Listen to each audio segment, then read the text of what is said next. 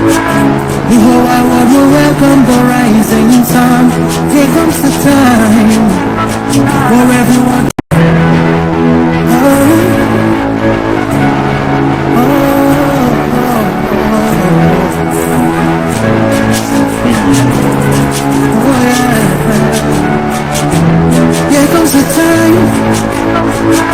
The whole wide world will welcome the rising sun. Here comes the time for everyone to see that what will be, will be. This is the time for you and I to stand together as one. They will know, they will know. The sun is rising from east to west, from north to south. Can't you see the sun is rising? All your words reflect on the part of who you are. Because the sun is rising, we're shining so bright all over the world.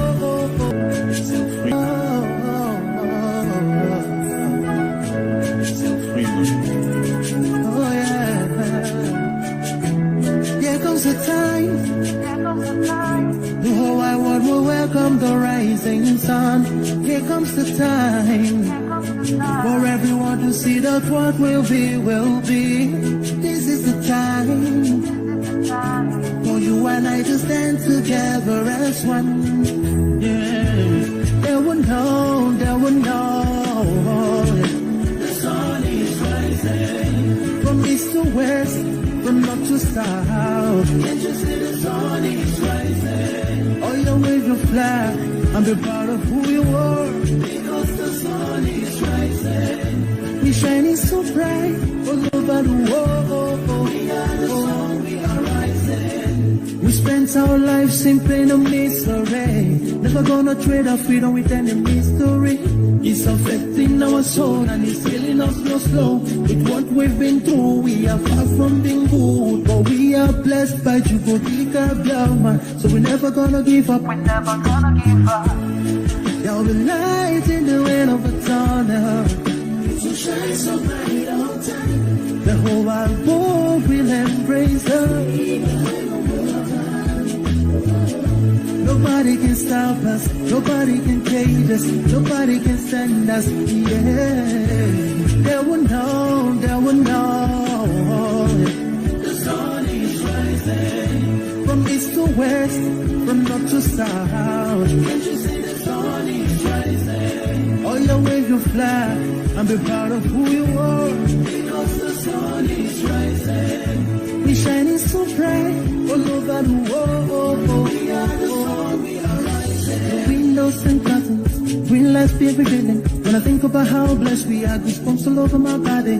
Sunrise to the clock strike, black strands crossing gray stripes, clashes upon clashes, many lives turn to ashes. When I ponder and reminisce, the actions I see in Alice. Blood on the ground, this is how we fly, our beautiful flag all around the world. Blood on the ground, this is how we fly, our beautiful flag all around the world. We go carry the cross together, we walk through to Zion, the stumble will rise, how the victory will stand. There will know, there will know. From east to west, from north to south. Can't you see the sun is rising? I still wave your flag all over the world. Because the sun is rising, I still be shining so bright all over the world. We are the sun, we are rising. They would know, they would know, they would know. The light shine, the sun is rising. Wave your flag anywhere you are. The sun is rising from east to west, from north to south. Can't you see the sun is rising? Oh, you wave your flag and be proud of who you are. Because the sun is rising, we're shining so bright all over the world. We are the sun, we are rising. We spent our lives in pain and misery, never gonna trade our freedom with any mystery. It's affecting our soul and it's killing us slow. With what we've been through, we are far from being good, but we are blessed by Chukwuka Biafra. So we're never gonna give up, we're never gonna give up. There will be light in the end of a tunnel. It will shine so bright all time. The whole wide world will embrace us. Nobody can stop us. Nobody can cage us. Nobody can stand us. Yeah. They will know. They will know. The sun is rising. From east to west. From north to south. Can't you see the sun is rising? All your wave you fly and be proud of who you are. Because the sun is rising. We shining so bright all over the world. We are the sun, we are rising. The windows and curtains, green lights be revealing. When I think about how blessed we are, goosebumps all over my body. Sunrise to the clock strike. Black strands crossing gray stripes. Clashes upon clashes, many lives turn to ashes. When I ponder and reminisce, the action I see malice. Blood on the ground, this is how we fly. Our beautiful flag, all around the world. Blood on the ground, this is how we fly. Our beautiful flag, all around the world. We go carry the cross together, we walk through to Zion. We stumble, will rise. How the victory was done.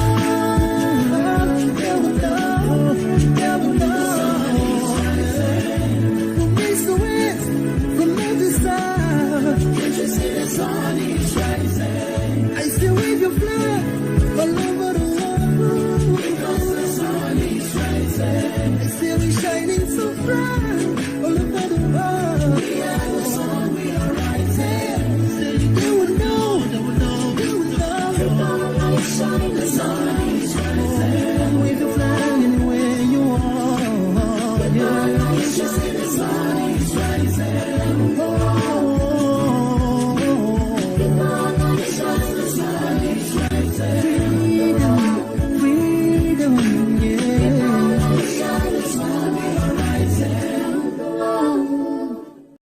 Our Father who art in heaven, that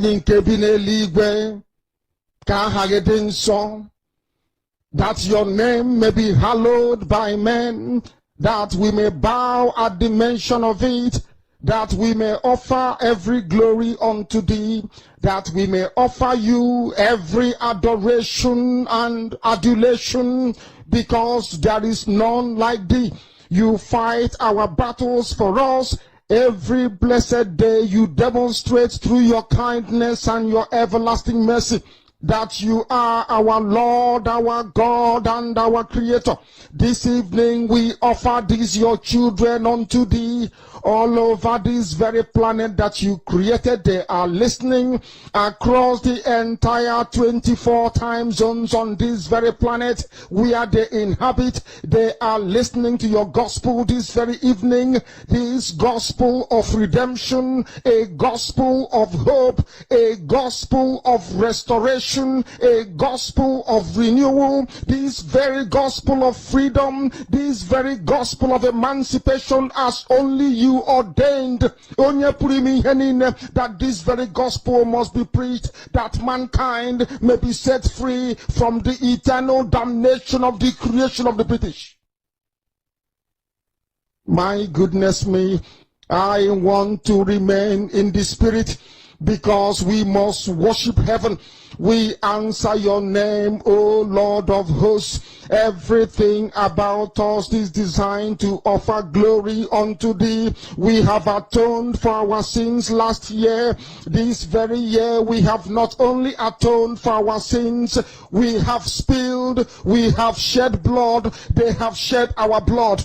We have let our sacrifice be made unto thee. Even on the 30th of August, as we are being felled by the bullets of the enemy, by the workers of iniquity and of darkness, we remain very strong today to beckon upon thee, to ask you for your mercy and for your grace, to ensure that your kingdom is restored upon the face of the earth, that you can bring your healing hand to bear upon the life of those of them that you created for one singular purpose, and that purpose alone, which is to worship you in truth and in every honesty. Is Is there any way that we have erred? Is there any way that our ancestors may have sinned? We confess before a congregation of the whole of humanity to ask you, O Lord of hosts, to have mercy upon us.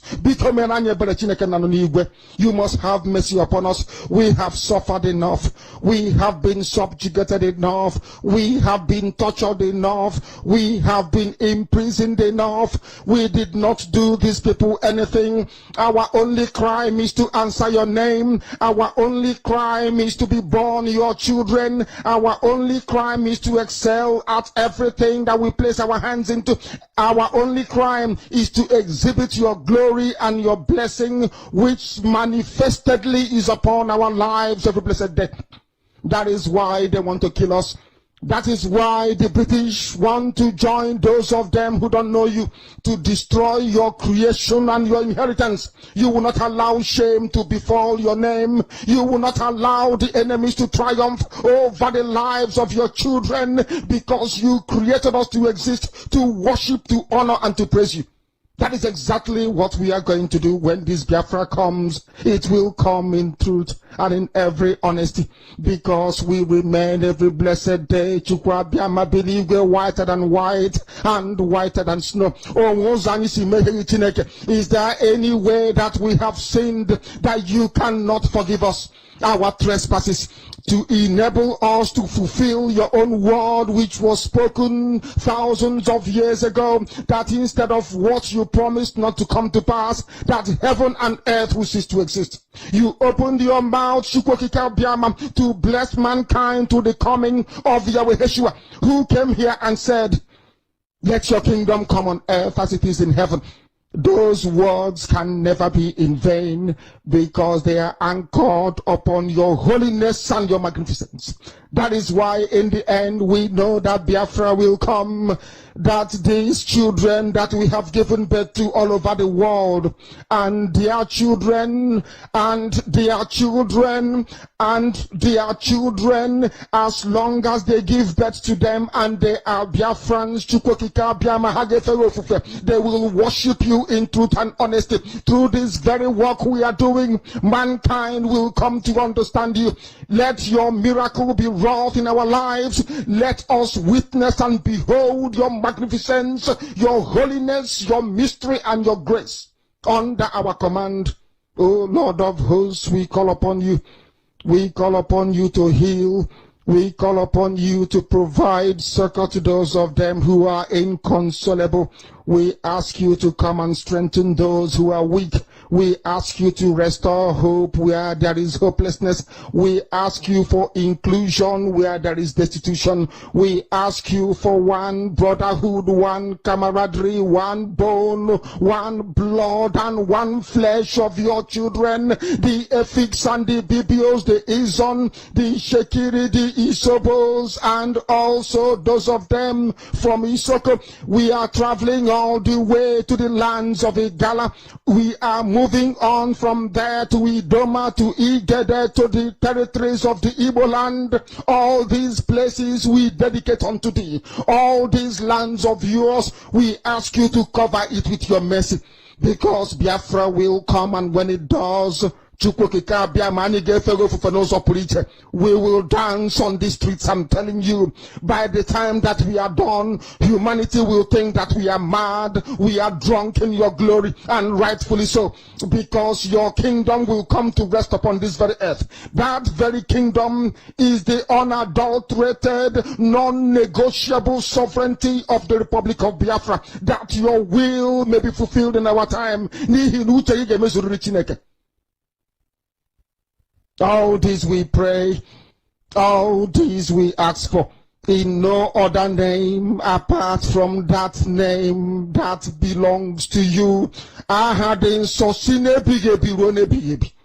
He said, of our Most High Elohim, in 2020. The time now is 8 minutes past 7 p.m. in the blessed land of Biafra, and I presume the same number of minutes past the top of the hour, regardless of where you're domiciled. I welcome you, and I say good morning, good afternoon, good evening, and good night to some of you, because there is no other broadcaster indigenous to Africa that has the type of global reach that we command. No other broadcaster can boast of listenership in well over 160 countries and territories around this very world. Only Radio Biafra, only people who are tuned in to this very platform can partake in this offering of truth, an unblemished truth that will deliver all of us from the bondage and the shackles of Fulani Janjaweedism and British neocolonialism into an era of freedom, an era of sovereignty, an era of self-determination, in an era of hope and enlightenment. And as I welcome you, please allow me to encourage you to welcome all those who are around you as well. Your parents, your relatives, your friends, your brothers, your sisters, your cousins, because this evening we are going to be as incisive as possible, as concise as possible, as succinct as possible, as we dissect the very reason why we adopt the same standards via our brand new app, of course, Ipob Community Radio, because I do know that most of you now listen via that very platform. We are also on FM in Biafra land. Even Enugu is on this evening on 102.1. We are live also on satellite. We are on Radio Biafra app. Some people are streaming us on YouTube. And we are also on tuning on Simple Radio, on Radio Garden. We are everywhere. If you wish to participate, you are more than welcome to do so, because if you come here without any prejudice, I can assure you wholeheartedly, you will go back enlightened. You would have learned something this very evening, morning, afternoon, or night, depending on where you are. And I must also encourage you to bring your pen and your paper with you. If you don't have those, then you're going to miss quite a lot. Our lecture this evening is going to be very, very deep.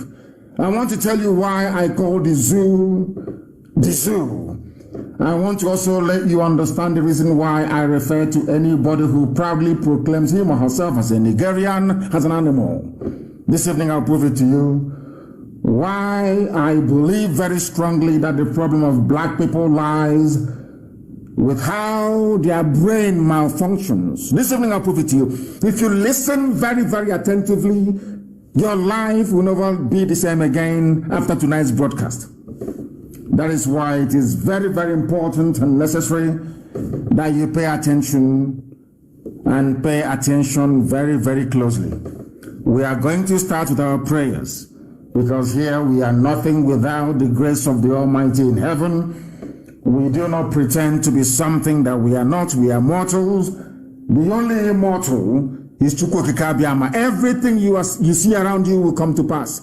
Even this sun that gives us ray of light and hope every blessed day, one day it will die. I think the scientists, they're saying in about 5 billion years from now, the sun itself will cease to exist. It will burn out, it will die. Everything that has been made will cease to exist. But one entity that will continue forever and ever is God Almighty in heaven. That is why we give him every praise and adoration. That is why I do not worship any idol. And I may say, anything that is man-made, I cannot bow before it, because it cannot make itself. Only Elohim is deserving of praise, worship, adoration, and adulation, and that's what we're going to do this very evening. You will bow down your heads wherever you are. After all, there's only one God in heaven. Every religion on this very earth believes in the existence of one supreme God, and it is to that God we give every praise and glory this very evening, morning, afternoon, depending on where you are. We pray in a time of grief. We pray in a time of remembrance of those that died on the 14th of September in 2017 as a combination of betrayal, of hatred, of envy, of jealousy from those we call our leaders, those we knew, of course, some of us knew, we are working for the Fulani Janjaweed. They connived. But I'm glad to say today that by the same special grace of this God we call upon all the time, they have now seen the light. They have seen the truth. They are now on the path of repentance. And we welcome that. But we must pray. Onye mmụọ na mmadụ na-efe Chineke nna nkusu niile nke ndị agha onye ọ bụ naanị ya pụrụ anyị wepụrụ anyị azụ n'ihi na ọ bụ asụsụ eluigwe ka anyị ji wee na-akpọku gị ụmụ gị bụ ndị lara azụ na ụmụ gị ihe ọbụla ha mere nna nke ebere dị ngọzi ọ bụrụ site na mgbugbo ọjọọ nke ndị gọvanọ na nke ndị ọha na eze ndị anyị tụkwasịrị obi nwe olileanya ebe ha nọ na ha ga-abụ ndị eziokwu wee zọọ nzọmụkwụ ndị okenye ndị lara azụ nna nke ebere dị ngọzi bụ ndị na-ekwu eziokwu mgbe niile ndị eze na ndị ọzọ abịa kpọpụtara anyị ọgbọ ndị ọchịchị bụ ụmụ ekwensu ndị ha na ndị Fulani na-arụkọ ọrụ wee were ọbara ụmụ gị wee na-ala n'iyi onye na Chineke nna nke igwe anyị wee were mkpụrụ obi ndị dị etu a wee nyefe gị n'aka si gị biko eze ndị nsọ nara mkpụrụ obi ha n'udo ka ha rabụ ndị lara azụ na njem anyị na-aga Chineke n'ezi ebube dị ngọzi na onweghị osisi nke anyị na-ezu anyị anaghị agba ma anyị anaghị atụ asị ndị a esi etu a wee kunie wee megide ụmụ gị bụ ụmụ Chineke onye nwe m ndị ngọzi ma ruo mgbe ebighị ebi ị ga-abụrụ anyị ọ bụ n'etiti ehihie abalị ndị dị etu a nna nke ebere dị ngọzi aka nsị ha ga-aba ha n'ọrụ n'otu n'otu n'ihi na ọ bụ nwere onwe ka anyị na-azọ onweghị ihe ọ bụla na-esere nwoke ma ọ bụ nwaanyị ọ bụ nwere onwe n'ihi na ịkwere anyị nkwa si anyị chighata azụ ife ofufe n'ime mmụọ na eziokwu na ị ga-anapụta anyị n'ọbụ nke ndị iro ọ bụ ebe anyị guzo n'ụbọchị nke taa wee na-akpọku aha nsọ gị na-asịghị onye pụrụ m ihe niile gaghị ekwe ka ihere mgbe okwu nsọ nke gị n'ihi na anya onwe anyị bụ anụkpa ahụ naanị gị bụ onye na-anọgide ma ruo mgbe ebighị ebi ị gaghị ekwe ka ihere wee mee ndị gị n'ihi na mba niile nke anyị na-aba inye isi niile nke anyị na-anya onye na Chineke nna pụrụ m ihere na ọ bụ site n'aha nsọ gị Chineke na dị ngọzi ka ị ga-eji wee zọpụta ndị gị ịzọpụtara Israel n'otu aka ga-esi wee zọpụta ụmụ gị bụ ndị Biafra onye nwe m na ọgbọ agha aga n'etiti ndị iro ka ha rabụ ndị si na Biafra agaghị abịa nna nke ebere dị ngọzi ha niile ga-aba n'ili onye nwe m na Chineke nna n'ihi na ọ bụ naanị gị ka anyị na-efe anyị anaghị efe mmadụ dị ndụ anyị anaghị efe ihe ọbụla bụ ihe aka mere ọ bụ naanị gị bụ eze ndị nsọ ka anyị na-akpụ isi ala nye anụ ufe nke igwe na-erubere gị isi nye ime nke ife ikere eke nna nke ebere ọbụladị oke ufufe na-anaghị ntị n'olu nna nke ebere anyị wee na-arịọ gị si gị na onweghị onye ọbụla ji onwe ntụkwasị obi nke ihere na-eme n'ihi na ọ bụ asụsụ ndị mmụọ nsọ nọ n'igwe ndị mmụọ ozi na-eji efe gị ofufe ka anyị ji wee na-akpọku gị n'uhuruchi ya n'ụwa niile ihe niile dị ndụ na-ege anyị ntị onye nwe nna Chineke nna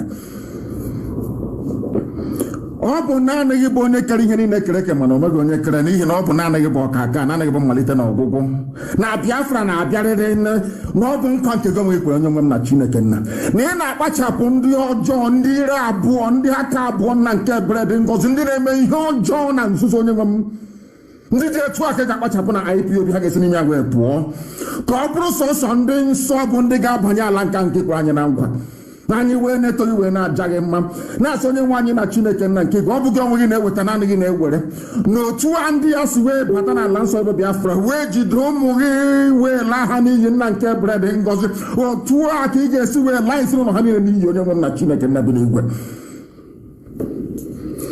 ofufe ka anyị na-efe gị ja mma ka anyị na-aja gị mbuleli ka anyị na-ebuli gị na atụmatụ ọjọọ niile nke ndị iro agaghị enwe isi n'ebe ndị gị nọ onwe gị ka ha si wee gba izuzu ọjọọ ma ọ bụ n'ụtụtụ ma ọ bụ n'ehihie ma ọ bụ n'abalị ụzọ ọbụla ha si wee na-aga wee buru ihe ọjọọ n'obi ka ha wee megide njem nwere onwe nke gị onwe gị ji aka gị wee hazie onye nwe m na Chineke nna ndị dị etu a ga-etighata azụ n'ihere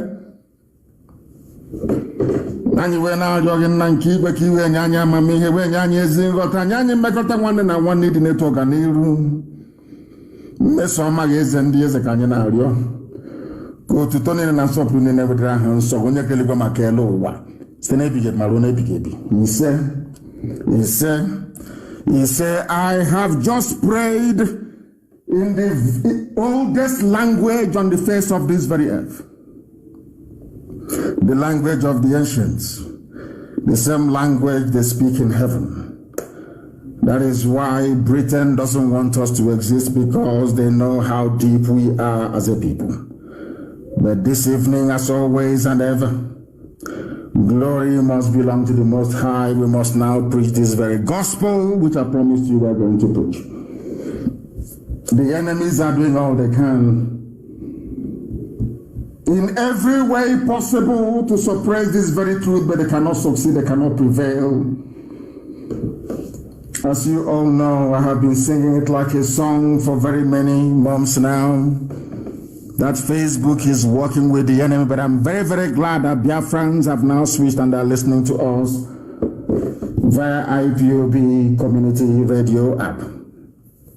We must proceed this evening. I have dispensed with every nicety. I am going to start with the words of a man that I respect immensely. His name is Pa Ayo Adebanjo, one of the leaders of Oduduwa, a man of immense honor and integrity, a man I respect each and every blessed day of my life because he is consistent. I love people who are consistent, people who speak the truth always, regardless of the consequences. He's an elder statesman, one of the few who can genuinely lay claim to that very title. I am starting this evening with what Pa Ayo Adebanjo said. He granted an interview to a journalist, and the journalist asked him a very simple question. Please listen very carefully, because I said this evening I'm going to tell you the reason why I call black people animals. I'm going to explain to you the reason why I call Nigeria a zoo. I'm going to tell you the reason why I believe that anybody who refers to him or herself as a Nigerian is an animal. This evening you will know why I insult you, for those of you who feel insulted by the truth we preach on this very platform, because I have no apologies to tender. If you are foolish, you must recognize your foolishness and perhaps repent from it. But if you decide to go on wallowing in stupidity and ignorance, that's entirely up to you. It is my responsibility, therefore, to bring it to your attention, or should I say to call your attention to it. What is your take on the issue of power rotation? Pa Ayo Adebanjo was asked, and he said, listen very carefully, please. Review the Constitution first, and other things will follow. Everybody believes if you don't follow the North, which is Fulani Janjaweed, you can't get to power because of their population, which I have said is fraudulent, which I have said is fraudulent, and they have not defeated me.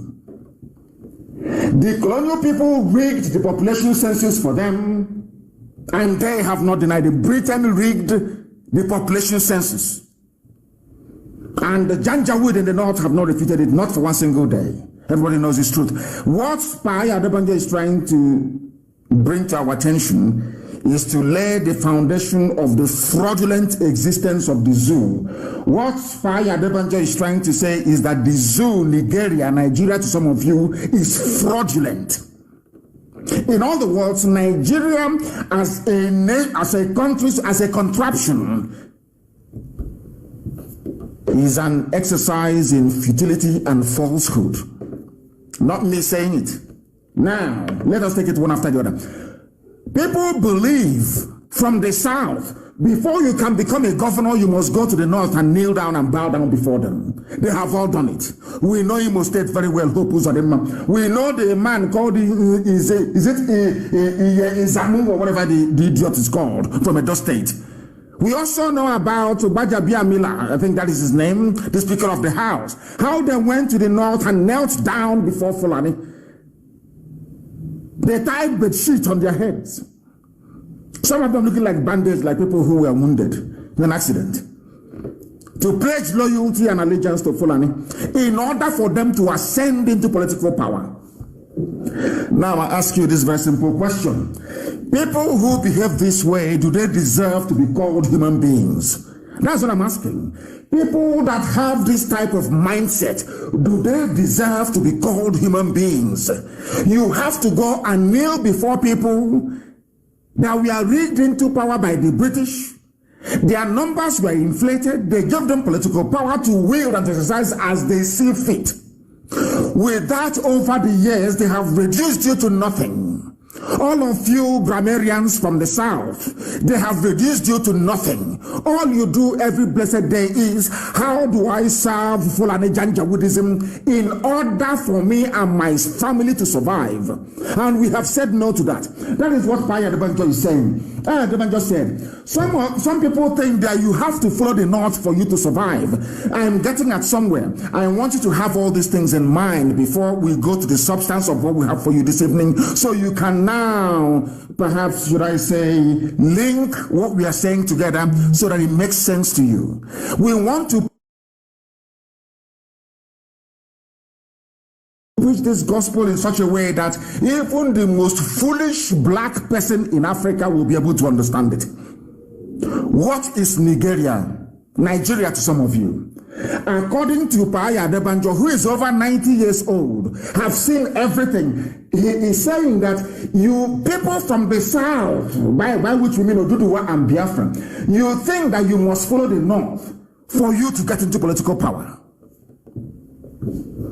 The colonial people, Britain, he didn't want to say Britain, of course, who created the decision of Britain? Britain, rigged census. Britain wanted Fulani to have power.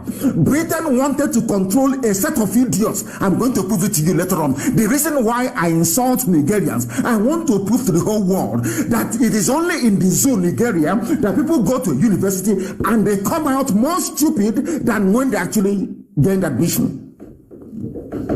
Not me, Paya Adebanjo is telling you Britain rigged the election.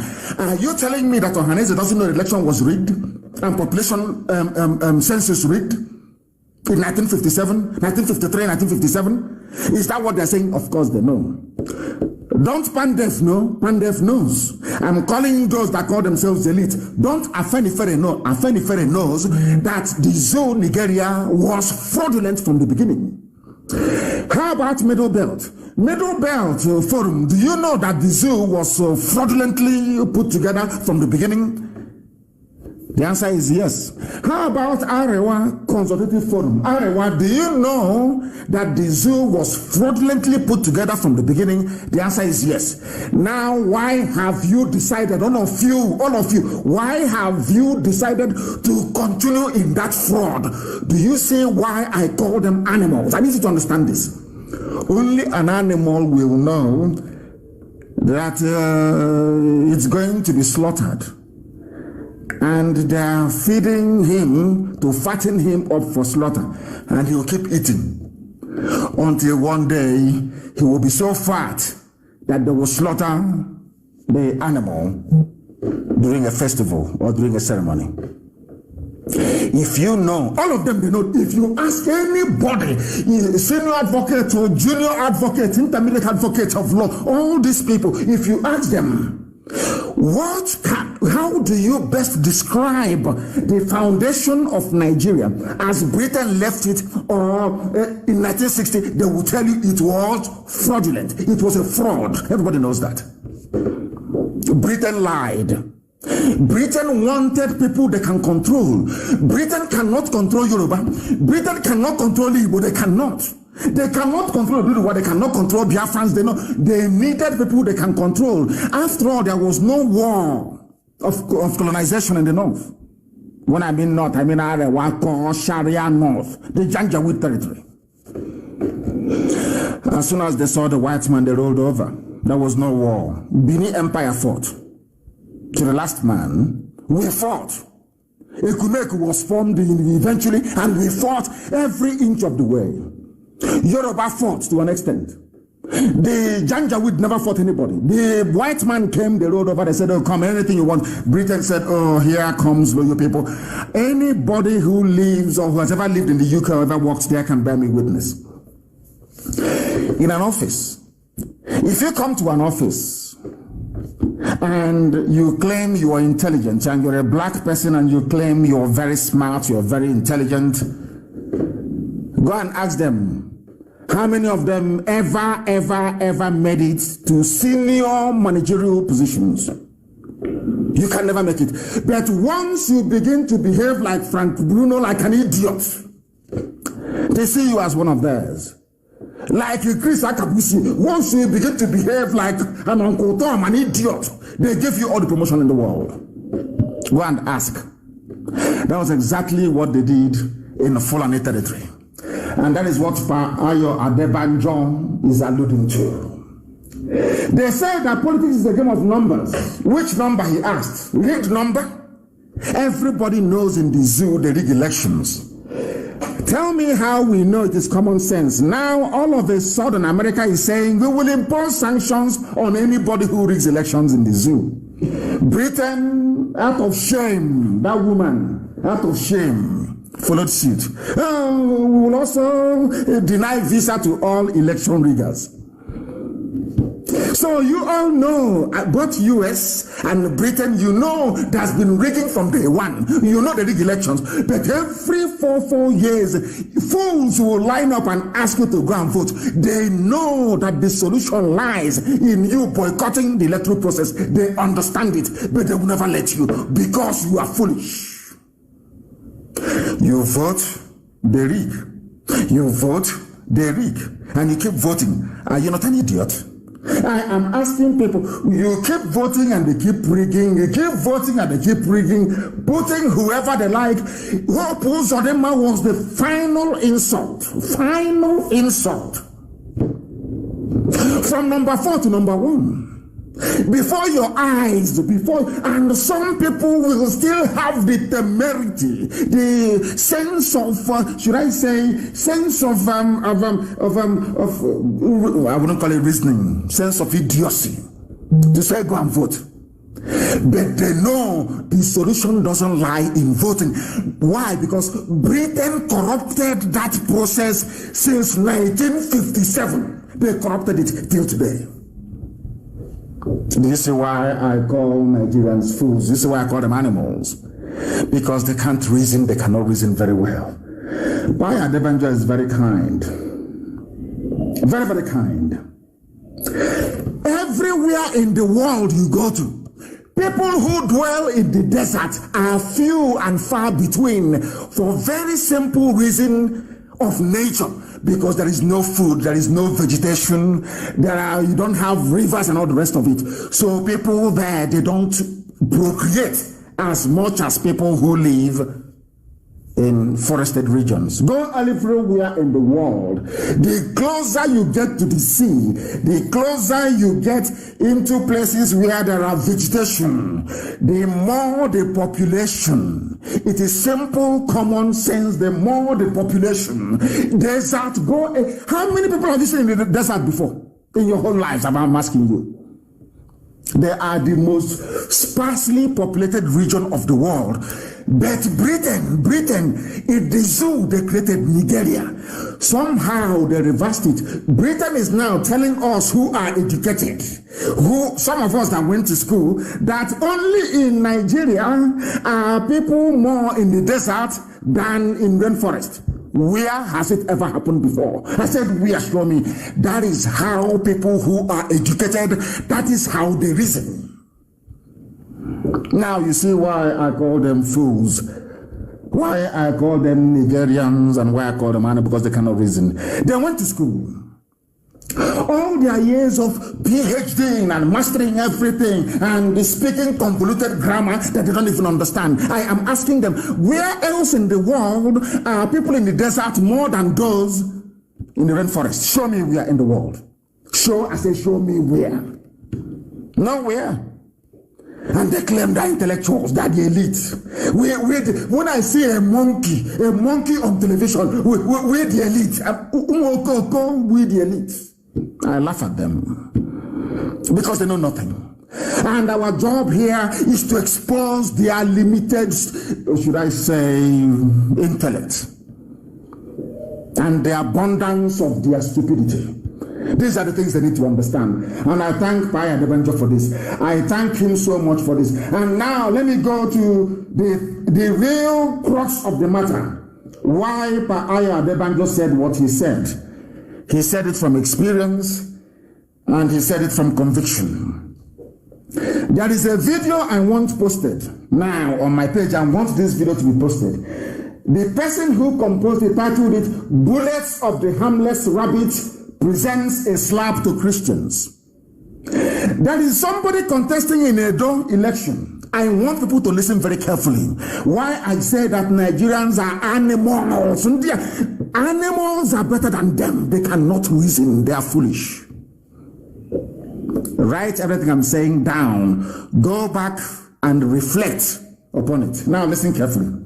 This man is a pastor. He is contesting elections in Edo. And I'm going to play something for you to try to comprehend the gravity of the idiocy and submissiveness to mediocrity. That's what you got. I need to try and calm down. Grandmothers are listening. Not that we cannot mess up English language if we want to, but there are people who are listening in the villages. So we try to tone it down so that everybody can follow what we are saying. Somebody, his name, he's a pastor. Pastor is a Iyamu contesting for APC in Edo State. I am going back to what, because the thing with this is that they never link back to anything. I don't know, when they hear something, they don't go back in history or reference it to what somebody said or what they have learned. They don't do that. But here we do. Now listen, and listen very carefully. You are going to be shocked. This man went to the north. Please post the video on my page. He went to the north. He wants to be the governor of Edo State. He knows that Fulani has the power to rig anybody into office. They have the power. They control the DSS. They control the army. They control the police. They control the court system. Everything is in their hands. Everybody knows that. And all of you, you know it. You claim you're educated, but you have done nothing. You claim you went to school. Your brains are empty. I'm asking all of you this very evening. All of you that claim they went to school. What I'm asking you is this. Are the judiciary, police, yes or no? If they have the power to get anybody into office, regardless of the consequences, the answer is no. After all, Hope Uzodinma came number 4, not from number 4 to number 1. That even Supreme Court being presided over by Fulani people, they went outside INEC register to tabulate their own votes and gave Hope Uzodinma victory. All of you are just intellectuals. I'm an intellectual. We the elite. Useless fools and cowards that cannot rise up to say that what they have done is wrong and they stand on it. You call them, you give them appointment, you appoint their children to positions and they just forget about it. They think that's how we are. How mistaken they are. Pause that video, please. There is only one thing I want our people to understand from this video, because I'm going to play it now. And something to take away, to understand the depth of the mess people are in. Those that claim they are graduates, those that claim they went. I want the world to understand that the worst graduate on this earth is a graduate from a Nigerian university, from a zoo university. They are useless to the core. Useless. They pretend they know something, they know nothing. Their brains are empty. Now, he's a pastor. They are giving him tithe and offering, calling Jesus of Nazareth. Every blessed day, Jesus of Nazareth. Let us say the God he's calling now. He's in the north. About to be crowned. All of you, the APC win Edo State. Who doesn't know that? Are you dumb? Don't you know that? They'll give it to them. If not, at the ballot. But of course, when they get to the court, they'll give it to them. Now listen. Listen very carefully, please. We want to listen. This is a Yamu, a pastor. Now listen. They are singing in the north. Listen. They are waiting for him to come. He wants to be governor. Not to Edo people, he has gone to the north to go and get power from the powers that be. Those that Britain handed power over to. The Fulani Caliphate. He's a pastor. Allahu Akbar. Are you listening? A Christian pastor. A pastor. Allahu Akbar. He wants to be governor. Allahu Akbar. People will say he's our excellency. Excellency of our state. Our excellency. Executive governor. Do you see how foolish people are in Africa? Are you now presenting Allahu Akbar? Allahu Akbar. He has knelt down. They are shouting Allahu Akbar. He has converted. He is now a Muslim. Allahu Akbar. They are now Allahu Akbar, yes. Are you listening?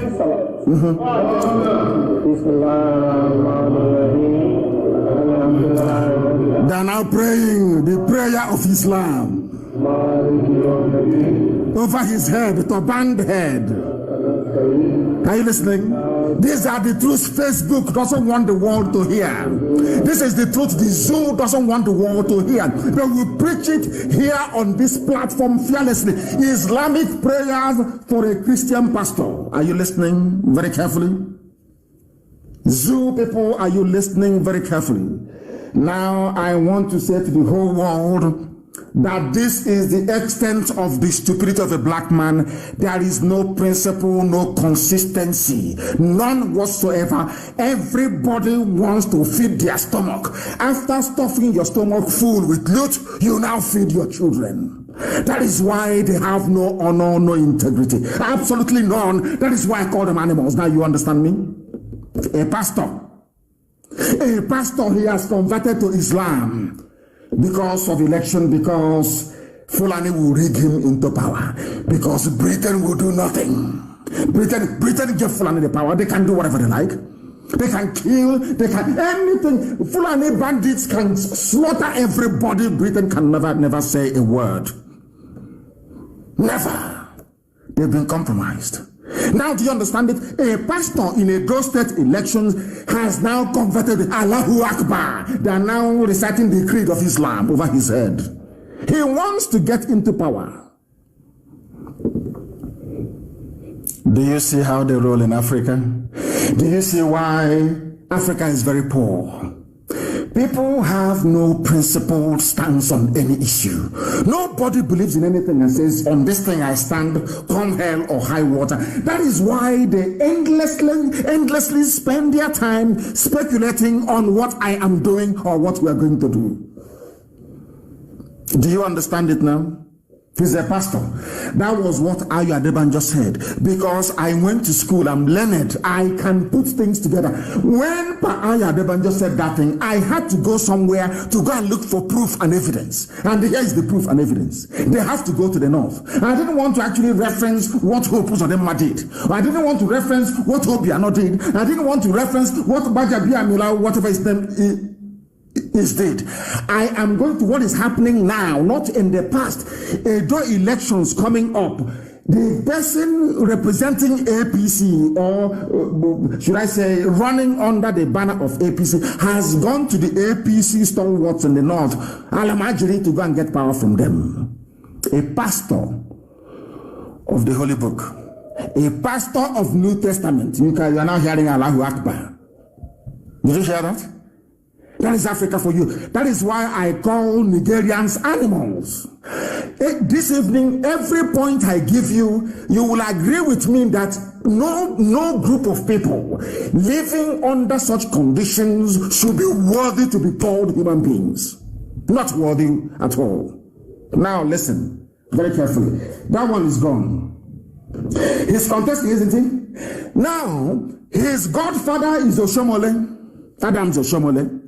That's ugly orangutan. Let me tell you what Oshomole said about him. All of you have seen it. But because, you know, Africans, we have sawdust brain. Our brain do not retain information. It's like a sieve. You pour it in, it drains away. We don't retain information. I now want to ask you a question. And I want to ask Adam Oshomole this very simple question. In all my life in public service, I have never ever seen or heard a liar, greedy, corrupt, dishonest, and self-centered person like Iyamu, the same idiot that abandoned Christianity to go to the north to go and look for Islamic, should I say, glory, or should I say, glorious path to power. His godfather that brought him out, Oshomole, said that this man who now left Christianity to go and join Islam because he wants to win election in Edo State is that he has never in his life seen somebody or heard of a liar, greedy, corrupt, dishonest, and self-centered person like Izeyamu. He's a fraudster, masquerading himself as a pastor. These are the words of Oshomole. That this man carrying the Bible, quoting Paul, quoting John, quoting St. Luke, the man is a fraud, as most of them are with the Bible. They are fraudsters, they are criminals, they are preaching the gospel of Christ because of money and nothing else. 99.9% of them. Listen. According to the person that brought him out, his godfather said that he is a self-centered person, he is a fraudster, using the Bible to deceive the gullible. He has gone to the north to go and receive the blessing of Islam because he wants to win. He wants to be rigged into power. Now the question is, why is Oshomole then supporting him? Why is it that somebody who is in Lagos State, Tinubu, is worried about Obaseki and now asking you to vote for Iyamu? Because he himself is a Muslim. So if they get a Muslim governor in Edo State, all good for them. Whereas some of you are looking at Nigeria as a project or maybe as a country, they see it as a religious enclave. And as I've said to some of you before, the leader of Islam in the zoo is the Sultan. The loyalty of Tinubu is not to Afenifere, not to the Oni of Ife, not to the Alafin of Oyo. His loyalty is to the Sultan of Sokoto. If you don't know, let me tell you now. Because for them, religion takes precedence over every aspect of life. That is why they want a Muslim in Edo State government house. Do you understand it? And I'm going to tie all of these things up. If you're following and taking your notes, I'm going to tie all of these things up later on so you can see the game plan of the Janjaweed and those they're using to perfect their mission of conquest of the South.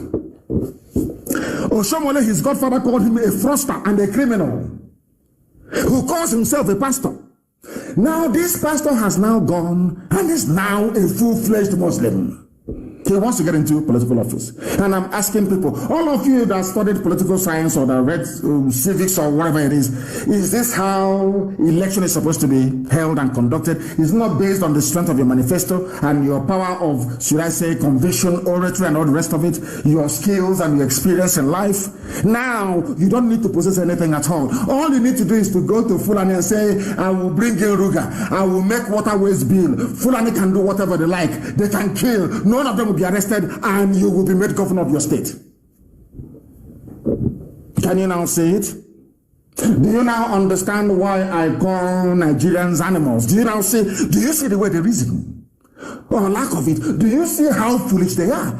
None of them can remember what Oshomole said. If you cannot remember what Oshomole, what is the essence of you going to school? What is all this nonsense that you educated? Where is it coming from? You know that Britain themselves instituted rigging in the zoo from day one. How do you expect that country to be developed? How? They know that Fulani are the most backward, the least educated. They are not creative, they are not innovative, they know that very well. Why do you think Britain gave power to Fulani? Is to impoverish all of you and make your lives a misery forever and ever. You don't know that? Don't you know that? I'm asking you. I'm British, I hold the passport. You don't know that? But the truth must be spoken. I preach it without fear before any bagger, wherever you are. I preach it without any fear. Who brought rigging into the zoo? To the extent that now, if you don't bother yourself, go to land. As I'm saying this, I now have the name of who poisoned Dorakunyili. I have the name and how they poisoned her. And you'll be shocked. He's an Igbo man and the wife that poisoned Dorakunyili because he wants to be president. I have his name and I will reveal it very soon. I have all the facts and the details. How Dorakunyili, it's exactly the same nonsense. Oh, you want to be president? You want us to promote you? Go and kill your sister. Look at Dorakunyili, go and kill her. And they did. That is the nonsense they want to try with us. They think they can come in through the back door and bribe a few idiots to try to destabilize IPOB from within. You say, I'll bring it on, try it. Let us see you. Come and try it now, let us see you. An able man and the wife killed Dorakunili because she said that Yaradua has died. That's what of that? That is the same hegemonic born star from Fulani. They need to be in control. Britain said to them, don't care, do whatever you want to do, but retain that power. Retain that power. And that is now what they are doing. So all of you idiots with your PVC, APC, I'm going to register to vote. You are talking rubbish. Fulani decides who goes and who doesn't go. It's in broad daylight. After all, the Chief Justice of the Federation of the Zoo is a court clerk in a Sharia court. He's the Chief Justice. He did not go to any non-law school, no, not at all. In front of your eyes, you can see it, all of you can see it. Nobody can ask questions. You are there, moping foolishly and stupidly, and claiming, I'm a Nigerian. We Nigerians, we need to move this country forward. You are an animal, moving what forward? You are a fool that has no brain. You cannot reason properly. That is why I preach this gospel the way I do. Anytime, any day, any place, I tell you who you are to your face. There. Oshomole is the godfather. Look at what he said about his godson. You are a dishonest, self-centered person. And has he not proven it? Has he not gone as a pastor? He has gone to the north to go and receive blessing from the Janjaweed. Allahu Akbar. I wonder what this idiot is going to preach on Sunday. Mad people everywhere. And as this nonsense is going on, I want the world to understand those that call themselves learned intellectual that they went to. I want to prove to all of you tonight that your brains are empty, you know nothing. You can go and recite English language from morning till night. You come to Facebook, you write your usual junk that you write. Your brain, your skulls are empty and you're not forgetting it. Why am I saying what I'm saying? Because in Edo, they have an election in Edo. All of a sudden, trader money has come out for Edo women. You see how they buy your vote and your conscience, so that when they rig it, you cannot talk. That is why they do what they do. So when they rig the election, you cannot talk. They are now using trader money. Anywhere else in the world that is civilized, both the mask-wearing little boy in Asorok will be in jail. They will jail all of them for election interfering, for rigging. But I want the world to understand this evening that those that call themselves intellectuals, I want the world to understand how foolish they are and what is happening in the zoo. I need you to listen very carefully to this very news coming out of the zoo on the eve of Edo elections. Somebody can listen to me. Listen, please.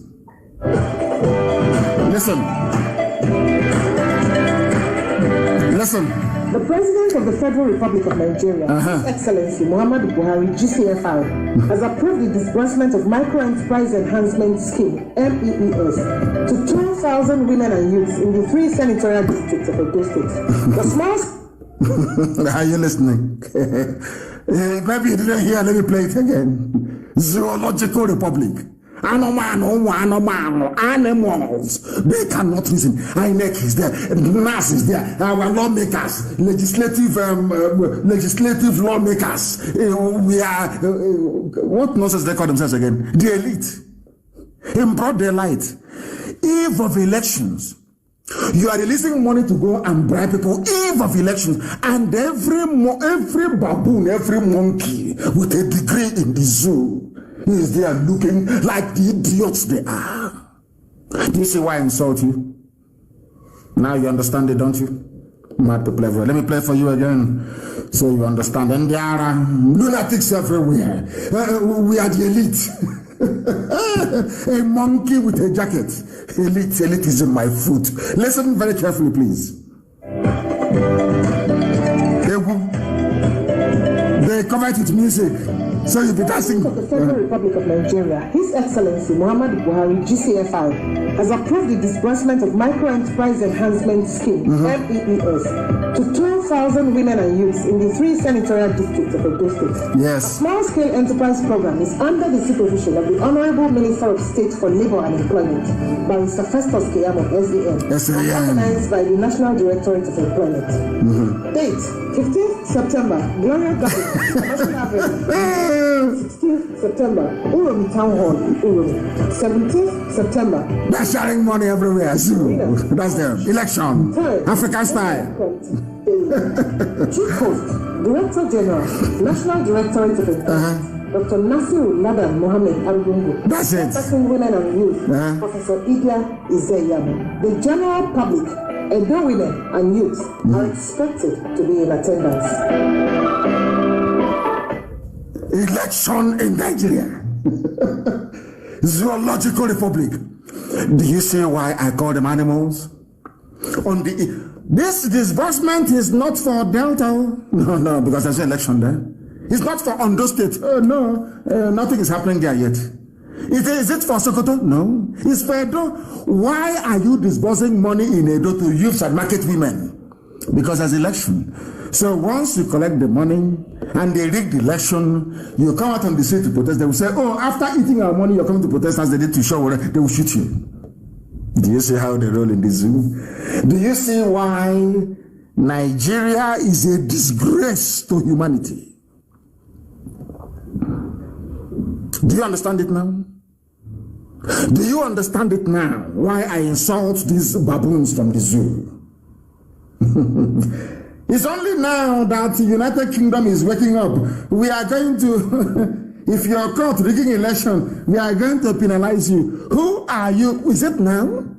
When Biafrans were disenfranchised in Lagos, did you do anything? EU came, EU observers, they came, they saw that polling stations where Biafrans were in high numbers, should I say, in high concentration, were burnt and destroyed by Tinubu.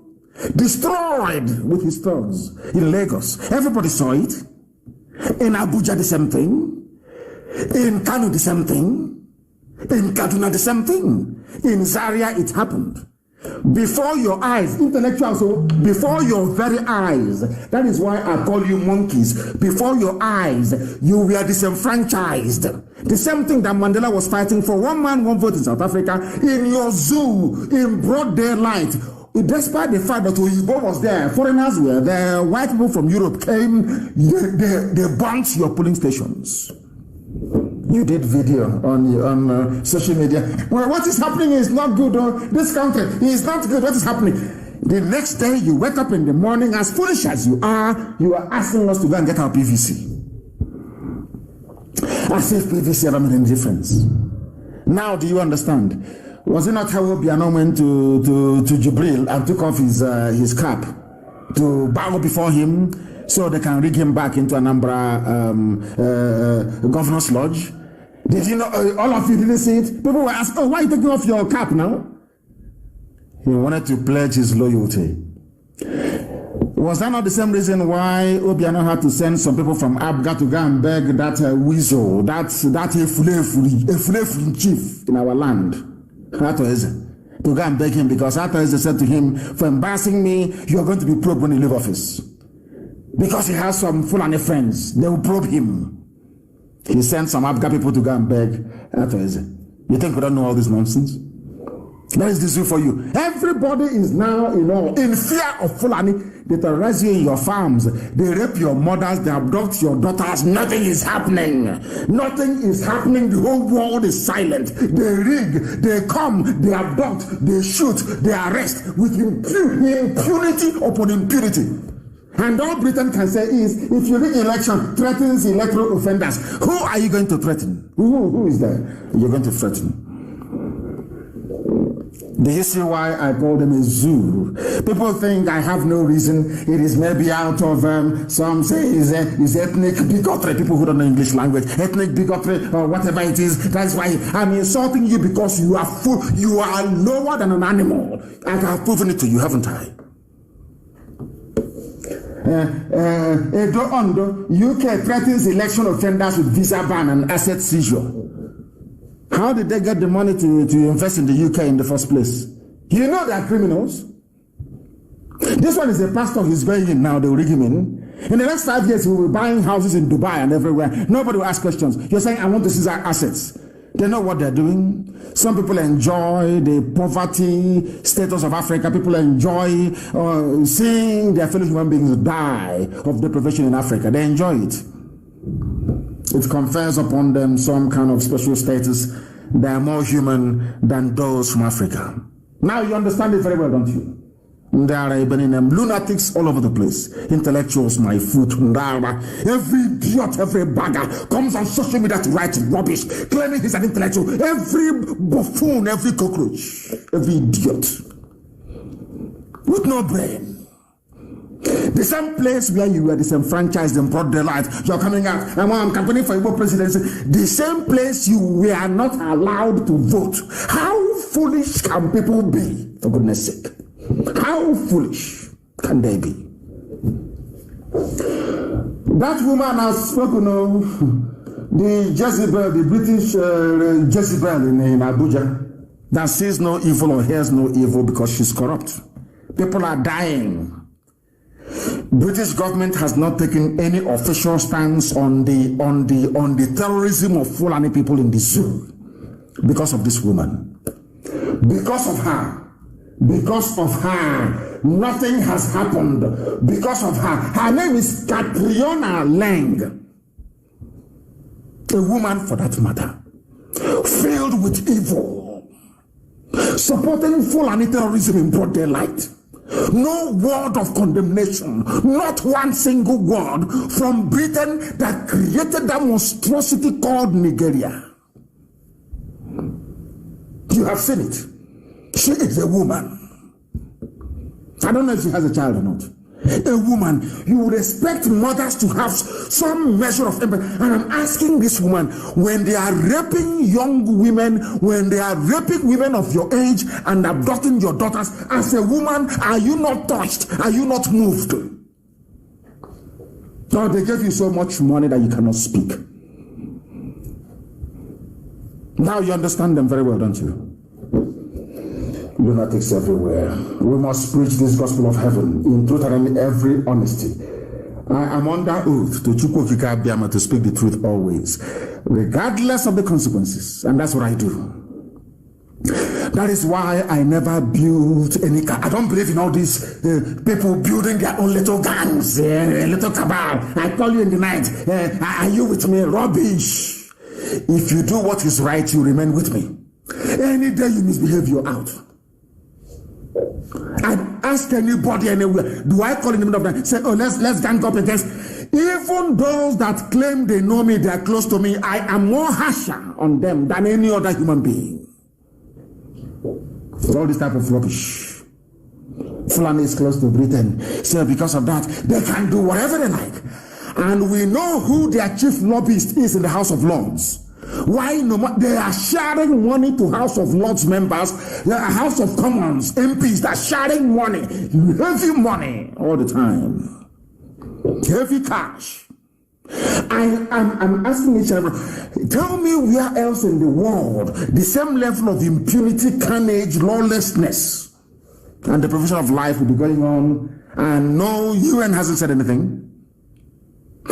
UN, that Trump actually managed to speak was by force, contrary to what some of his advisors were telling him, because the zoo is busy sharing money to everybody, sharing money to all of them. A woman is there as the British High Commissioner to the zoo, Nigeria, that they created, and women are being raped, abducted, cut into pieces. She has not offered one word. He's talking about election. They think we are foolish. No, we are not. Now listen very carefully. There are those that said they will throw Igbo people into the lagoon, if you don't know. Some said that a while ago.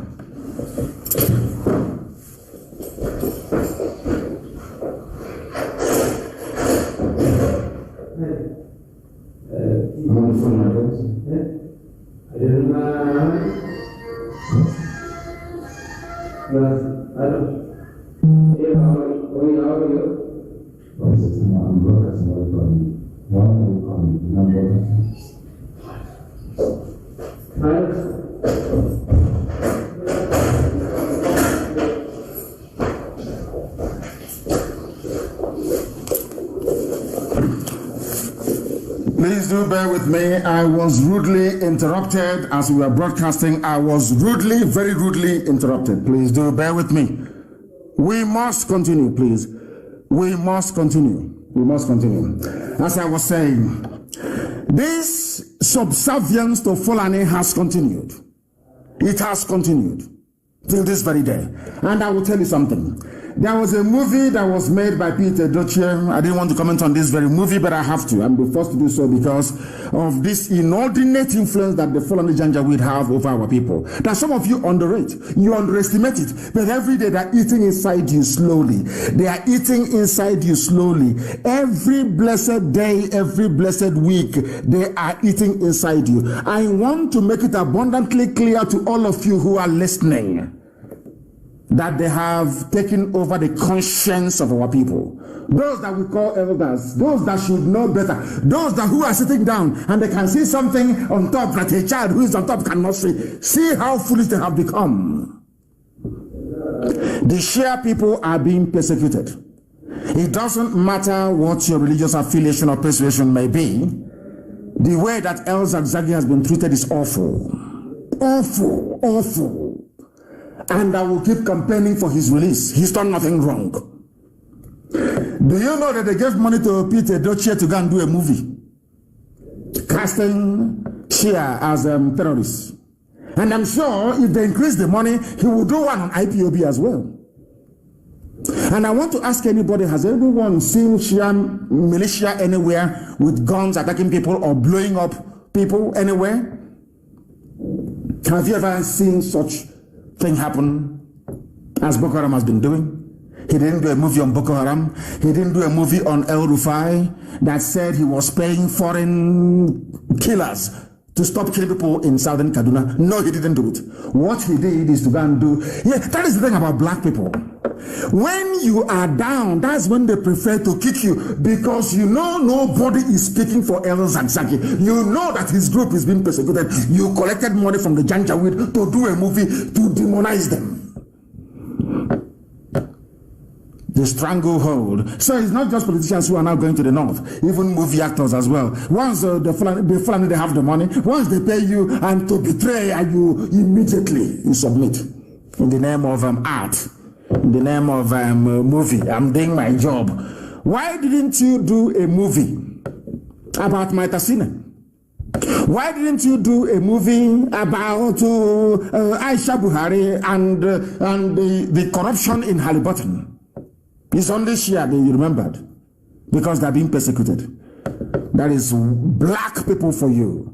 That is our nature, and it's very, very horrible. It's very bad. Anybody who is in support of that very nonsense by Peter Doche, I feel sorry for you. You have no soul and you have no conscience. You have no conscience. That is why you are black and you're evil. Any other place in the world, you will see white people campaigning for El Zagzagi to be released from detention.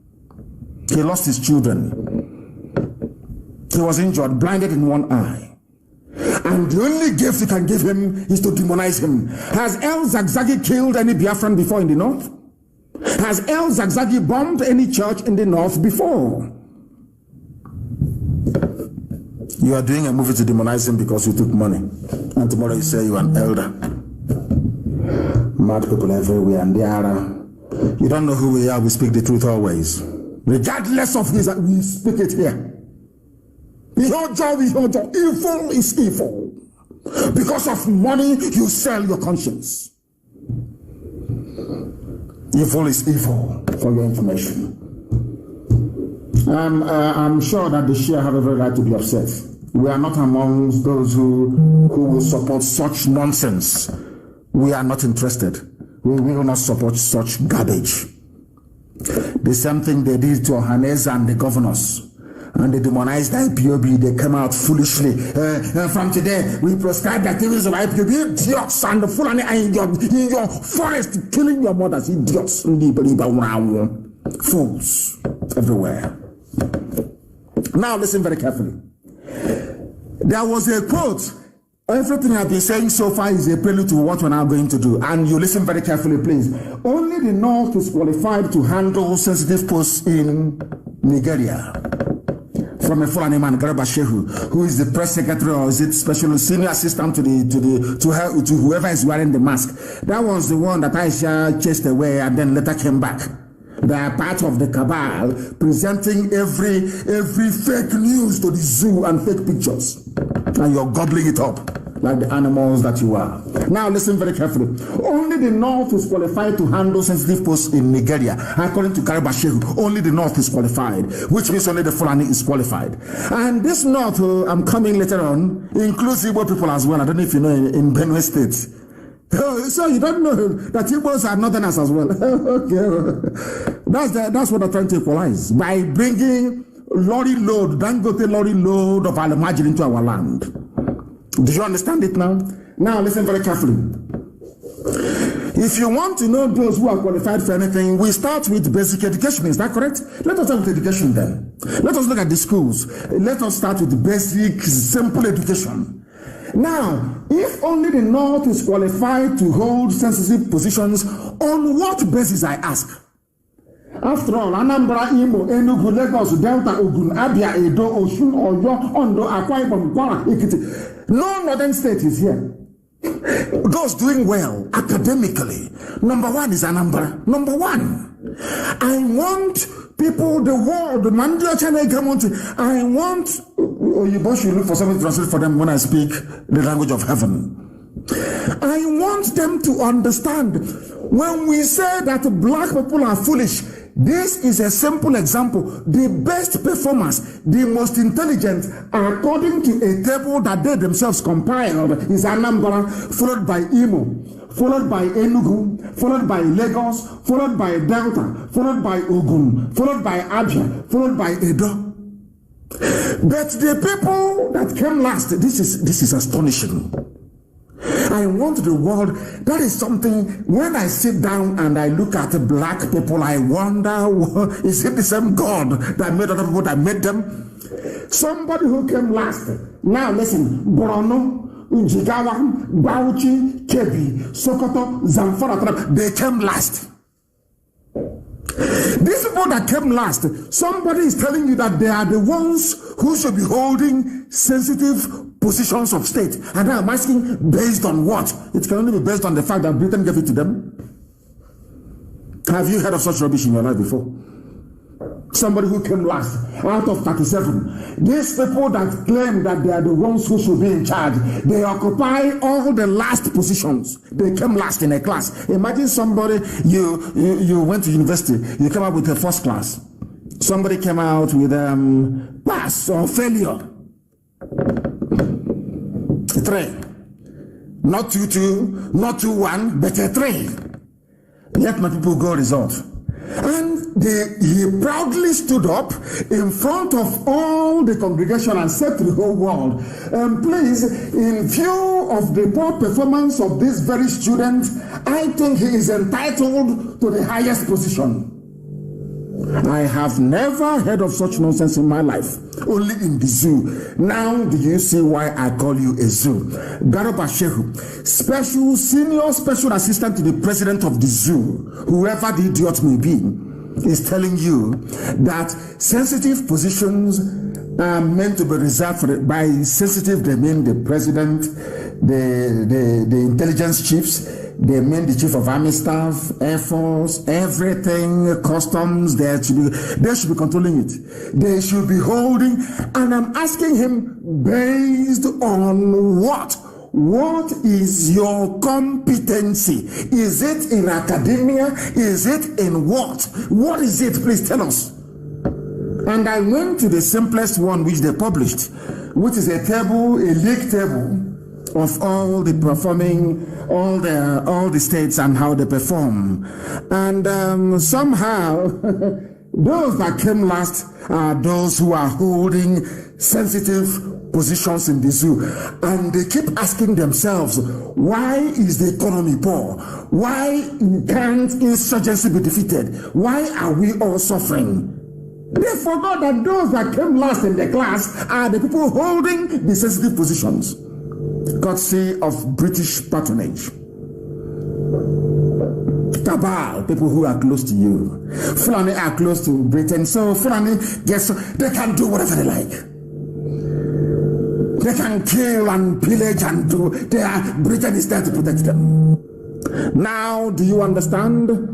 Now, do you appreciate the enormity, or should I say, the gravity of the stupidity of Nigerians? Do you understand it now? Somebody without shame came out. The league table is there. It is there, please, and I want it published on my page. The league table is there, very clear, of unity, basic education. How are you performing? Anambra is number 1. But Anambra is entitled to hold any sensitive position. But on the same table, the last state there is Yobe. They are entitled to sensitive. What type of God created such a place? God can create such a place. As if that is not bad enough. Despite the fact that we are the highest scorers, we are the most, it is here, and I'm not telling you fallacy, we are the most intelligent, the brightest, it is here, by the league table that the zoo itself compiled, headed by a Janjaweed. We are number 1. But now listen to this very carefully. Despite the fact that we are the highest scorers, do you know that Biafrans are not on the list of judges? I am astonished. Biafrans are not on the list of judges, to the extent that a group rose up to say, we are taking you to court. How come the people who academically they are number 1, they are not qualified to be judges? It is those that didn't go to school, those that went to recite Quran, Babi Allah, they recite Babi Allah and Allahu Akbar, and they are in the bar. Allahu Akbar, and they move them to the bar. Do you understand them? This is a place where a human being that claims he is a professor, somebody who claims he's an academic, an intellectual, an elite, will wake up in the morning, he will wake up and say, I am a Nigerian. Now listen very carefully, please. Appointment of judges. Group heads to court over non-inclusion of Southeast. Now listen very carefully. The Registered Trustees of Social Justice and Civil Rights Awareness Initiative has instituted a legal action at the Federal High Court sitting in Abuja over the non-appointment of a Southeasterner as a judicial officer in the Federal Capital Territory High Court. None whatsoever. Those that claim the elite, all these idiots in some Facebook groups, they are elite. They've been excluded from the judges. Despite their brilliance, despite decades of producing legal luminaries and enlightened minds, they are not qualified to sit on the bench. But people that went to nomadic schools, they are the ones who are there. The same fool, the same buffoon will wake up and say, I'm a Nigerian. Do you see why we speak the way we do? Do you now understand the gravity of your idiocy? Do you now see how foolish you are? People have, you claim you are a Nigerian, you are a stakeholder. They say, oh, unity, let's unite in one Nigeria. And now they have changed it. Of course, we have lambasted them, they've changed it now. It's now, I don't know what the new name they're now going to give it. One Nigeria, unity, let's unite. This thing MNK is doing, this thing Ipob is doing. I am asking you, how come somebody, a former cattle header that went to Alamajiri school, is a judge, but you are not? You claim you are elite. What type of elite are you? What type of animal are you? I ask. Is it very clear now to people? Is it very clear now to the whole world? Do you now understand? It's when I get to this point that Facebook begins to cut off people and begin to mess up. It won't surprise me if they try to cut off the program, of course. They know we preach the truth. That is why they are doing their damn best to suppress us. Now you understand it, don't you? They are called the elite. We are the elite. Elite. Elite, my foot. You are nothing.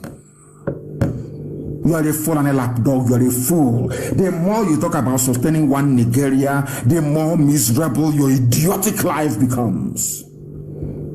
You are not fit to be judges, but you are number one. In terms of academic qualification, intelligence, everything, you are number one. You are number one. All over the world, people, the whole world are beginning to not add from time immemorial. They know how special we are. That is why Britain, the hatred that Britain has for Biafra, I'm not even sure that it can be exhausted in this life. They will take it over to the next life. Why do you think that is the case? Because we are intelligent, naturally gifted, very intelligent race. That most intelligent race in Africa is not qualified to be judges on the bench. And you're telling me that all is well. That somebody can, I'm elite, we're the elite, we sign up to one Nigeria. This self-determination is not for, we say, idiots everywhere, fools everywhere. They are going to court home to enforce their fundamental human rights and Southeasterners to have a judge, at least one person sitting on the bench. That is how low the Fulani Janjaweed have reduced all of them. I need confirmation, please, that Facebook is working, because here it has frozen. I need confirmation, please, that it is working, because it has frozen. On this very end, it has frozen. It is no longer working. It is no longer working, please. I need confirmation, please. I need confirmation that our Facebook is working, please. I need confirmation, please. Very, very important, very, very critical, please. That I want to know if it is working, please. I need to know that it is working. I want to know if it is working, please. Try to give me information regarding it's frozen. Here, I can see it. It is frozen. I do not know if it is working or not. I do not know if it is working. FB is working fine. Thank you very much.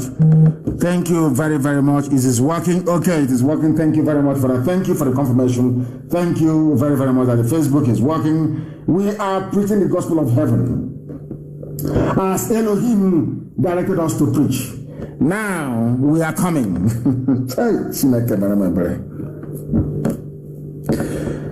I don't know how to preach this gospel so people can understand. Do you see how slowly but surely, from 2015 to now, how Fulani have usurped, emasculated, and rendered everybody useless and hopeless?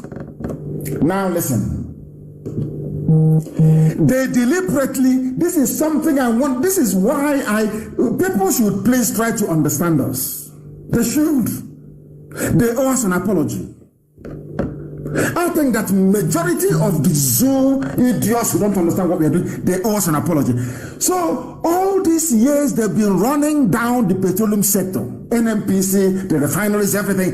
It is to give monopoly to one of them, to Dangote. So today, brazenly in the open, I even heard Otedola bought Ferrari for the children based on Biafra land oil. So when I see any Ijo man, I wouldn't say woman, a few of them who are misguided, when they talk rubbish, and some idiots from Ogoni, when they talk rubbish, I say to them, Otedola has bought his daughters 3 Ferrari cars. The worth of one of them is more than the entire Ogoni budget for 5 years. And you're busy talking nonsense every day. Otedola managed to buy the cars for the daughters based on the oil and gas coming from Biafra land. But you, as a complete traitor and idiot, you cannot see it. You are blind. Oh dear. They have given Dangote license to build. He's building a refinery, and then after that he will sell the petrol to everybody at exorbitant prices Fulani will also control the resources in our land. Unbelievable. They control us religiously, they control us socially, culturally, politically, everything. That is why I say that this present crop of leadership, especially those in Ohanese, is the worst the world has ever seen. This period will go down in history as the worst phase of our people on this very earth. In broad daylight, they have intellectuals. Dangote is building a refinery, and that refinery is going to sell petrol to everybody at the going rate all over the world in broad daylight. And I was expecting the so-called intelligentsia. What happened to the 4 refineries? Why are they moribund? Because Fulani are in charge of all of them. And these are the people who should be holding sensitive positions. And I ask my people, up until when are you going to wake up? All of you, are we that foolish? When will you rise up and say no to this level of mediocrity? When, I ask you? Ndara, when? Intellectual, 4 refineries shut down. And it's going to get worse. Dangote given free reign, a monopoly, richest man in Africa, a monopoly. A man whose job is to launder money for corrupt politicians in the zoo. Everybody knows that. Nobody is investigating him. Nobody, no soul. Now you understand it, don't you? Now you understand it, don't you? You see the mess your elite. I'm talking to the so-called elite. Okoko, dictionary. If you cram dictionary for 2 or 3 days, you come out and say you elite. You carry office flat fire and now bring the car home. Dangote is building a refinery. He has a license. Nobody else was given the license. The same thing Obasanjo did during the mobile phone revolution. They never gave any license to any woman. You come out the next day, I'm a Nigerian, I belong to Nigeria. This is one Nigeria. What Ipob is doing, you should question them. They can't listen. You are an idiot. Dangote has a monopoly over everything, over your own life. And see how the Fulanis are cooperating. As they're overwhelming all of you, they cooperate, they sponsor their bandits, they sponsor their terrorists, they sponsor their headsmen, all together, one together, no traitor within them. They are all working. You can never see anybody from there come out to criticize the monopoly of Dangote. If it's in the south, you see every idiot. On our way, we're on our fools everywhere. Has anyone come out to say that the zoo runs a capitalist economy and that monopoly is a very bad thing? There is a law in the USA that says anybody who operates a monopoly anywhere in the world, once your leg touches US soil, you'll be jailed for 25 years. I don't know if that law is still there. This man, who is a criminal, of course he is, runs a monopoly in the zoo. You're all happy calling him Africa's richest man. I bet if this man was a Biafran, oh my God, people in his village will rise up against him. This is how foolish all of you are. I'm asking you, has anyone heard any dissenting voice against Dangote's? Look at how all the Fulani ministers, the Fulani presidency, everybody's behind him. Can you, can you learn something from Fulani? Learn something from them. He is going to build a refinery. And how much is petrol in the world market? By UK standards, it is about £1.20. £1.20 is nearly 500 naira or more. So when he finishes, he will sell petrol at 500 naira per liter. And if you protest, they will arrest you, they will kill you, and Britain will say nothing, because Britain is also benefiting from this fraud. Now, do you understand it? I don't hate anybody, I'm just telling you the truth. Black people are treated the way they are treated because they are foolish. Black people are treated the way they are treated in Africa and elsewhere in the world because we are backwards intellectually. We are genetically inferior to other races. If we are not inferior to other races, tell me why 4 functioning refineries, 4 and not 4. 1, 2, 3, 4. They closed all of it down to allow one single man who is Fulani to go and build his own. Hey, Chineke, man, brother, come on, for goodness sake. Come on, you cannot be that foolish. You can't be that foolish. Facebook has shut down my notifications. They don't notify people when I post. They have got, they wrote to me and they said, we are going to suppress your page because you said that Buhari is dead. Can you believe that? Can you believe that? They wrote to me, we are going to suppress your page because you've been saying that Buhari is dead. And according to one Yoruba boy and one Igbo boy, Yoruba is one Yoruba boy, one Igbo boy, Buhari is not dead. And I said, save me all this hassle. Bring him out and I will resign from my position. Nobody can these days, they even photograph him without his hands anymore. Dangote is building a refinery that will sell petrol to you at the rate of 500 naira per liter.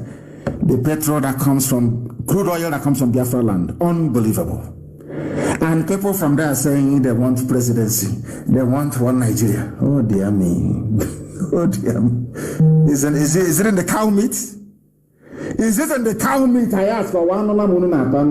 Is it the cow meat that you eat that has turned your brain upside down? You can no longer reason properly. You can no longer reason properly. Why are the refineries not working? That is the question any sensible person should ask. And I'm asking that question this evening. Why would you shut down 4 refineries to allow one single Fulani man, to have monopoly over refined petrol? Why? Ask yourself that question.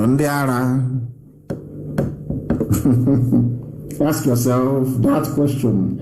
This evening I'm going to tell you, reveal something to you. It's only meant for those who can reason. Because of course I know that most black people cannot reason very well, especially the animals in the zoo. But those of you who are brave enough to be listening, to still be listening to us, despite all the shenanigans of Facebook and the forces of iniquity and of darkness. If you're brave enough to listen to us tonight, your life will change, never be the same again. Why the refineries in Nigeria will not work is a headline. Go and Google it. Why it will not work. Now listen, the Minister of State for Petroleum Resources, Timmy Silva, announced this news was released on the 27th of February 2020. Please listen very carefully, please. Listen very, very carefully. The Minister of State for Petroleum Resources, Timmy Silva, announced the federal government's plan to rehabilitate the country's refineries. Against the backdrop of this announcement, experts in the petroleum downstream industry have said that the government lacks credibility to restructure the sector and bring the refineries to full operation. Now listen, please.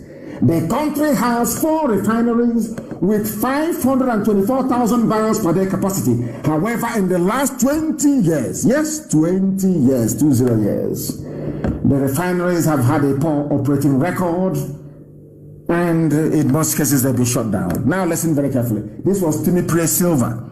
He's from the south. He's a Biafran. He's saying that we want to reopen the refineries. We want to rehabilitate them, refurbish them, and get them and put them back into proper use. Are you listening? Now please follow the next news. This is a Biafran. He wants things to happen. That news was in Get your pen and paper, please. In February, Timmy Silva, the Minister of State for Petroleum Resources, said, we want to turn around the refineries. Please listen carefully and write it down. Write it down. February 2020. And now in April, on the 8th of April of 2020. 8th of April 20. You see, February, January, February, March, April. Timmy Silva said this made this on Fulani statement in February, saying they will strive to revive the refineries to provide employment. You know, the usual thing that goes with it. Some of you may not know, but 4 refineries will employ thousands upon thousands of people.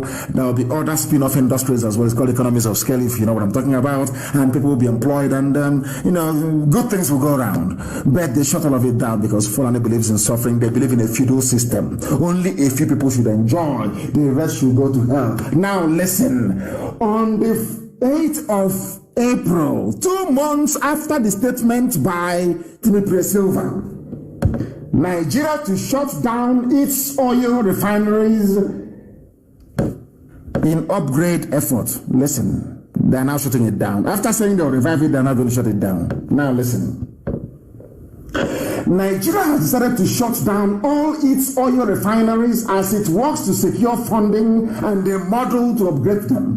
The head of Nigerian Petroleum Corporation has said the 3 refinery sites in Africa's largest oil exporter have worked only sporadically due to years of underinvestment.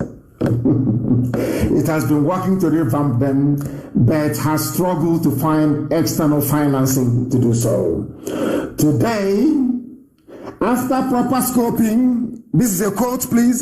Today, after proper scoping, which was not done in the past, we know exactly what to do to get them back on stream, according to NNPC head Mele Kyari, Fulani man, Abba Kyari's family, head of Petroleum. Oh dear. Has it worked? No. Have they revived it? No. They have shut down 4 refineries. We have shut it down. So to enable another Fulani man own a private refinery and to keep answering the richest man in Africa, holding meetings with Bill Gates and all the rest of them. Fulani people, the best brains you have in Africa? The answer is no. They're probably the last. Are they known for their business acumen? The answer is no.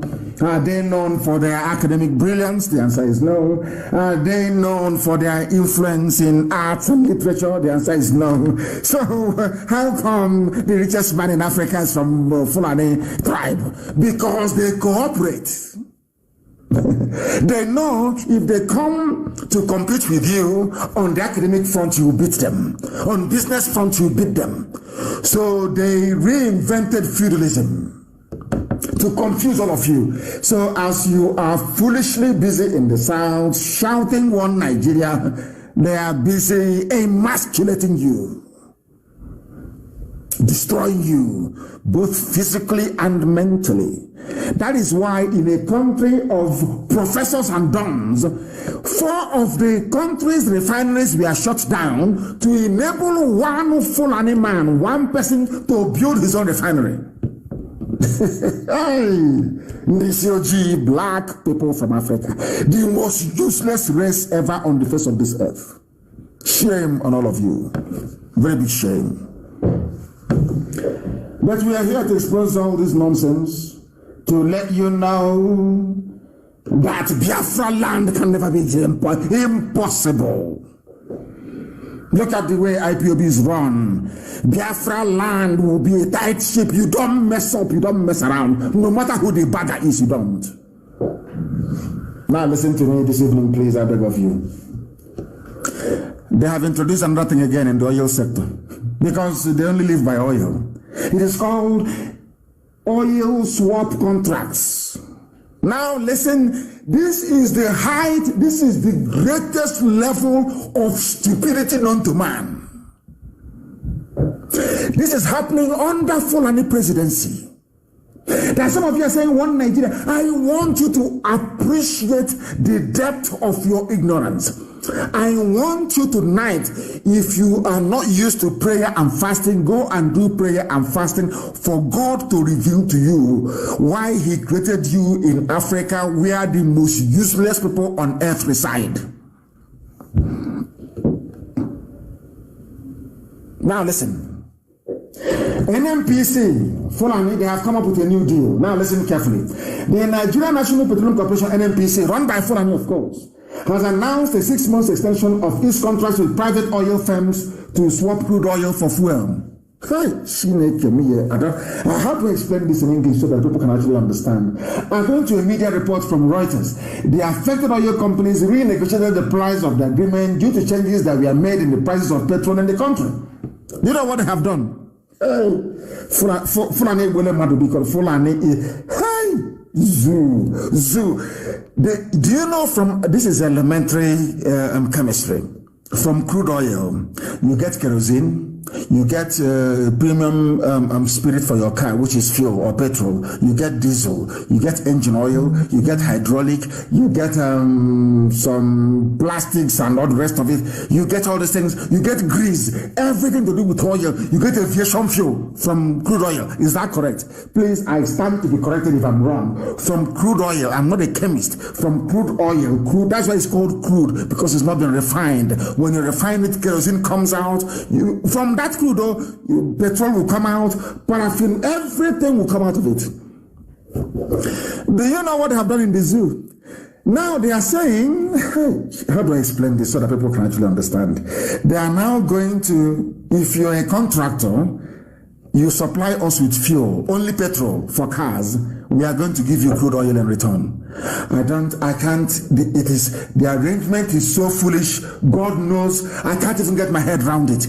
I am now going to give you 10 barrels of crude oil for 1 barrel of refined petrol. I can't share it. It's here. Somebody should please Google it and share for the world. I want the world to understand how Fulani, how their idiocy has affected everybody. I just want them to know. I can't.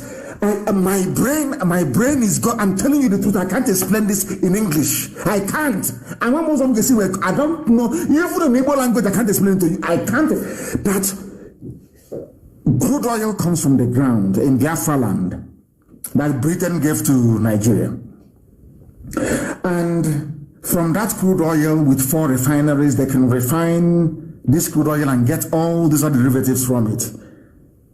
But we will not refine it.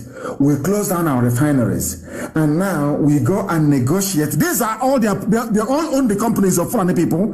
We now go and negotiate with foreign companies which they own, and we now give those companies crude oil.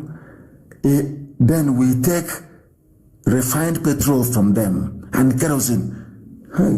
I don't know if I've been able to explain it. I don't know how to explain. I can't explain it any further. That is the depth of idiocy that people live in Nigeria.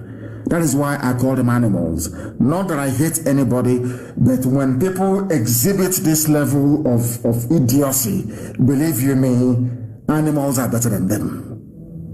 Animals are better than them. I can't, seriously, I'm not having headache. I can't get my head around it. You give somebody crude oil and you take petrol from them. You give them crude oil and you take kerosene from them. You give them crude oil and you take hydraulic oil from them. I know I can't explain it. I'm sorry. I can't.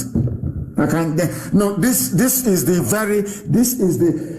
is I don't know if there was any doubt before that black people are useless. This is it. No, I can't explain this. It's full and they're in power. 4 more years. 4 more years of this level of idiocy. 4 more years. Seriously, can you believe that? Can anybody in their right mind believe that? I don't believe it. These are the people that said they must hold sensitive positions like NMPC. Do you see what they are doing? Do you see what they do? Can you observe what they are doing? And somebody will say, I am an elite, I am a professor, and I believe in one Nigeria. And I keep asking, what is it about this zoo you believe in? Tell me one thing that is good about a damnable zoological republic. Name one thing. They take crude oil and they give to companies. The news is here, and then you take petrol from them. I have never had. I can't for the life of me.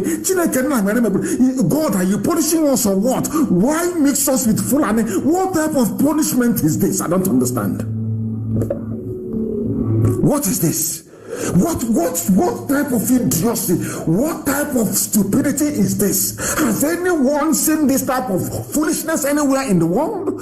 You have 4 refineries, you close them down.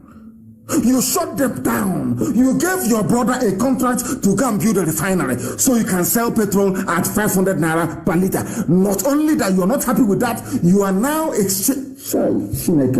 give somebody crude oil and you take fuel. You give another state crude oil, you take kerosene. But in that crude oil you're giving them, it contains petrol, kerosene, everything in it.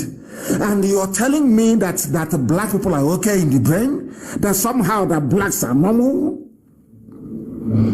Oh, dear Lord, have mercy. Lord, have mercy. Lord, have mercy. They have extended their crude oil contracts for 6 more months. I have never seen this level of fraud before. They say they want to hold sensitive positions. Fulani must hold sensitive positions. That's what they say. Now they are in the army. Fulani is the head of the army. So they claim. That nobody can see, of course. Fulani, you are the head of the army. How many years have you been fighting insurgency? Who are the insurgents, Fulani? Who are the ones fighting them, Fulani? Who are the ones recruiting terrorists into the army, the same Fulani? Have they succeeded? These are the people that they came last in the table of knowledge and intelligence in the zoo. They are at the bottom, they are last. But they had the audacity to open their mouths to say that they should be holding sensitive positions. That was what they said. And here they are. Nigerian army competent to tackle insurgency. But they're in Aba arresting people. They're in Biafra land shooting and arresting people. The whole world can see it. British High Commissioner can see all of these atrocities. The US ambassador can see all. Nobody is calling them and asking them, what are you doing in peaceful Biafra land? Why don't you go and take this? Since you have army and police with guns to fight, why don't you go to Sambisa first and fight Boko Haram and Fulani banditry? They will not do it. But you have intellectuals, and that's why I call them a zoo. That is why I call them animals, because they cannot reason properly. Fulani should occupy sensitive positions, that's what they said. They are occupying it. Tell me one aspect of life where they have excelled since 2015, and I want you to name one. Where they have succeeded in whatever rubbish that they plan to do. Name one. No. Some of you don't know. They hoard money, they hoard and they keep hoarding to consolidate power. Some of you are blind, you cannot see, to consolidate power. That is what we're exposing. That is what Facebook doesn't like. Because Facebook have collected their own share. The same way that the British High Commissioner collected her own share. That is what they have done. Come and you take your share. The same way that those companies are taking your crude oil and giving you only 1 gallon of kerosene. Everybody is in on it. The zoo is in on it. And Facebook has joined them. Mad people everywhere. Are you going to stop us and say no? People are listening via our app. Unstoppable we are. We are unstoppable. Do your worst. I said to say, I curse them every day. Do your worst. That thing, do it. There are mad people everywhere. We are here to expose your hypocrisy. We are here to expose your corruption. All of you. There are the people banning alcohol in Kaduna, but you're in one country. You ban alcohol in Kaduna, but they charge VAT on the alcohol. All of you are in one country. And I keep saying to them, you cannot be in the same country. We are two systems. We are not related, not by blood, not by culture, not socially, nothing at all. Look at what they're doing in Kaduna to people. Henceforth, anyone caught selling alcoholic drink or operating beer parlor business in Sabon Green government area, these are areas predominated by Biafrans in Kano. You will be penalized. Are you listening? They penalize us and they take our money for drinking beer, and then they use it to develop their land. But they say that it is very bad. Do you understand it now? These are the people who are intelligent enough to be given sensitive positions according to them. Today, the zoo is the poverty capital of the world. Today, they have been promoted. We should all be clapping for the zoo. Wherever you are, please clap for them. They have now made it to number 3. You know, when we were in school in those days, 1, 2, 3 is very important. 1st, 2nd, and 3rd. They call you out in front of the assembly ground, give you your report card, and praise you and give you a prize. If you come last, they will also call you out as well. Now, I want everybody to please congratulate the presidency in Asorok for making it to number 3 position in the World Most Terrorized Nations Index. They are number 3. We must clap for them, please. They have done very well. I want somebody. These are the people that came in telling you we are going to fight insurgency. We are going to do this. He's a strong man. I want all of you to clap for them, please. Clap for the zoo. They have number 3. Number 3 in the world. They have done very, very well. People should be clapping for them, please. They have done well to make it to number 3 position in the world as the most terrorized state. Over and above Somalia. Over and above Somalia, they have made it to number 3. How amazing! How? Please clap for them. They are number 3. Fulani Janjaweedism. Tomorrow, one idiot will tell me they want to be. We are Nigerians. We Nigerians. And they are. Go after this broadcast. Go and reason. Go play it over and over. Go and reason. Think. Engage your brain cells. Engage it a little bit. Zoo animals everywhere. Sabon, the local government area in Kaduna, you don't want alcohol. But you put alcohol in your kettle. That kettle they used to wash hand and do ablution. You put alcohol and you're drinking it. But you don't like beer. But you drink beer. Hypocrites everywhere. Hypocritical zoo. Clap for the zoo, please. They are not, do you know what's number 3? You must clap for them. They are number 3 in the world. The most terrorized in the whole world. Afghanistan, Iraq, and the zoo. Damnable zoological republic. Full of animals everywhere who cannot listen very well. With their paper degrees that is worthless. Do you know what that means? And I'm asking them, if you are closing down all your refineries, why are you still running petrochemical engineering departments in universities? Where would those people work?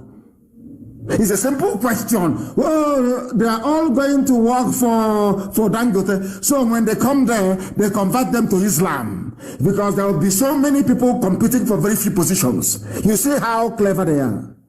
As they have converted this Yamu or whatever the idiot is called, contesting under APC in Edo State. Now you understand it, don't you? If you have not clapped for the zoo, you are making a mistake. Please clap for the zoo. They are number 3. It's an achievement. To come third is not easy. It's bronze medal. People must clap for them, please. Congratulate them. They have done very well. Clap for the zoo. Number 3, the most terrorized in the whole world. Britain will not say anything. As long as, if it's Jordan now, hey, the insurgency is too much, we cannot tolerate this, something must be done. But now the insurgency is in our bedroom. The insurgency has come. No longer on the streets or in the churches, it's in our bedroom now. Pim, then you cannot hear them say, because it's a part of a grand alliance to Islamize and to terrorize us into submission.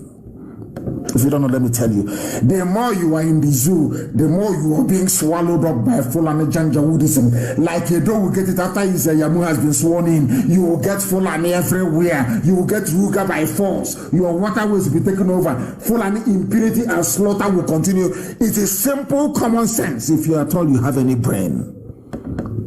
Clap for the zoo. Zoo is number 3 in the world. The most terrorized. They have done very well. These are the idiots that came in saying that Jonathan couldn't do anything. Jonathan is weak and this, weak and that. Where are you today, all of you? Tinubu, where are you? Tinubu is making a video asking you not to vote for Baseki. Some of you idiots ask him difficult questions. Because you're a Muslim. You want a fellow a pastor who has converted to also be a governor so they can help you win in 2023. That's what the whole nonsense is all about. Not about, this was a man that believed in restructuring. Now it's all gone. There's a way to do it. All lies and deception. All lies and deception. They said that you should give positions to Fulani Janjaweed. That was what they said. Give them position. You have given it to them. Now let me give you this is the final insult on the zoo. I want the world to understand that when somebody comes to you and says, I am a Nigerian, please, Bonya has to spit in his the person you are looking at something beneath an animal. Get a chain and tie around the person's neck and start dragging them like a donkey, because they are animals. I'm telling you the truth. Why do I say what I say? Why do I say what I say? It is this very news coming now. You can't believe it. You know, they say in the zoo, the truth sometimes is stranger than fiction. I'm telling you. You cannot make this up. Do you know what the news is? Lawyers sue. A lawyer sues Supreme Court for failure to comply with a request pursuant to the Freedom of Information Act 2011. Have you heard of such rubbish? Like NMPC and Fulani Janjaweedism. Please listen carefully. A lawyer is suing the Supreme Court, whose job it is to interpret the law. I have never heard of such nonsense in my life before, because Supreme Court, who should know better, there is something called the Freedom of Information Act. You can request for information. Somebody wrote to Supreme Court requesting for information. Supreme Court doesn't want to comply. The Supreme Court, who is supposed to be to be interpreting the law, is refusing to obey the law. God forbid bad thing. Supreme Court, who is supposed to be the final arbiter, who is supposed to interpret this very act, somebody wrote to them asking for information. Supreme Court said no, they won't give them. Now the person is suing the Supreme Court. So High Court will hear it, and of course they will adjourn it to appeal court. It will go to Supreme Court. So the person you are suing is who did this to us? Who did this to us? Who did this to us? I ask. Somebody is suing, is taking the, let me explain it very well. Somebody is taking the Supreme Court to court. So Supreme Court will now come to High Court first, and the case will be heard, and now they now go to appeal. And now the same person will now go back and say, oh, you're coming to my court now when you get here. Oh my goodness me. Is this who put this thing together? Who, I ask? Oh my goodness me. If somebody is suing the Supreme Court, somebody is taking the Supreme Court of Nigeria to court over their failure to comply with Freedom of Information Act. Something that is an act. They just stonewalled, no response, nothing. Has anyone? Hey, I can't believe this. I don't believe this. I don't believe it. Hey, Zoological Republic. And the people who are in IDP camps are protesting in Borno. There is breakdown of law and order everywhere. Even those who have been terrorized, victims of terrorism, they are protesting in Borno, destroying cars and properties, and nobody shot at them. Nobody tried to kill them. But in Aba, earlier this evening, people were being arrested. People were being arrested this evening in Aba. And nobody will see it. Everybody has gone blind. Intimidation, harassment, extrajudicial killing, detention without trial, all this, and in Abia State especially, because the judges in Abia State and the police, they are in it together. The police commissioner in Abia State, they are making money. Arrest them, wherever you see them, arrest them, they will come, they will pay money, they will grant them bail, they will come again, keep arresting them. That's how they're making money. And all of you now, you are dumb, you are quiet, you've gone deaf. You cannot see the injustice being done to innocent people. I am holding the Abia State prosecutor responsible for this. I am holding the chief judge of Abia State responsible for this. All of you who are involved in all this garbage, arresting people, making money, I am holding all of you responsible. And you will pay dearly for it. You will pay for it.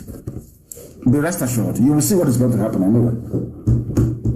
People are protesting in the north, destroying properties. No arrests were being made. None whatsoever. But in Biafra land, when you see young people, you arrest them, you intimidate, you go to a half-care, you abduct people at will. Everybody's quiet. Okay, we shall see. We shall see. We shall see. The same zoo that people are in, the same damnable zoological republic that some of you are in, claiming one Nigeria, one Nigeria, one Nigeria. They are telling you openly, we just have to take loans to do roads, rail, and power, so that investors will find us attractive and come here to put their money. Can you believe such rubbish? Loans to do roads. So are you taking a loan to do? Some people are so, see, Africans are very funny. They're very foolish people. I will say it anyway any day. We Africans are so dumb, it's unbelievable. We have to build roads. Now, let us break it down. What does it take to build a road? It takes, if you want to build a proper road, it takes concrete, which is cement, sand, and aggregates. Is that correct? Aggregates is a crushed stones. Is that correct? And then you have bitumen and even more crushed stones. You mix bitumen with crushed stones, then you get what is called tarmac. Is that not correct? That's what you need to build a road. It's common sense. Now, let me tell you why Africans are very foolish.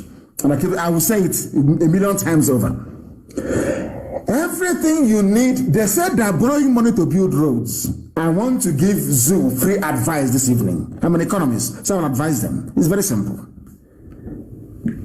You want to build roads, yes? You want to go and take money to build that very road. And you have unemployed graduates in their billions in the zoo.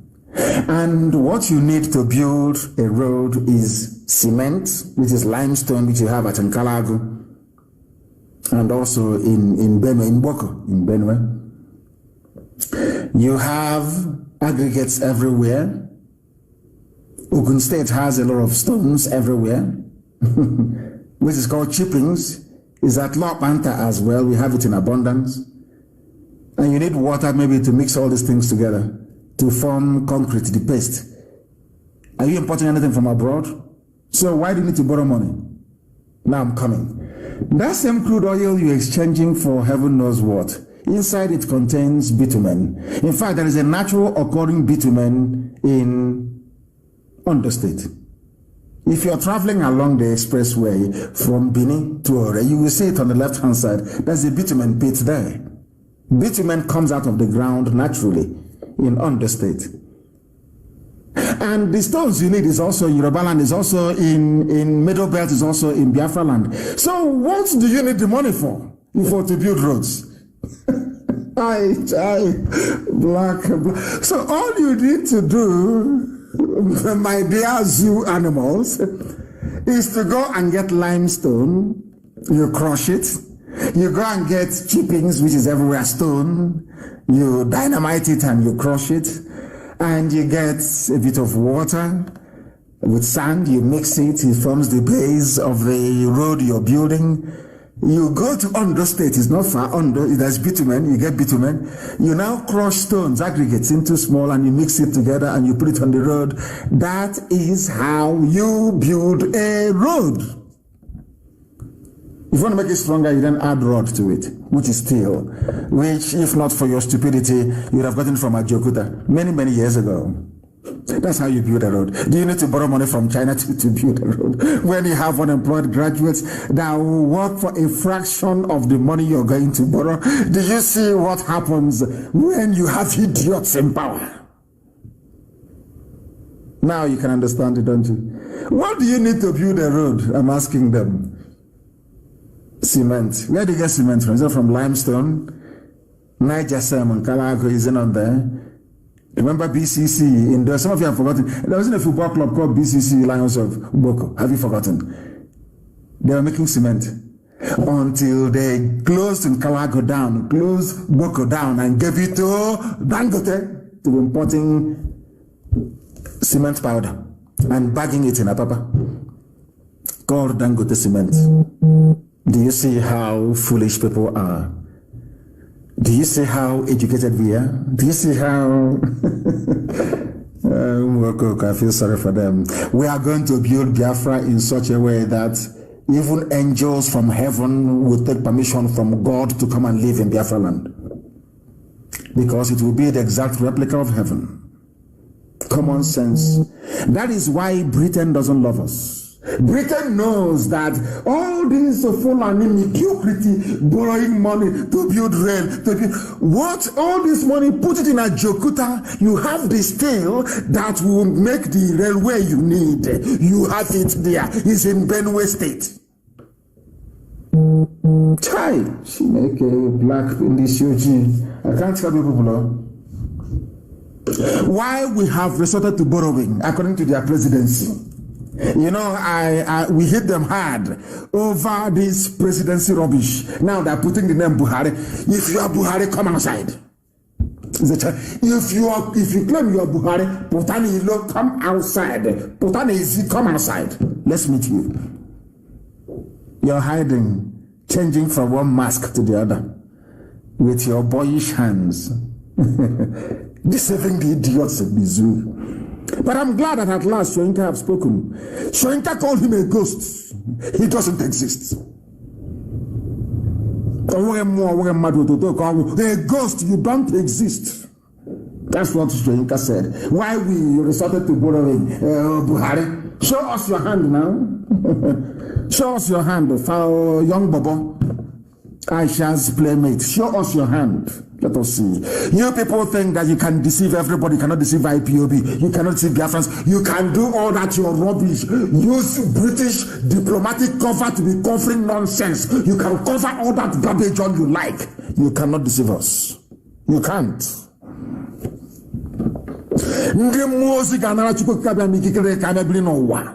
They will live in Biafra land. Angels will leave heaven. They will say they don't believe that this is a black man's territory. That's what they will say. They can never believe it. Let thy kingdom come on this earth as it is in heaven. If you don't know, it's in Biafra land. They are borrowing money. Fulani, borrow. They produce nothing. They make nothing. They come last in the league table of intelligence. They are the lowest of the low. They claim they are holding sensitive. And all of you are just there looking sheepishly. And I ask, Oduduwa, Biafra, Middle Belt, can Fulani defeat us? If the answer is no, then ask yourself what is stopping you. What is stopping these people from saying enough is enough? What is stopping us from saying enough is enough?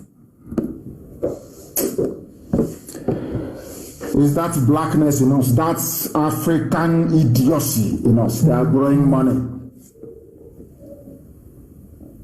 I remember when at 97 naira somebody wrote, APC said, Fulani said that fuel was the most expensive in Africa. At 162 naira, APC is now saying that fuel is the cheapest in the world. Are you following? Are you following at all? Are you following what we are preaching this evening? Unbelievable. Unbelievable. All they know is to control.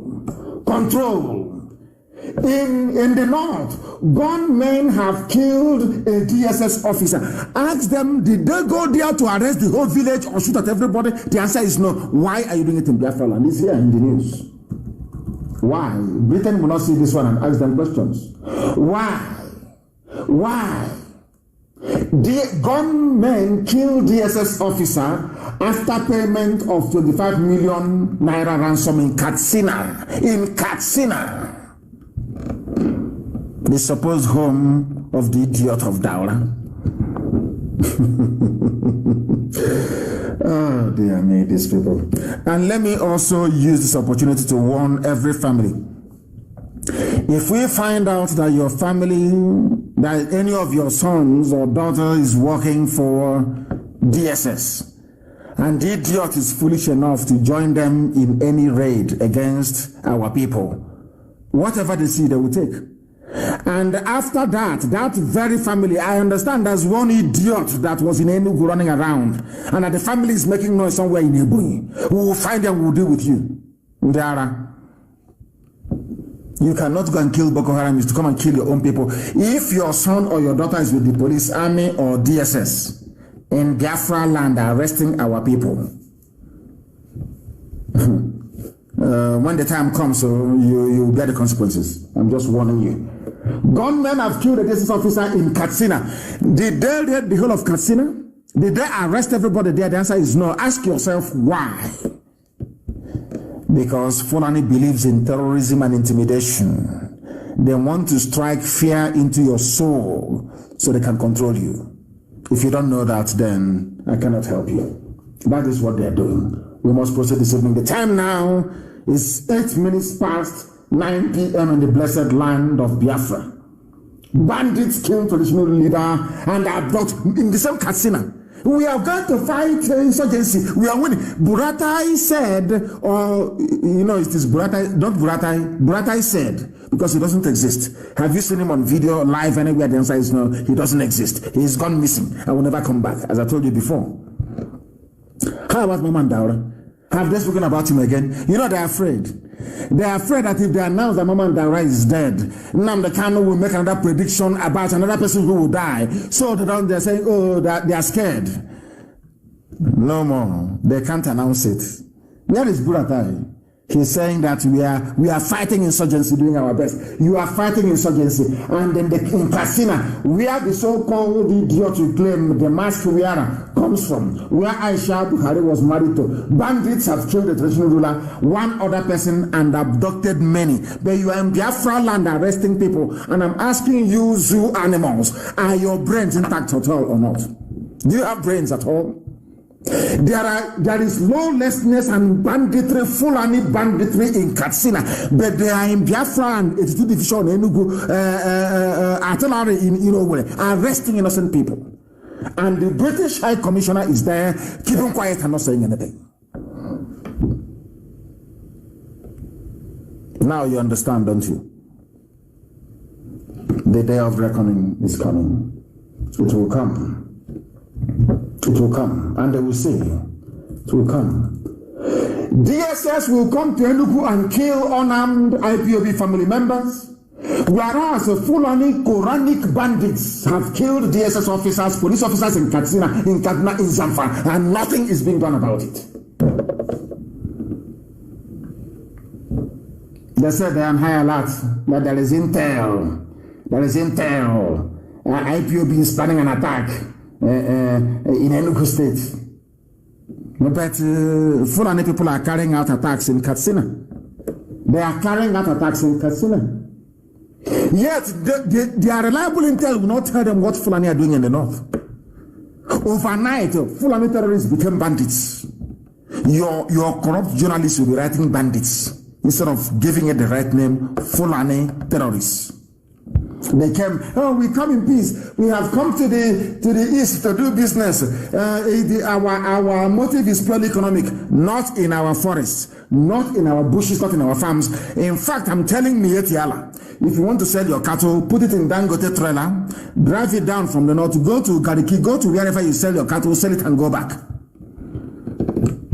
Roaming in our villages is anyway. There's no need to talking too much. When the time comes, you will see. All of you will know. You will know. And for the very first time, Ohanese released a statement that sounded like statements coming from human beings. And the funniest thing is that this very statement they issued is a vindication of everything that IPOB have been saying for years. Now, the only thing left is for Ohanese to come out and say that they apologize for Python Dance for what they did on September the 14th of 2017. I'm going to read it for you so you understand that we always win. When we say to people that we always, they don't understand what we win. Eventually, you can do all your nonsense, dance about naked in the marketplace. Eventually, you will come to the position of IPOB that we are always right. I say it without apologies to anybody. We are always right. We get it right. The time we begin, you may not see it because you are blind. You are not polished enough, not enlightened enough, not educated enough, not schooled enough. You know what is happening in the zoo. Eventually you come down to our position, and I'm going to read it for you. I'm going to read this statement from Ohaneze, that the world may know that IPOB is always right. That thing we saw hiding from the police and the army, you that went to Asorok, you couldn't see it. The army was pursuing us and police pursuing us, killing us. That thing we saw hiding from the army and police, you that went to Asorok, you couldn't see it. This is confirmation. I'm going to read it to you. Published by Vanguard. Please, somebody should post this on my page. State of emergency statement. Ohaneze tackles Buratai. Now listen very. I'm going to read it for you verbatim from top to bottom. Ohaneze Ndibo worldwide has tackled the Chief of Army Staff, Lieutenant General Toko Buratai, over his alleged statement that he would declare state of emergency in the southeast if security operatives are attacked in the zone. Ohaneze wondered why Buratai chose a relatively peaceful southeast to vent his anger while he has not done the same in the north. Katsina is burning. No state of emergency in Katsina. Listen, please, very carefully to what Ohaneze said. He has not done the same thing in the north central, northwest, and northeast, which has become theaters of war and where army posts and bases have been subjected to incessant attacks. The Apex Igbo Leadership Group, that's what they call them, said that the threat by General Buratai is a vindication of the belief that the southeast is being regarded as a conquered territory. Hallelujah. Now they know we are a conquered people. Exemplified in the army of occupation stationed in the area. Now Ohaneze has agreed after very many years, nearly 7 years, that the army of the zoo in Biafra land is an army of occupation. Now they know. Ohaneze also queried Buratai's constitutional power to declare a state of emergency. That is to tell you there is nobody in Asorok. He couldn't have made that statement if there was a living president. Very simple. No idiot, no army person can declare a state of emergency. It is the prerogative of politicians in Asorok. For Buratai to say it means there is nobody in Asorok is common sense, but of course we are black African people. Our brain is not developed to reason such through. Saying that his threat, that's Buratai's threat, smacks of reckless impunity of public officers and a tacit manifestation of the vacuum in governance at the federal level. Now they have agreed. Ohaneze have now agreed there is vacuum. You know what vacuum means? They are hiding it in English. It means Buhari is no longer there. There is a vacuum. There is nobody in Asorok. Asorok is empty. Are you following? This is a new Ohaneze. New Ohaneze. In a statement signed by the Acting Secretary General and National Publicity Secretary Prince Uche Achi Okpaja, Ohaneze lashed at Buratai for watching the governor of Katsina State negotiate and take pictures with armed bandits, and now turn around to threaten to impose a state of emergency in states where unarmed citizens are agitating against the harsh and inhuman conditions that they have been subjected to by their government. Now, you listening? That's what I said in 2 or 3 programs ago. I said to Ohaneze, it's even on my page on Facebook, we said to them, Ohaneze, you betrayed IPOB. You called the same Buratai, now you're lambasting, the same Buratai you called on the phone and say, bring army. Go to Nnamdi Kanu's house in the South Africa and kill him. True or false? I said to Ohaneze, have you seen their governors and their army people? It's on my page, taking pictures with their bandits, brandishing their AK-47 very proudly. Did anybody kill them? I'm very glad that they are now beginning to see what we saw many, many years ago. You see that? We're always right, we always win. Can you see it? That thing doesn't, don't say it. It's propaganda. It's propaganda. Have you seen, you have now joined us in our propaganda. Have you seen it? Truth is not propaganda, because with time, truth will always manifest. The cream, as they say in England, always rises to the top. The truth will always prevail. It doesn't matter how many layers of lies you use to cover it. The truth will always prevail. Have you seen it?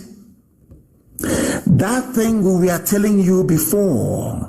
That thing we were telling you before, and our land is under occupation. Asorok is empty.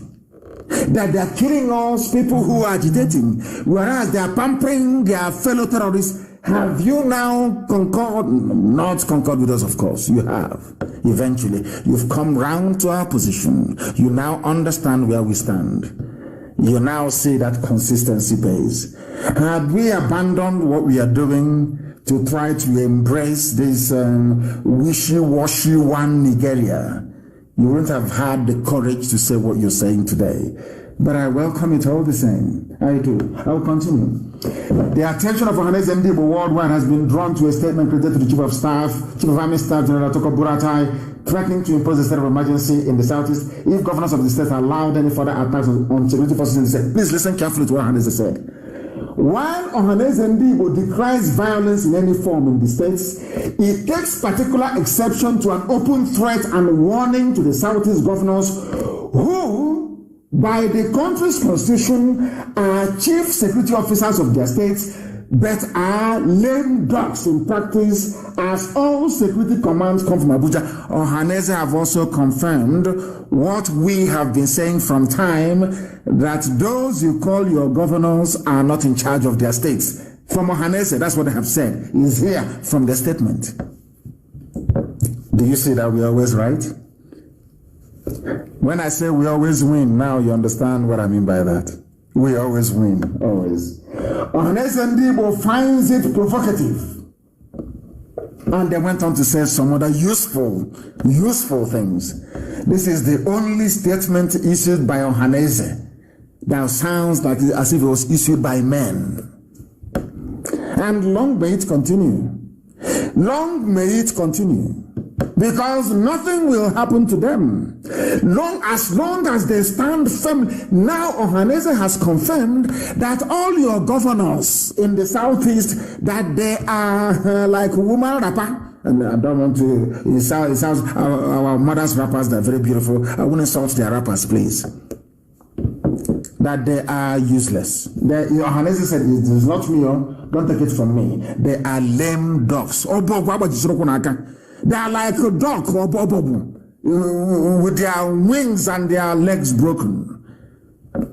They are serving a Janjaweed Fulani interest. Your so-called executive governor. Work with your governors. Have you seen it? Even Ohaneze has confirmed that they are lame dogs. They wield no power. The power belongs to Abuja, even in your states. It is only in Yoruba land that you have Yoruba governors standing up and speaking like men. Now, do you see it? When I remember when I used to say this, and they said, "Oh, you are insulting them." I said, "No, I'm not." But now you can see everything we have said. Ohaneze have now confirmed that it is true. And long may it continue, because we are always right. Some people don't like it. Human beings are fallible. You must be fallible. I said, no, we are not. Elohim in heaven is with us. Ohaneze has confirmed that Asorok is empty. Ohaneze has confirmed that Igbo governors are useless. It's here now. Now you know. Now you know. There is something about Islamic Bank that is coming. Dangote Islamic Bank is coming. But now you know. Now you know. That is why we do what we do. That is why we are as formidable as we are, and that is why we preach the truth uncompromisingly. Uncompromisingly. We must preach this very truth. This very truth. Somebody wrote on something and said, why can't the zoo change its name? I think I will be able to do that later on, because we are now moving very tidily towards the end of our program this very evening. But before we conclude, we must, make a few very critical and important announcements. There is a group of people, they are Yoruba people that want to leave to join the Yoruba in the West, and I commend them for that. They are the Okun people of Kogi State. And there is something that I want Ohaneze to do. I'm giving them this advice live on air, and other social-cultural groups. Some of you don't know that when they talk about the North, that Britain gave a part of our land to the North as well. There are Igbo people in the so-called North. Can you really believe that? They are, especially in Benue State. We know our people are there. Idoma, Igede, we are related. We are the same people. And we are all part of Biafra. We know that. And in that same Benue State, which they have included as part of the North, there are Igbo people as well there. Some of you don't know. That is one of my anger, should I say, one of the grudges I hold against Ohaneze. That there are Igbo people in Benue State. You cannot go and claim them. But Afenifere has gone and claimed the people in Kogi. You cannot go and claim your people. These are Igbo people, and they're saying they're part of the North. An abomination. Maybe that's why Chukwukabiama is angry with us. Please, I want you to post it so that they may know that there are our people who are in the North that they are claiming are part of the North, when in fact they are, can you imagine? So if you come, Igbo land starts from Anambra? No, it starts from Benue, all the way to Opobo. All the way to Opobo. The founder of Opobo is King Jaja of Opobo, from Amibo. That's why they speak Igbo in Opobo till tomorrow morning. Now you understand it, don't you? So you're landlocked. You're very small. Your area. Nobody will tell you that Igbo land starts from Benue. It is there. The Igbo people, go and check it. It is there. There's 5 Igbo states. Check Kondara. Mad people everywhere. People must understand what we are doing in IPOB. That we are not a village meeting. There is no democracy. It is command and control. Power flows from the top down, not from the down up. But there is cognizance, of course, of sound and reasonable advice coming from our people all over the world. We must understand that. I actually wrote a very brilliant piece. For a young lady like that, she wrote something very important and very brilliant, and I think I like it. Freedom fighting is not a democratic club. It is not. If you feel that you cannot be accommodated within it, then you leave. But you think that you can rock the boat, you cannot do it. And I want our people to also focus on what is at hand. There is something I want. It went viral so much. Facebook, they love restricting. Ever since Zuckerberg took over WhatsApp, they started doing some nonsense. This very clip went viral all over the world. I tried to share it, and they're saying to me, you cannot share it to more than one person. On WhatsApp, can you believe that? I don't know what is wrong with that boy, honestly speaking. That's Zuckerberg. If you focus on what you've lost, you might lose everything. That is why in IPOB, when you fall out, you're gone. We continue. There is this duck with her ducklings. She made the mistake of trying to look for one duck that fell into a manhole, and she ended up losing everything. Watch it. I want to post it on my page. Go and see. That's how we are in IPOB. When somebody drops off, we continue. We multiply and we continue. We are not in any democracy of any sort. If you want democracy, you wait for Biafra to come. When it comes, then you can vote to your heart's content. And it cannot be like the zoo. Because in Biafra land, we will use proper biometric. We will scan your eyes before you vote, so we know it's you. And your fingerprint as well before you. It's live. You will scan it. The same way before you open your iPhone, it scans your face. That is what we're going to have. The type of technology we have in Biafra land to vote. So there'll be no rigging. Once you voted, you voted. You cannot vote twice or 3 times or 4 times, never. So we know what we are doing, for goodness sake. Go and you see it. If you focus on what you've lost, you might lose everything.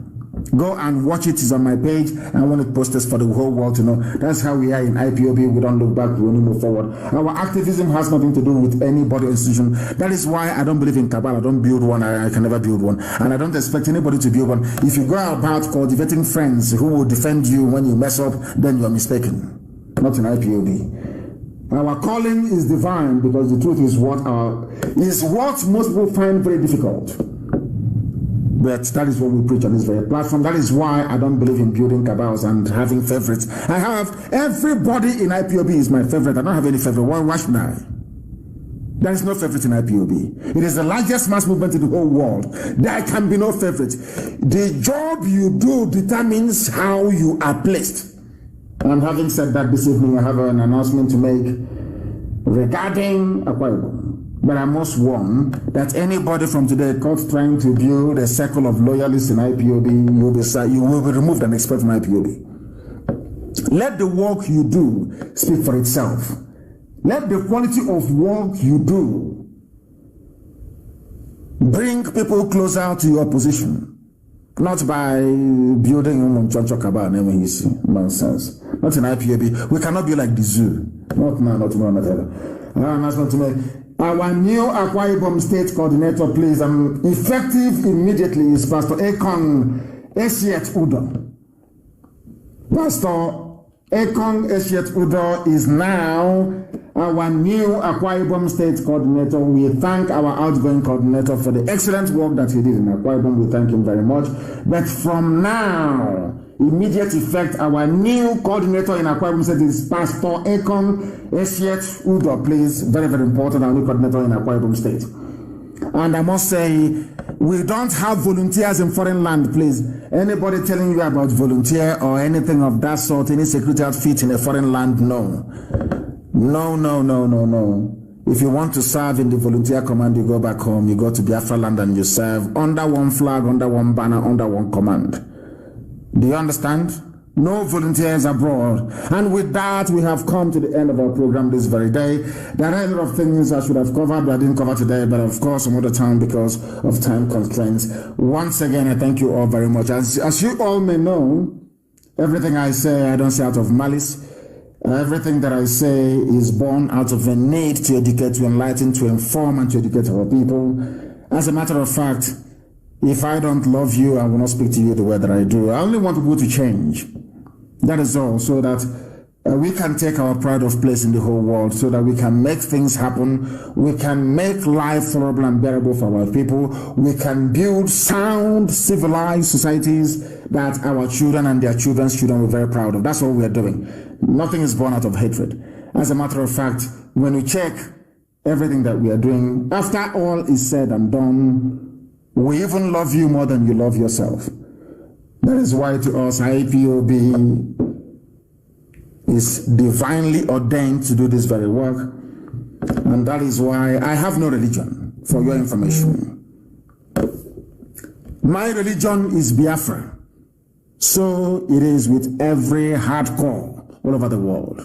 Our priority in life is Biafra restoration. Everything else is secondary.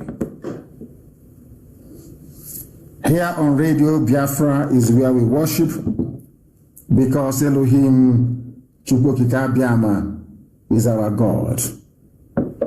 From me, from here, with abundance of love in my heart, it is good evening.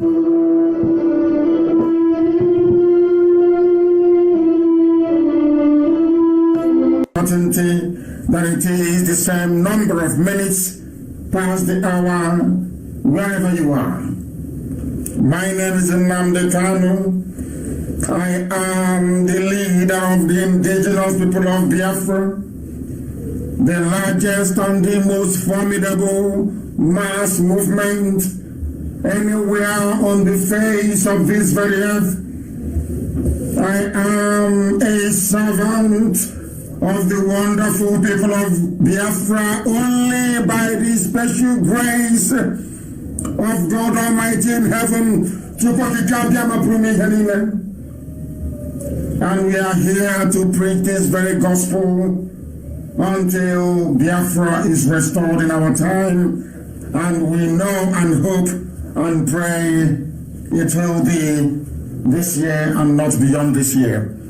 That is why we have to do everything within our powers, everything humanly possible, to make sure we disseminate this very gospel this evening, that wherever you are, you propagate it. You will tell your friends and you will tell your neighbors. You will tell those who are close to you, even those who are far from you. You will tell them that if they go to Radio Biafra page on Facebook, they will listen to us. Some of you are listening on my page, Mazin Namde Kano on radio, on Facebook. We are on Radio Biafra, on FM in Biafra land. We are on satellite. We are on Tuning app. We are on Garden Radio app. We are on Sweet Radio app. We are everywhere, including satellite as well. Therefore, you will have no reason for not joining us. And as always, listening to this very broadcast via my Facebook page comes with a lot of warning, because Facebook, as always, is doing all that they can. They have been bribed. They know the zoo is sinking. They know the zoo is irredeemably sinking. That is why they keep borrowing money and bribing everybody. They have bribed. The diplomats didn't work. They've bribed the mainstream media. It did not work. Now they're bribing social media as well. Facebook has collected their own share, and they're doing all they can to say what they can do to justify the blood money that they're taking. Because if you accept anything from the zoo called Nigeria, it is blood money that you're taking. Because people are dying, and you're collecting money to suppress the truth. And that is what we're here to expose. Before we go any further, we must call upon Elohim. We must hand over our proceedings to the Most High, that His mercy and His grace may guide us. And for those of you who do not understand, Biafra is not going to be an ungodly nation. It has to remain godly. The same way it has been from the beginning, so shall it continue until the end of time. It will not change. Biafra will remain godly. That was why I proudly proclaimed in Israel, when I was interviewed, that Biafra will be another version of the Jewish state of Israel. And we said it very proudly, and I restate that this very evening. We are IPOB, we do not retreat nor surrender, and that is why the zoo is collapsing precipitously. Nobody can stop it. This 2020 will collapse the zoo. There is nothing anybody can do about it. It doesn't matter what they do. It doesn't matter how many idiots they recruit on their side. It doesn't matter how many saboteurs spring up. It doesn't matter how many traitors they have groomed. The zoo must fall in 2020. We have all the facts and the figures. It doesn't matter what they do. The last kick of a dying horse, it doesn't matter what they do. We are in the era of digitization of information and technology. It is not 67 to 70 in the analog age, where you can decide what the world hears and what they don't hear. We've grown beyond that. As you're trying to suppress Facebook, we are on Twitter. As you're trying to suppress Twitter, we are on Instagram. So how many are you going to suppress? Why will you keep borrowing money to buy people? You have failed. And this evening shall dissect the zoo. And all the traitors working for them, of course. We must pray. We give glory to Elohim, the Most High. The Lord of all the hosts of heaven. You are sovereign. There is no other God apart from thee. Every knee bow before your throne of grace, because your name, O Elohim, is that above every other name. You are God, the Creator. You gave life to man. Man is nothing before thee, because you are supreme and you are almighty.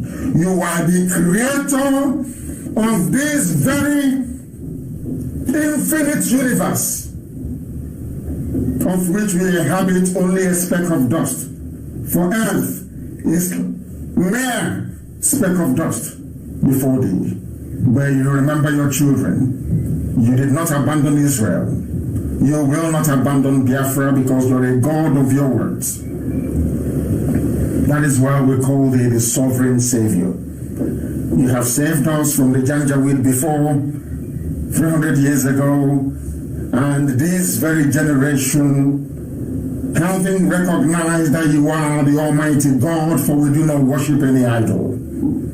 We come before thee as we do any time before we preach, to ask for your guidance and your protection. We have asked, O Heavenly Father, that you may give sense to us where stupidity currently exists, because we love thee with all our strength, because you are the Lord of our rock and the God of ages. You never change. You do not change from age to age, from generation to generation. That was the secret you discovered, and that was why you blessed IPOB. That was why you said that Biafra will come in our time, because we have given you all the glory, not to any man, not to any graven image. Only today do we bow, Heavenly Father, because you are the God of our strength, and indeed do we trust. We do not trust in mortal flesh. We do not trust in a carved wood somewhere. We only trust in the God of our ancestors. The same to God, the God that this time you will do it for us once again. You are our shield and the horn of our salvation. You are our stronghold, and we call upon thee this evening because only you is worthy to be praised. No other God apart from thee. You are one and indivisible God. Everything that is created, you created it. But nothing created you because you are God. That is why you save us from the hands of our enemies. That is why the same way you saved Moshe, you saved Yeshua. The same way you saved Elijah.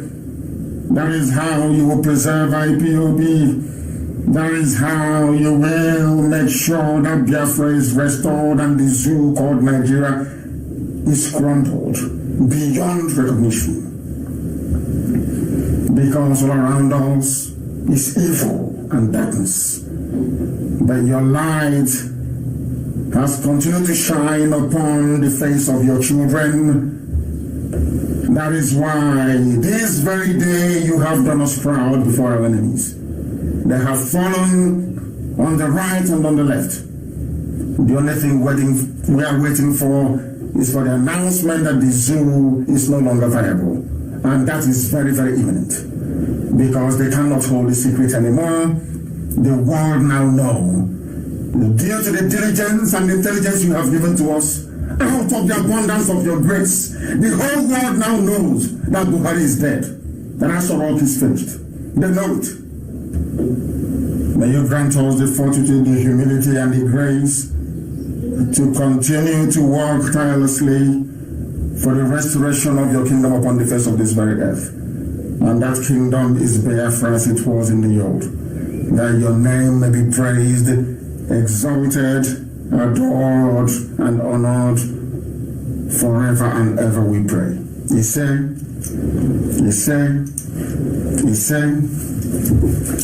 this evening, without further hesitation, we must proceed to preach. Our enemies are vibrating. Right now they are panicking because they know we are whiter and whiter than snow. They know we are incorruptible. They understand that we are unbribable. They know nobody can buy us. Our conscience is untainted. They know we only have one mission. The essence of our existence while we are born is to restore Biafra. And Biafra will come in our time.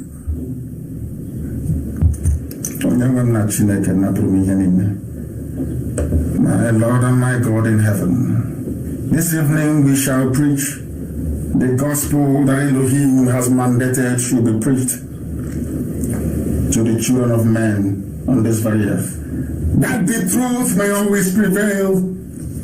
This very evening, we are making it very, very obvious. I want to start from the beginning. The dismantling of the zoo, piece by piece, brick by brick, zinc by zinc, rod by rod, the dismantling of the fraudulent edifice called Nigeria. Where they have been, where they are going, and where they are going to end up is all being one massive, organized, colonial fraud, presided over by a very backward, primitive, uneducatable tribe, the Janjaweed. I want to start from the very beginning because I'm going to dwell on the executive order signed by Trump yesterday, which I posted on my page on Facebook. I am going to dwell on it, that the world may understand what is happening, that everybody may know the amount of work we have put into making sure that all civilized nations see the zoo for what it is, the damnable zoological republic. I don't know each time I preach, this very pouch that I place in front of the screen will keep moving. I don't touch it, but for some reason it keeps moving. Unbelievable. We are in the spirit. I am going to refer you to a document from the Department of Justice in the United States of America. If you Google it, you will find it. It is under terrorism. It is called DOJ, that stands for the Department of Justice in the USA, issued unanswered call to action on Boko Haram. You may be wondering why I am going back to 2016 to start our program this very evening. It is very, very critical that you follow this presentation methodically. You have to be able to reason things through. Don't mind what Facebook are doing. Do not mind what they are doing. They have been paid to do what they are doing, but they cannot stop us. Be rest assured. They can't. Because people are listening across YouTube, people are listening on Radio Biafra app, they are listening on Simple Radio, they are listening on even Sweet Radio, they are listening on TuneIn, they are listening on via our FM, they are listening via satellite. It doesn't matter what they do. It doesn't matter. If they kick us out, which they are planning to do, we shall return and preach the same gospel. Now listen carefully.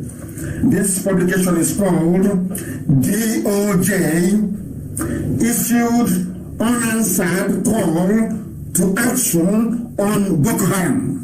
Now follow this very carefully. I want to let you understand what the foreign Janjaweed are doing. I want you to understand that they are in concert with some Democrats and some apparatchiks in the US. That I said the truth.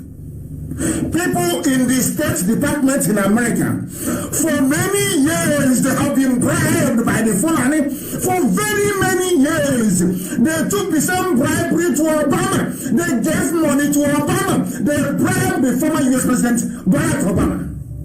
And right now you'll be shocked how I came to be in possession of this very critical information. And that is why Facebook is messing up. They don't want people to hear it. The people are listening all across a plethora of platforms.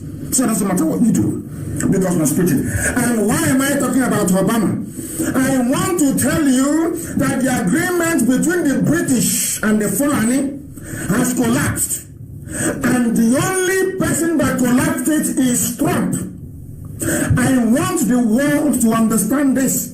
The only person that collapsed that devilish arrangement whereby the Fulanis have been guaranteed in perpetuity in perpetuity the advancement of their hegemonic interest right across the whole of West Africa, not just in the zoo. As long as Britain gets their free oil, as long as there is enough money to pay every successive director of the United States Department of State, as long as there is enough money to bribe all ambassadors coming to Abuja. Before that, it was Lagos. As long as they have enough money, they were prepared to do anything they like to kill as many people as possible, to run the government into the ground, to borrow like there is no tomorrow, to display their mediocrity at its very worst. Yet they remain in power. It was Obama that brought in Buhari before he died. It was the same cabal at the U.S. State Department, United States State Department in Washington.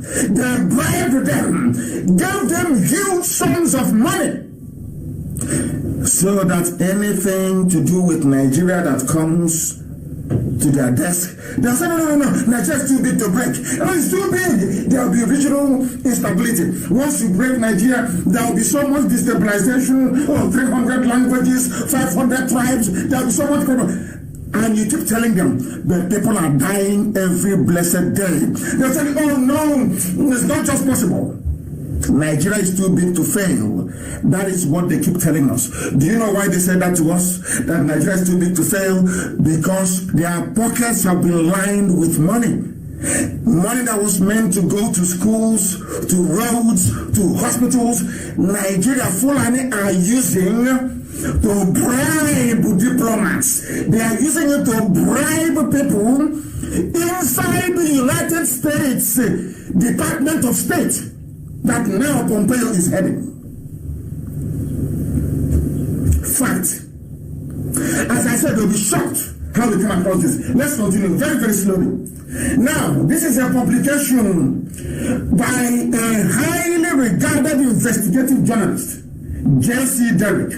He was trying to argue in 2016, why did it take so long for the Democrats to label or to tag Boko Haram as a terrorist group? Having seen what they have been doing to people, if you compare that to how IPOB was tagged a terrorist group without weapons, having not carried out not one single terrorist attack, and the speed with which they got it, that will tell you all you need to know about the influx of the Janjaweed into our lands today. Listen very carefully, please. The Department of Justice, that is DOJ, forcefully argued the United States government should designate the Nigerian group Boko Haram a foreign terrorist organization in January 2012. Nearly 2 years before the State Department finally acknowledged this threat. In other words, as Boko Haram were killing and bombing and massacring people, those people in United States State Department, in the payroll of Fulani, not Hausa Fulani, but Fulani, kept blocking every move to designate or to recommend that Boko Haram should be designated a terrorist group. Mind you, most of them are white people. They took bribe from the Janjaweed, the Fulani, people now coming to kill everybody in the south. They took money from them in order to delay the designation of Boko Haram as a terrorist group. Now listen carefully. Documents obtained shows that Obama administration officials recognized that Boko Haram was very, very deadly. But under Hillary Clinton, they refused to acknowledge the damage that Boko Haram was doing on people. Even as the victims were multiplying, as they were bombing and killing Christians in the north, Hillary Clinton did nothing. Obama did nothing. And when they got the report to designate them a terrorist group, they said no. I am heading somewhere. That is why I want to build this as a background. We are heading somewhere. That is the place where we're going to. And in a short while, you will see how we shall arrive at that very destination of ours.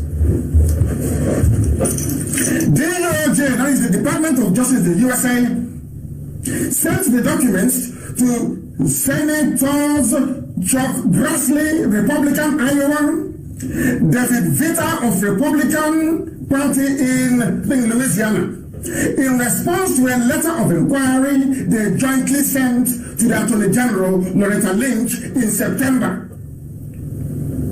Among a list of requests, the senators asked for all relevant communications. Listen, asked for all relevant communications regarding the years-long process to officially designate Boko Haram as a terrorist group. Why did they ask for those documents? Because the senators realized that money had been exchanging hands.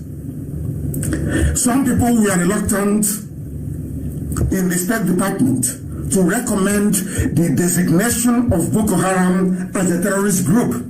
Due to that very reluctance, the senators wanted to know, why did you delay? When no, should I say, useful answers were forthcoming, they decided to ask for all the documentation between Nigeria and the State Department to be made available to them. Listen carefully, please. Very, very carefully. One document was done, the then Attorney General was Eric Holder. He wrote a letter to the Secretary of State, John Kerry, approving or asking them to designate Boko Haram as a foreign terrorist organization in October 2013. The other was a January 2012 letter from the then Assistant Attorney General, Lisa Monaco, making the case against Boko Haram. The Department of Justice, according to the letter that Monaco wrote, strongly supports any efforts by the Department of State to begin the FTO, which is Foreign Terrorist Organization designation process against Boko Haram. Now, FTO designation is significant because it triggers investigations into terror financing, allows the placement of sanctions on group members and those who support them, like Ali Ndume, all the Fulani supporters of Boko Haram, and enables increased cooperation between U.S. authorities and the military. Now, Monaco's letter was dated January 26th. That was after the Boko Haram killed nearly 185 people in Kano alone. But they found time to tag IPOB a terrorist movement. That is why we must see their moves and their plans. If you are intelligent, you will understand what the zoo is trying to accomplish. You will understand the way they operate. You will come to appreciate how determined they are in order to stop us from having Biafra and freeing other people as well. Now, Monaco later became Obama's Homeland Security and Counter-Terrorism Advisor, when she advised that the rate of violence is only increasing.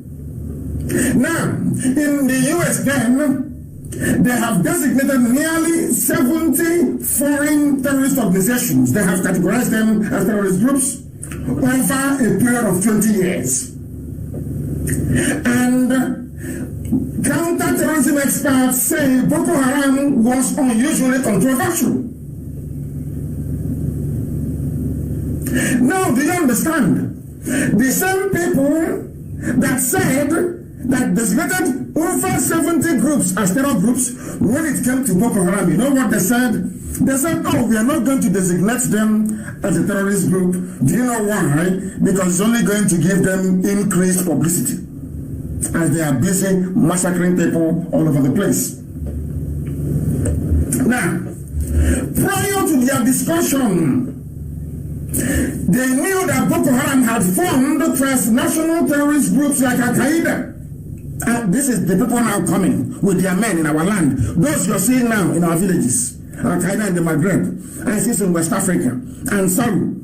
These are the people now in our villages waiting for orders to unleash mayhem. And do you know what this document said? As far back as 2012, it said that their mission was to spread violence across West Africa. So what is happening today in our land? The well-planned, well-orchestrated move to push Janjaweed fighters into the south was recognized in the USA in 2012. In 2012, what you're seeing today was highlighted in 2012 in the USA. Now the question is, why did it take so long to designate Boko Haram as a terrorist group? Even then, Senator Grassley, a Republican, that's the one thing about Republicans I don't quite, they're always on the path of, I wouldn't call it righteousness, of doing things right. Some people don't know that he was a Republican, Abraham Lincoln, that put an end to slavery in America. A Republican, not a Democrat, a Republican. And you know the funniest thing? It was the Democrats who were the ones that used to own slaves in America.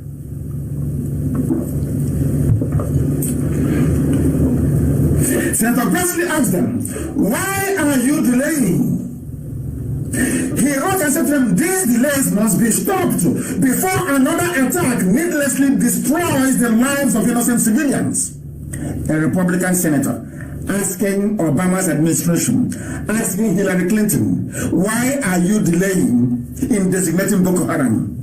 Because they have taken money. Now, that is the background. Let us look at what happened earlier today, or should I say late yesterday night. And before I do that, there is a picture, because they have all these people. They have, when Britain planned to replace Buhari, the dead Buhari, with body doubles and Jubril and all the rest of it, Britain was in on it. Not the administration of Boris Johnson, I must say. Boris Johnson doesn't want anything to do with it. That is why I am confident the zoo is collapsing this year. Boris Johnson doesn't want to be tainted with such abominable crime against democracy. He's an upright man. Boris Johnson is a typical U.S. conscientious Republican senator. He doesn't want to be tainted. He doesn't want his name associated with the fraud going on in Nigeria right now. He said he doesn't want a part of it. He doesn't want anything to do with it. That is why they are panicking in the zoo right now. As I'm talking to you, they are listening to me and they are panicking because they know that I know that the zoo is over. That was a picture I sent to Amaka earlier. You have all seen it before. This is the picture. This is the reason why. For two reasons. One, this is why Bukola Saraki is not being prosecuted for corruption and embezzlement of funds. This very picture. This same picture is the confirmation that all of them in the government, they know that Buhari is no more. Everybody knows that. Even that cockroach that stops Buhari from entering his office, as they claim in Buhari, and that even Jubril himself is no more. Are you aware of that? You know that Jubril is gone, he's dead as well. Are you aware of it? Now, look at this boy with Bukola Saraki. Every intelligence agency in the world, including Israel, they know that Buhari is dead. Every intelligence in the world, they know. It is Britain Britain, every administration since the coming in of the dead Buhari in Britain had supported this fraud. This fraud was supported by Britain. Look at that boy and tell me if this little boy here, maybe the age of our last born, tell me if this boy is Buhari. Look at the way he's with Bukola Saraki, because Saraki knows that is why they cannot prosecute him. When Saraki, remember, there was too much talk about Saraki going to prison that they would jail him. He was a Senate president. He was giving the Buhari a hard time. I'm sure you all remember. Ask yourself, why didn't EFCC continue with Bukola Saraki's investigation? It is because of this picture. I want this picture everywhere. Look at the picture. That is why, because Saraki said to them, any day you write to me again or tell me not of prosecution, I will tell the whole world that this boy you told me is Buhari, this little boy I'm looking at here that I saw in the mosque, I will tell the whole world he's not Buhari. That Buhari is dead. That was why they left me alone. Have you asked yourself why they left me alone? He was in PDP. They're not prosecuting PDP people. Have you asked yourself why they left Bukola Saraki alone? Because of this little boy. And I ask everybody in the zoo, even the most foolish idiots in the zoo, including pigs and swines, I want you to look at this picture and tell me, all of you people talking about, it's Buhari, what they are saying, what the name is, I want you to look at this picture and tell me that this is Buhari. Because this is the very reason why, despite years of looting and I would say outrageous kleptomania, I would say rampant stealing by Bukola Saraki, he is not facing the threat of jail. None whatsoever. You can see the reason why. He knows they brought him in and he said to them, this was what I was saying to Biafran politicians, if you are under threat by these people, just make a statement, give it to lawyers abroad and say, if anything happens to me, my lawyers release this information. That's all, they'll leave you alone. They are busy languishing in jail for no reason. Look at Bukola Saraki, he played his cards very neat. This was the picture he used and told EFCC, if you come close to my house again, if you attempt to write to me, I will tell the world that this boy is not Buhari, that Buhari is dead. They left me alone. And everywhere they know. Everywhere they know. Look at that picture. Look at that very picture and tell me that this is Buhari. I want anybody, including that useless girl who find whatever rubbish she's called, that Yoruba journalist, that useless, stupid, hopeless girl, Yoruba girl, that had the guts to stand up and to challenge our assertions. I want even the dumbest fool in the zoo to look at this picture and tell me that this is Buhari. This was how, you know, when you play Monopoly, you have get out of jail card. This was how Bukola Saraki, this is his own get out of jail card. This is it. Once if you're in trouble, let me give you the expert tonight. If you are in trouble now, you are a politician in jail right now, try and look for a means to contact an external lawyer. Use this very picture as Bukola Saraki did. They will release you tomorrow morning.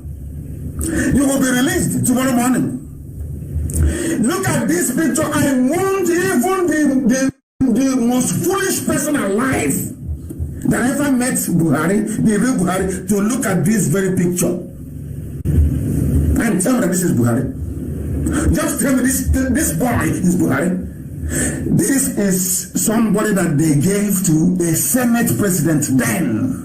A Senate president.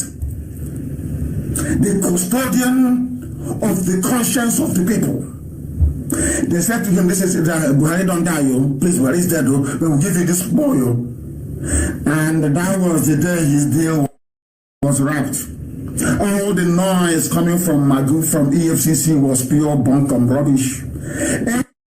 Any politician in the zoo who can stand on his 2 feet to say to hell with you, those ones are not being investigated by EFCC. Those who are in prison are those who are too frightened to say the truth. Is this boy Buhari? I'm asking you. No, he's not. And do you know why they got away with it? Do you know why they can now bring Nama, ordinary Nama cow, and say this is Nigerian president or is Buhari? Even get people will mold cow birthday cake and give to the cow. That is how foolish some people are. And that is why I hate Nigeria. I hate it with every fiber. I despise it.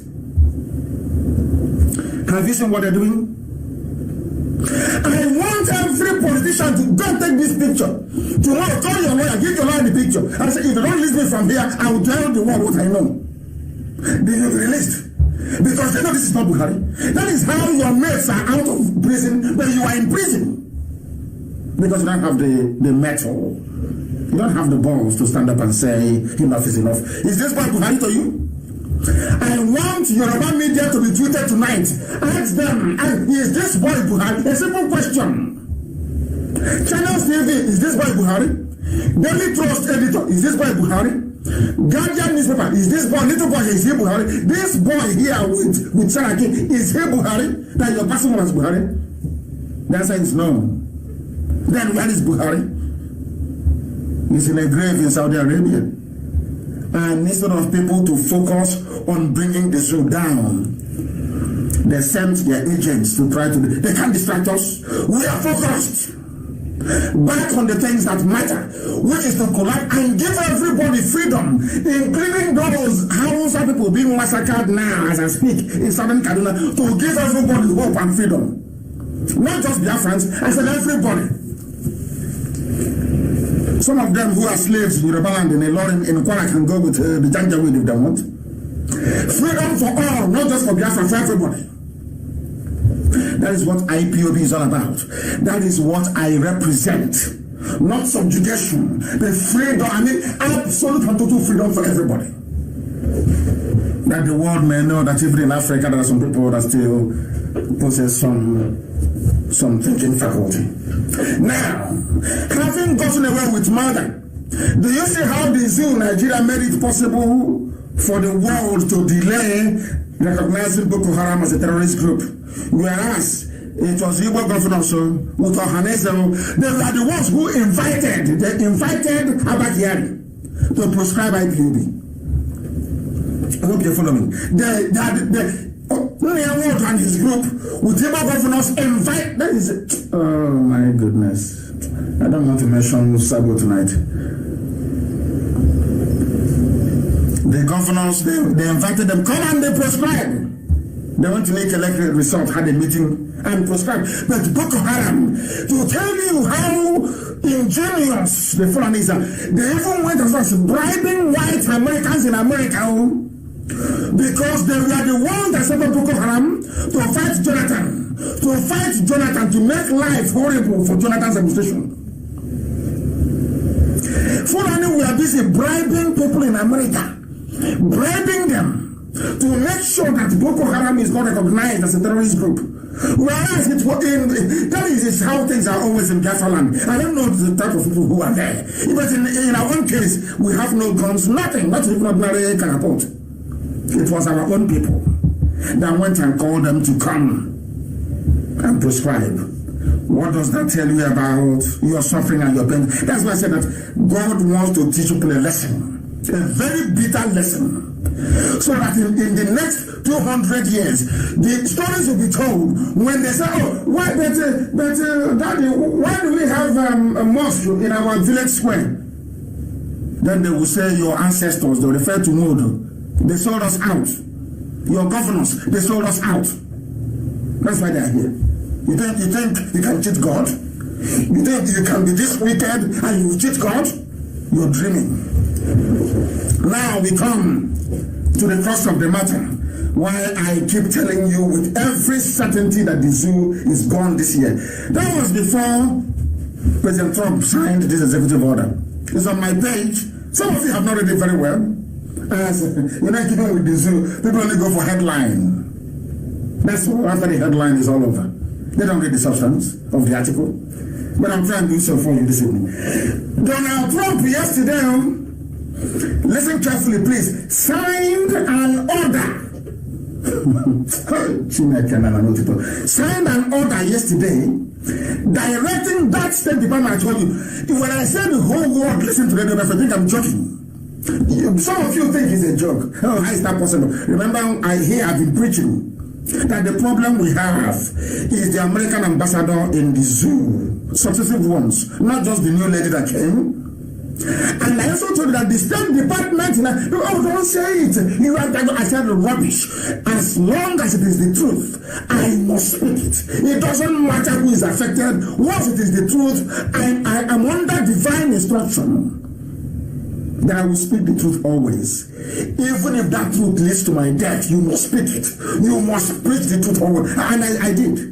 I told you live on air. State Department in America, we've been going to USA. Anytime we get too close to State Department, something will happen. Something will always happen. Senators are fine. Lawmakers, congressmen and congresswomen, they are fine. Anytime it's time to go to State Department, something happens.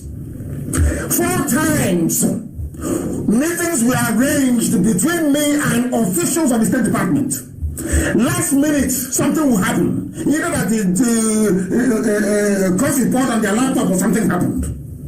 I came back and I told our people, if they say that something is wrong with it, something is wrong there, go and investigate it.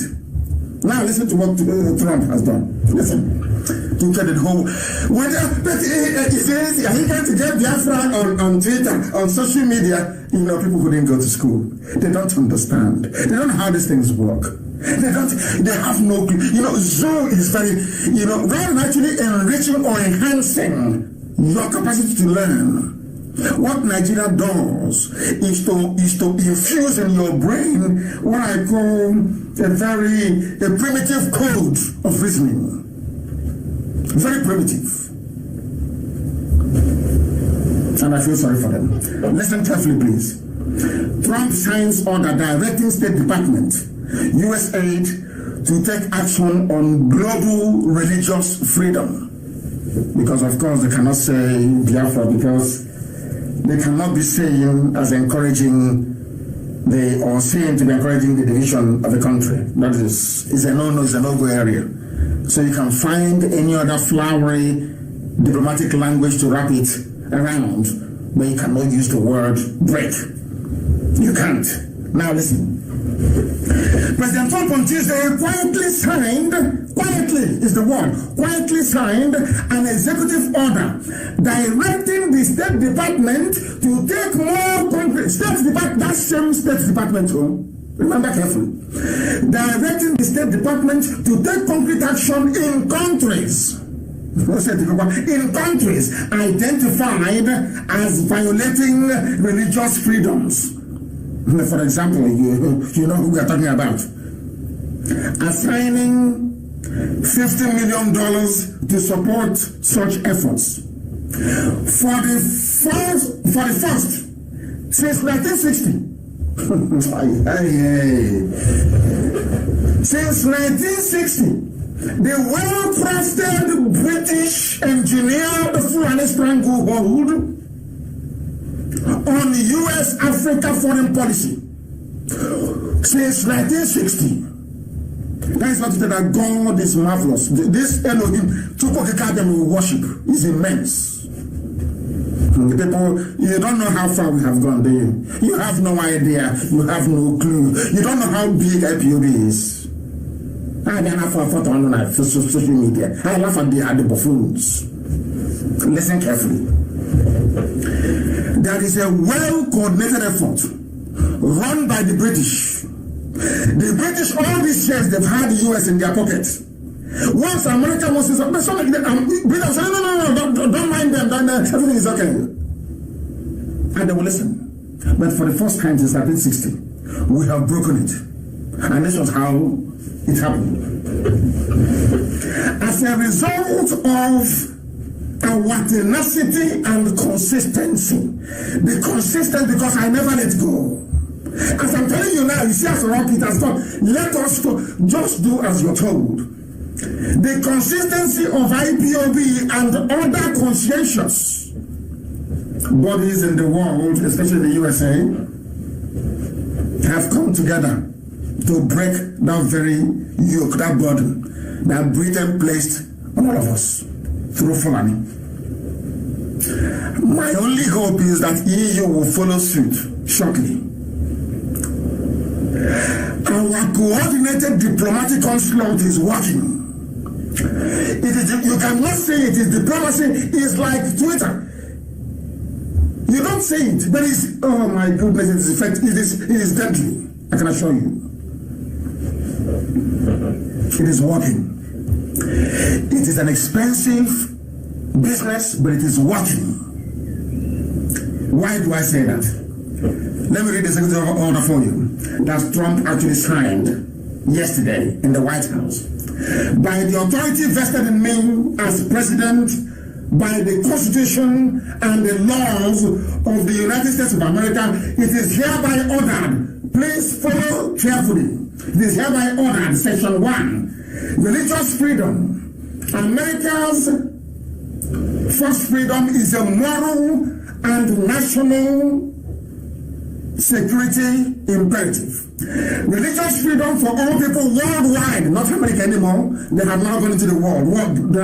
Worldwide is a foreign policy priority. For the first time, it's a priority for Trump. Priority for the State Department. Priority. And the U.S. will respect and vigorously promote this freedom. As stated in the 2017 National Security Strategy, our founders understood religious freedom not as a creation of the state, but as a gift of God to every person and a right that is fundamental for the flourishing of society. Do you know when we went to America? We meet officials and they will say to us, oh, but it's only stammers and headers. They are clashing. I said no. Ask those that went to it. I will say no. It's not stammers and it is Islam against Christianity and other religions. They said no, it's stammers, there is a problem, there is a drought. I said no. I proved it to them that it is a well-organized, well-funded, well-coordinated Islamic onslaught on the South. Meeting after meeting, meeting after meeting. In some cases, we will be in Washington for a week. Meeting after meeting.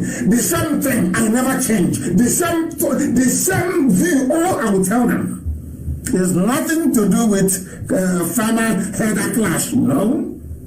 These people are coming to take our land, to burn churches, to destroy our way of life.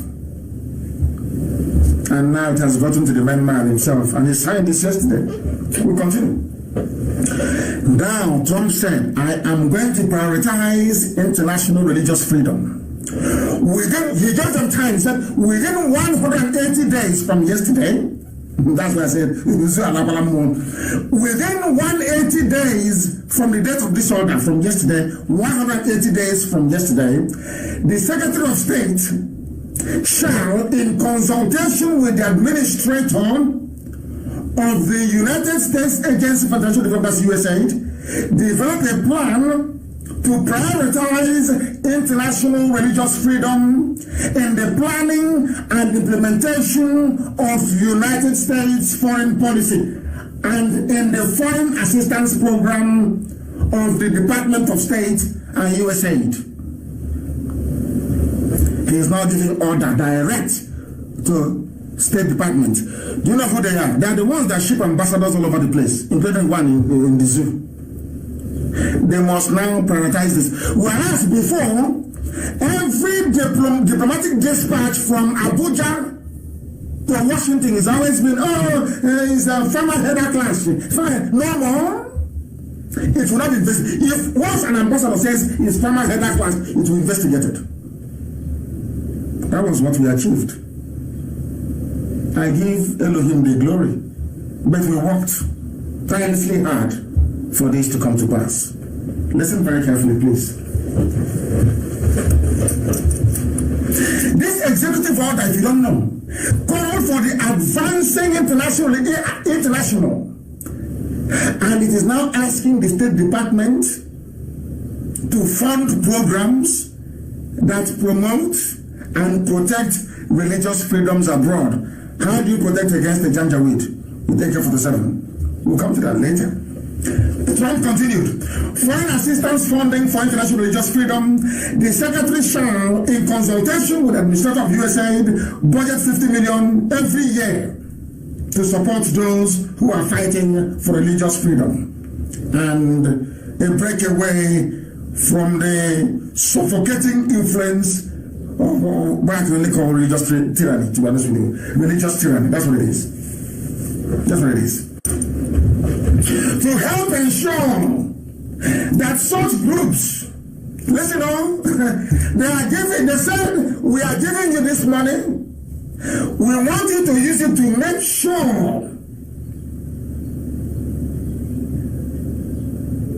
that distinct communities are protected, to promote accountability, so that those who are perpetrating them will be held to account. All this is a full Janjaweed promoting like L5. Those funding, he's gone, he's finished. He is finished. He is gone. All the people that are supporting, you know, when he said we paid them in Southern Kaduna to stop killing people, that was the end of him. Once coronavirus finishes, he's a big mess because of this thing that Trump signed. All the perpetrators, all those that support people who go about murdering and slaughtering people because of religion, he's a gunner. He's a gunner. Maybe he'll run to Dubai. And I know that's what I'm going to do. Once the zoo collapses later on this year, they'll run to Dubai. That's what I know. This money, USA though, this money is going to go towards improving safety and security in churches, especially in the Middle Belt. So if by this time next year, USAID is not giving this money to protect churches in Benue and in Kogi, we know there's something wrong. It is here. In case you don't know, it is here. It's written in black and white. In black and white. Now, you must ensure that every faith-based and religious entities, including those in foreign countries, are not discriminated against on the basis of their religious identity or religious belief. You cannot anymore. No longer in the zoo. From yesterday. No more. They will now be held accountable. Now, this order also calls for diplomats, so as I told you before, because I told you that they listen to us. They listen to Ipob, they listen to Radio Biafra, all of them they do. Radio Biafra is international, and I want to prove it to you tonight, that they listen. You know what Trump said? Trump didn't just write this thing and say, okay, you got to implement it. He said, no. This order calls for diplomats to increase efforts in raising concerns. They are now asking the U.S. ambassador in the zoo, anytime there is an atrocity in Nigeria, you must raise it, you must query, you must ask what is going on. Do you understand it? Do you now understand it? They can no longer pretend nothing is happening. The heads of all agencies shall, when appropriate in coordination with the Secretary of State, raise concerns. You must tell us. This is the body language. You must let us know what is happening. Unlike what has obtained in the past. Now, do you know what they said? Yep. Oh my goodness, Trump, unbelievable. Do you know what happened? Because of what we've been saying, he now said, maybe the officers don't have training on how to report on all these things. You know what Trump said? Trump said there's going to be training for all officials. Department of State, that's same people stopping us from moving forward. All their employees in foreign Affairs will now undertake training modeled on the international religious freedom training described in a particular section they have in their law that they made in 1980. Within 90 days, within 90 days of him signing this order, the heads of all agencies, that assign personnel to positions, in other words, those who assign duties, diplomats, all the rest of us overseas, shall submit a plan to the president through the assistant to the president for national security affairs, detailing how the agencies will incorporate the type of training described in this particular executive order into the training that they have every blessed day, especially those abroad. This is how to make laws. The man sat down and talked about this long and hard. Why is it that when people are being killed, I'm not hearing about it? Why? People say he's a racist, but he's not. That is not. What he's doing is to save people abroad, especially in Africa, especially in the zoo called Nigeria. You know what Trump said? Maybe you don't have the training for this. Incorporate this reporting in your training, so next time when evil is happening, you report it to us. Because they listen to what we're saying. Now, do you understand it? Within 90 days, he said to them, so within 90 days, I expect the US ambassador to be reporting back exactly what is happening. What is happening? Then this is astonishing.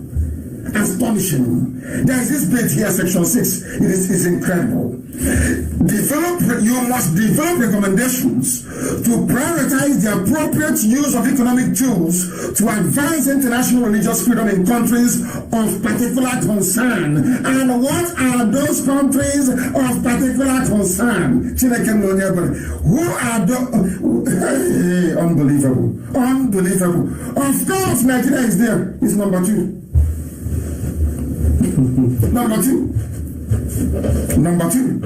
The Secretary of the Treasury, this is section 6B, in consultation with Secretary of State, may consider imposing sanctions under Executive Order 13818 of December 2017, which, among other things, implements the Global Magnitsky Human Rights Accountability Act.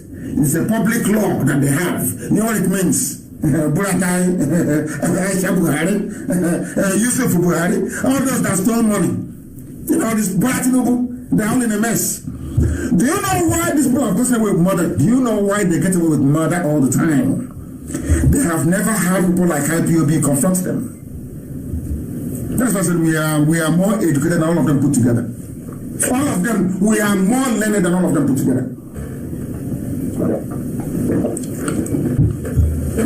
We understand the law and we make use of it. That is why they cannot convict us in their court. No, it's impossible. Because we know the law. You say Aisha must go to prison.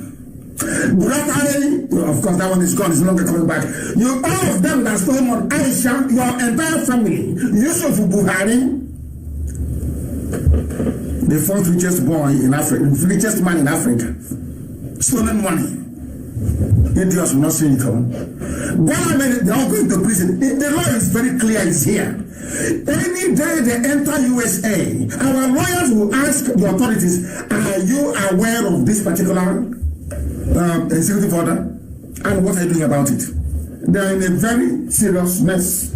Now they have described countries of particular concern that they have.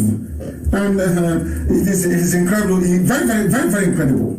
Do you know who those countries are? Now listen. The president's order yesterday follows the publication in April of the U.S. Commission on International Religious Freedoms. The annual report that we published everywhere. People thought it was nothing. You know, they don't read documents. People don't read because of the very gossipy nature of the political climate. It's a climate that feeds on gossip, not on facts and figures, only gossip. Because when this particular report was published in April, it was widely circulated. Remember, this independent group, now mapped out countries that need to be looked at. That needs to be looked at, of course. For 2020, you know what they said? They recommended a new designation for Nigeria. Nigeria is number 1 on the list. Oh dear me. Oh dear me. This particular legislation imposes sanctions on foreign individuals. Aisha Buhari, Buratai, of course, Abacha is dead. Tinubu, El Rufai. That's what it says here.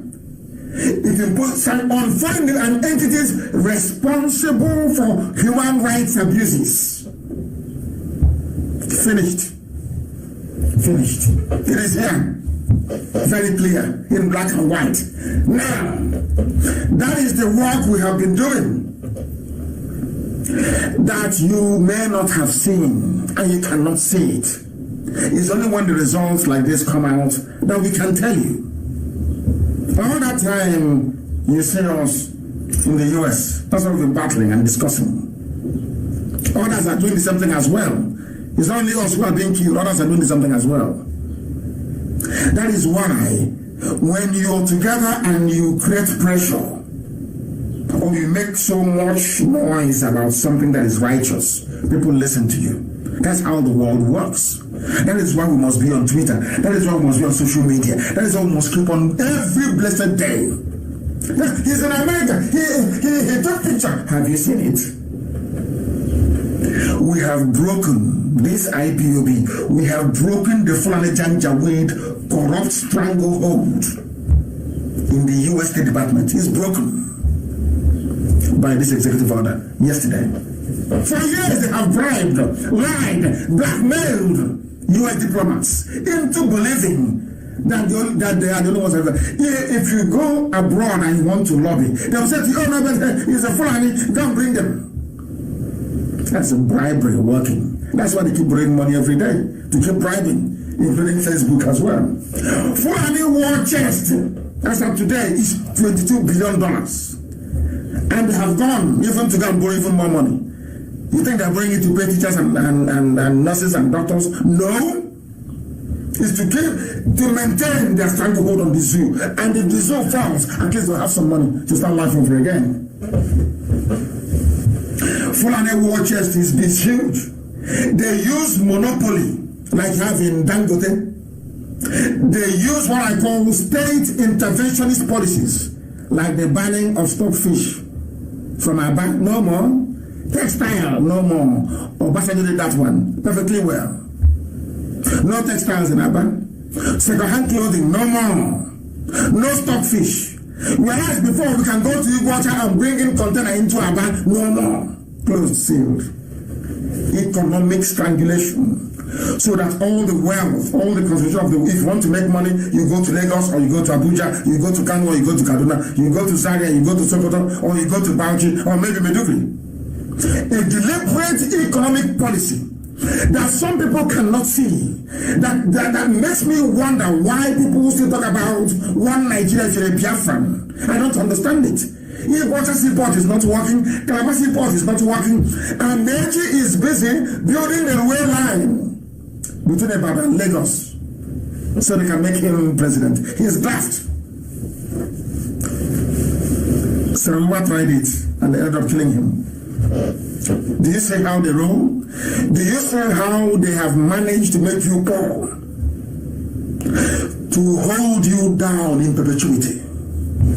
And those are the chains IPOB is breaking.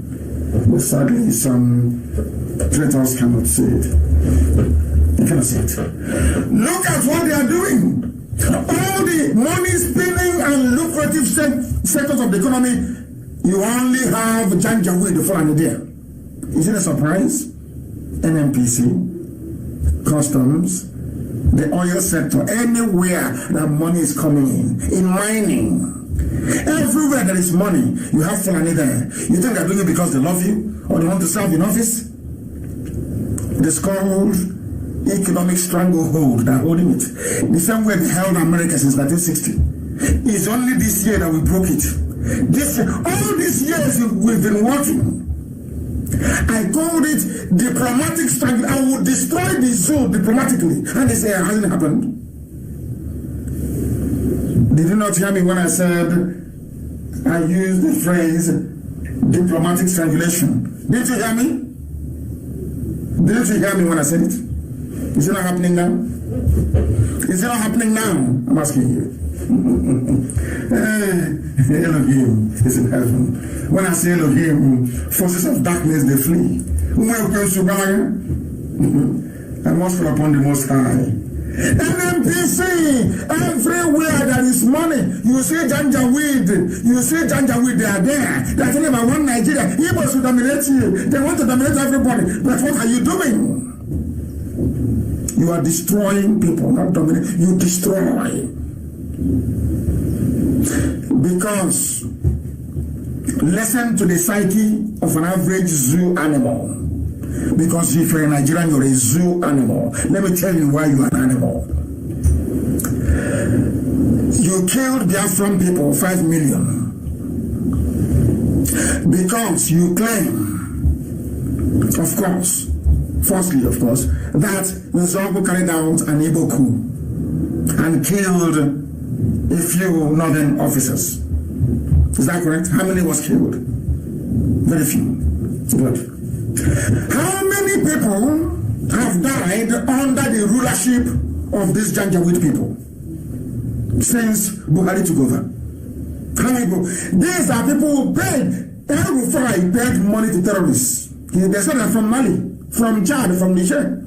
He said, I paid them, our misguided brothers. A president so-called calling terrorists his misguided brother, or his brothers, so to speak. And you all forgave him. If I'm to go by the rubbish you're doing in the zoo, and you voted for him again. How many people have they killed? How many? Who created them? Who are their sponsors? These are the people that named Buhari at one point as the chief negotiator when he was alive. He was the one that said an attack against Boko Haram is an attack against the North, which Tinubu paid Google to remove. But we have the picture caption. You forgave them, voted for them again. But you cannot forgive an Igbo man because an Igbo man led a coup that killed less than 50 people. But you can forgive a man that is presiding over the wholesale slaughter of villages in broad daylight. Do you see how warped the brain of a Nigerian is? Do you see why I hate the word? That name Nigeria makes me sick. Not because when a buffoon says new Nigeria, I want to start vomiting. This is why I hate Nigeria. You can forgive a man that came out and said, Boko Haram are my brothers. They are misguided. If you attack them, you are attacking me. Yes? You can forgive such a man and claim to have voted for him again. I say he's a good man. Legendary Zoological Republic. They are now lamenting. Those that said Igbo man, they are now lamenting. Why? That is the same where we come from. Some people talk we have to try and be against we are fighting our freedom here. You have to do well to be seen to be against your own flesh and blood. I said flesh and blood. The same DNA. The whole Niger Delta nonsense. People raised with money stolen from abandoned properties. Shame! Shame! Because of shame! They can't come out. Because there's something called Oriko. I don't know if some of you who are vast in our ways, in our traditions. You can't steal from your brother and come and dine with him. You will die. That is what is holding some of them. So when you see them say, we are Nigerian, please forgive them. It's ignorance and fear. One day they will apologize. One day they will apologize. But that doesn't hold for anybody saying that Nigeria they are foolish. I'm being honest with you. You are. Look at it here. Do you know why I say you're foolish? Look, the same reason why you chose the name Niger Delta is to give the impression that oil is coming from our land. Let's look at what's happening in the zoo. Pandev wrote letter. It's not a thing of joke. You are begging. You're no longer strong, though. When it comes to Biafra issue, to Igbo issue, to uniting our people, you'll be running your mouth like a bombed pipeline. You'll be gushing oil, you'll be running your mouth like a fool. You'll run your mouth against those running NMPC. You cannot. You can't, because you're a coward. All of you are. Now listen very carefully to this. These are the list, these are the names of the people who are managing NMPC. They said, this is what we are avoiding. We don't want an Igbo man to dominate us in Biafra. They will dominate everything. Now I want to ask them, in Nigeria, are you not being dominated by the Fulani? Are you not? Are you that foolish? You can no longer see? When it comes to Biafra, every idiot, those with fake names, those with fake accounts from everywhere, they will crop up the writing rubbish. Of course, mind you, most of them are fake accounts run by Fulani people. I must warn everybody before you start, getting high blood pressure over it. Those are people from Fulani or those fathered by them during the war. This was the trick they played with Hausa people. We are Hausa Fulani. When there is nothing like Hausa Fulani, absolutely nothing. A Fulani man is different from Hausa man. Different in every way. We are Hausa Fulani.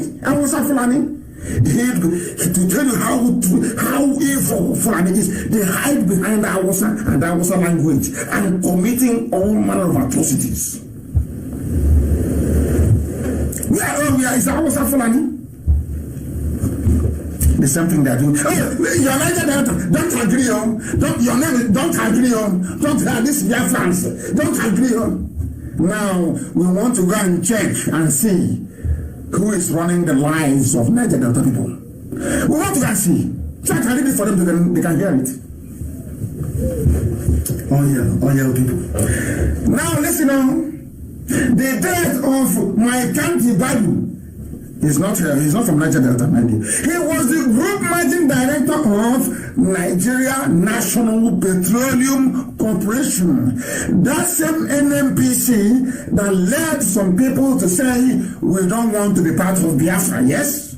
Who was managing it before? My country Bible. Not to Tamil, not to India. Because he preached the truth. Most of them they refer to the pipeline security guard. That's their contract from Jonathan's time. 400 million naira every year contract. Poverty is a disease. It's a very big disease. Very big disease. A review of the top 20 executive positions in the corporation, NMPC, the same NMPC that made some people to deny who they are, the same NMPC that made some people to say we are Nigerians, we are not Biafrans. The same NMPC. And who is in charge of NMPC? Are you listening to me? The group managing director is MNK. Chief Finance Officer Umar Aliyah. Chief Operating Officer Yusuf Usman.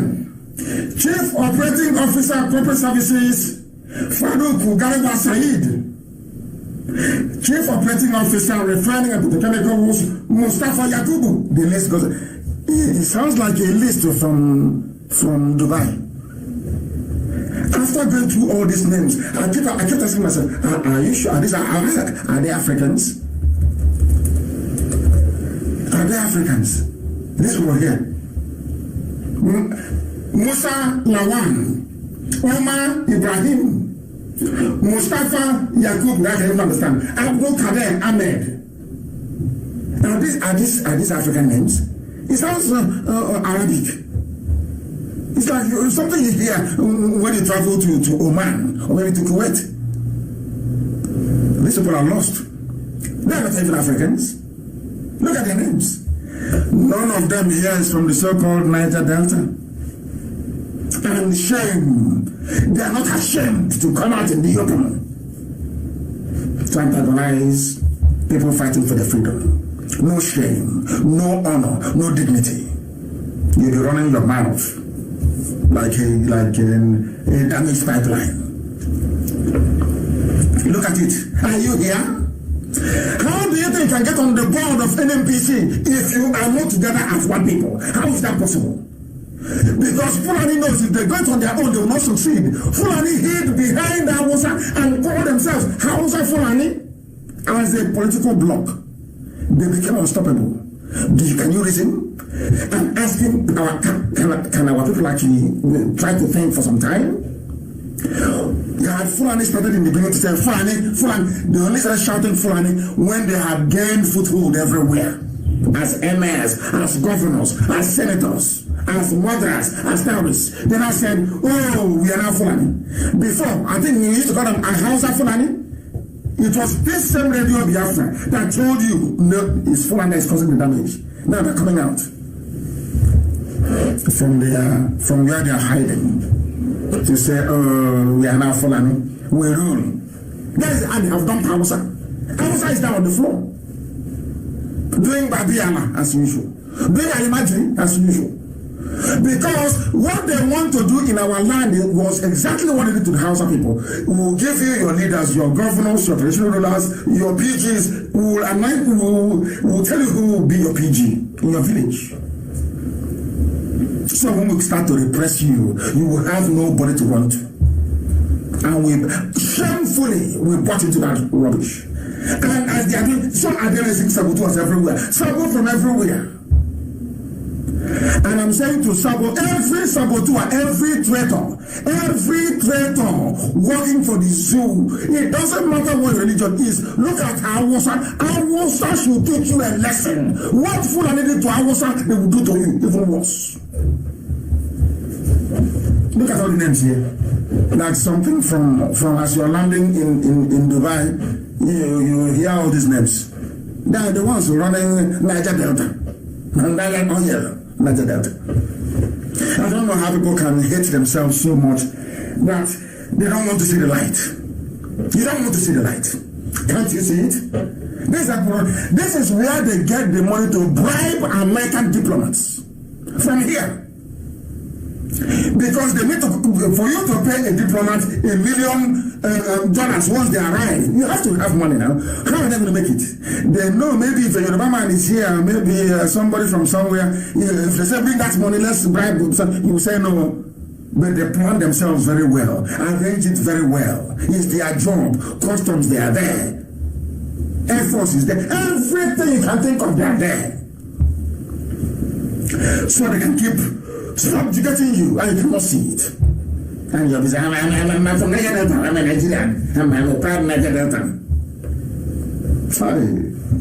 The Lord have mercy on your souls. Only 3 top positions we are located to the whole of the South. The rest they took everything. What can you do? Maybe you write another letter tomorrow from Pandef, Mr. President. Can I please beg you to, but you cannot write to beg an Igbo man. But you can write to beg a Fulani man. Do you see how foolish, do you see how inferior people have become from so-called Niger Delta? Do you see how inferior you are? Pandef is now behaving like a kindergarten child has been flogged many times. That's what it is. He said, oh, I want more. They flog you. Now you're there. You're no longer a PhD holder. You're no longer, the alcohol of your village. Oh, he said, dear President, dear Mr. President, you are a good man. God brought you into power. You are doing very well. You love everyone. You are a father to all. Please, can you give us at least 1% in NMPC? Sabo everywhere, saboteur. You say the price of sabotage. Niger Delta, when you look at this list of everybody in NMPC, do you see the price you're paying for sabotage of Biafra? Do you see it? So we were paid with his life. Fulani will come and twist your brain with the help of Yoruba media. They twist it very well. They polish your brain. They twist it. And it is arrived. Until they deliver you. Did you see your brain? Now, Pandev, that the chairman is Edwin Clark. Now that you're writing a groveling letter begging for position, are you remembering your days of treachery? And some of your children are doing today. And my curse on you is that the same way you're begging Fulani, and I can't do it. I don't want them to upset with me. I don't want you to come to upset with me. I can't curse you. Yes, Easter will have cursed you and said to you that your children will write letter to beg Fulani. They don't say what you're writing. When you are betraying Biafra, do you know that one day you'll be begging? All of you betrayers, we know who you are. All of you who are agents of the North, we know you. It doesn't matter how much noise you make or how important you feel. You are nothing. You are a simple Fulani stooge agent. You are nothing. You're nobody. The same. What you are doing now was what Edwin Clark did in 67, 68, 70. Betraying his people. Today, he is now writing a letter begging, dear President, can you please consider one of our children to join the board of NNPC? There is nobody from here. What you're doing is not good. There is God. Oh dear. Zoom.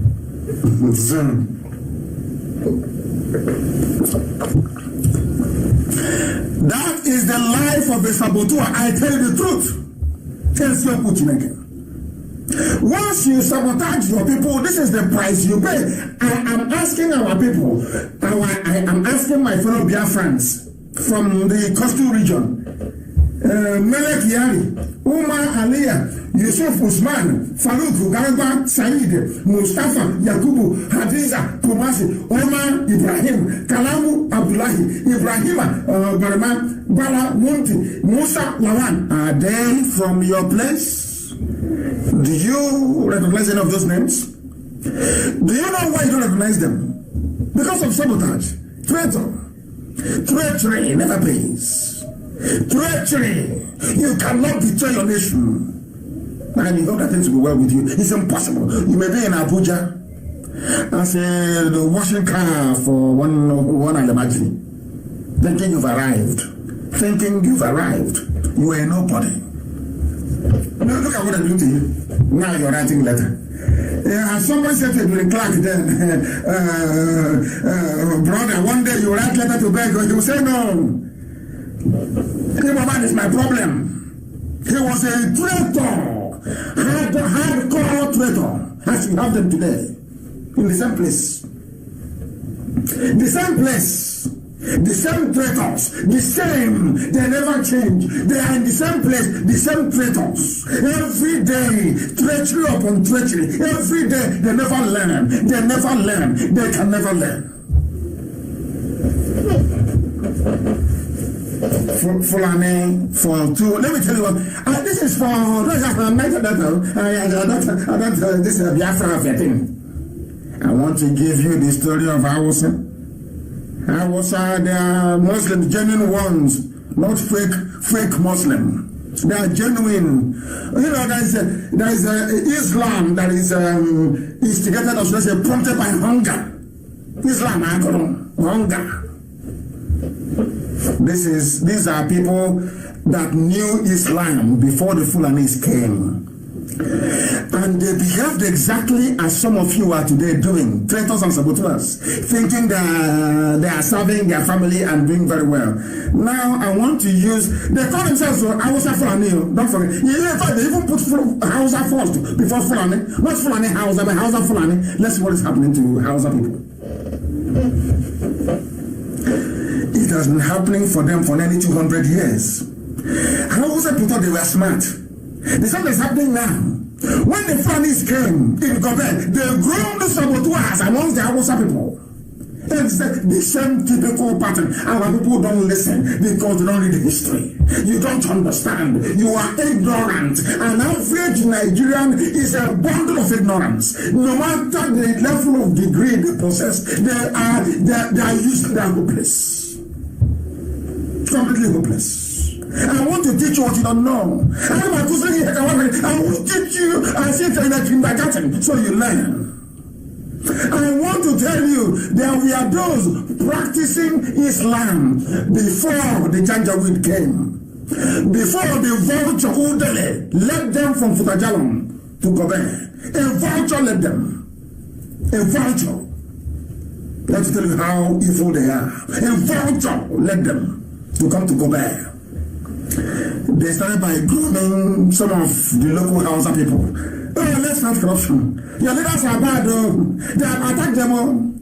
Then there was no Facebook or Twitter. Maybe the Twitter they had then was Furadununu, that thing they used to carry Furadununu. Oh, your leaders are bad. Don't. These are people who are so hardened. Fulani is so dedicated to their mission and their goal that they gave out their wives and their daughters to sleep with Arab slave raiders. Do you understand? The people you now have in Asorok, I'm giving you raw history that is priceless. Fulani you see in Asorok today to tell you how determined they are. When the Moors came, when the Arabs came to come and take slaves from Africa, because they were the first to come. It's not today we started being stupid, black people from Africa. Our stupidity despite antiquity. They came to carry us. You will see maybe 2 Arab men. He will come and he will tie a whole village with one rope and lead them across the Sahara Desert. Oh dear me. Even till today in America, they are kneeling on our neck and killing us. And I ask myself this question: why don't they kill Asians like that in America? Why always black people? But we'll get to that later. When they came, Fulani, in order to protect themselves, as I said, they gave away their daughters. They gave them, as I say, is now doing prostitution inside Asorok. That's what she's doing.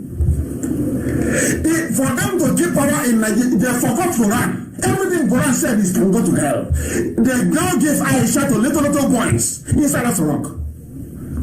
That was what their progenitors did.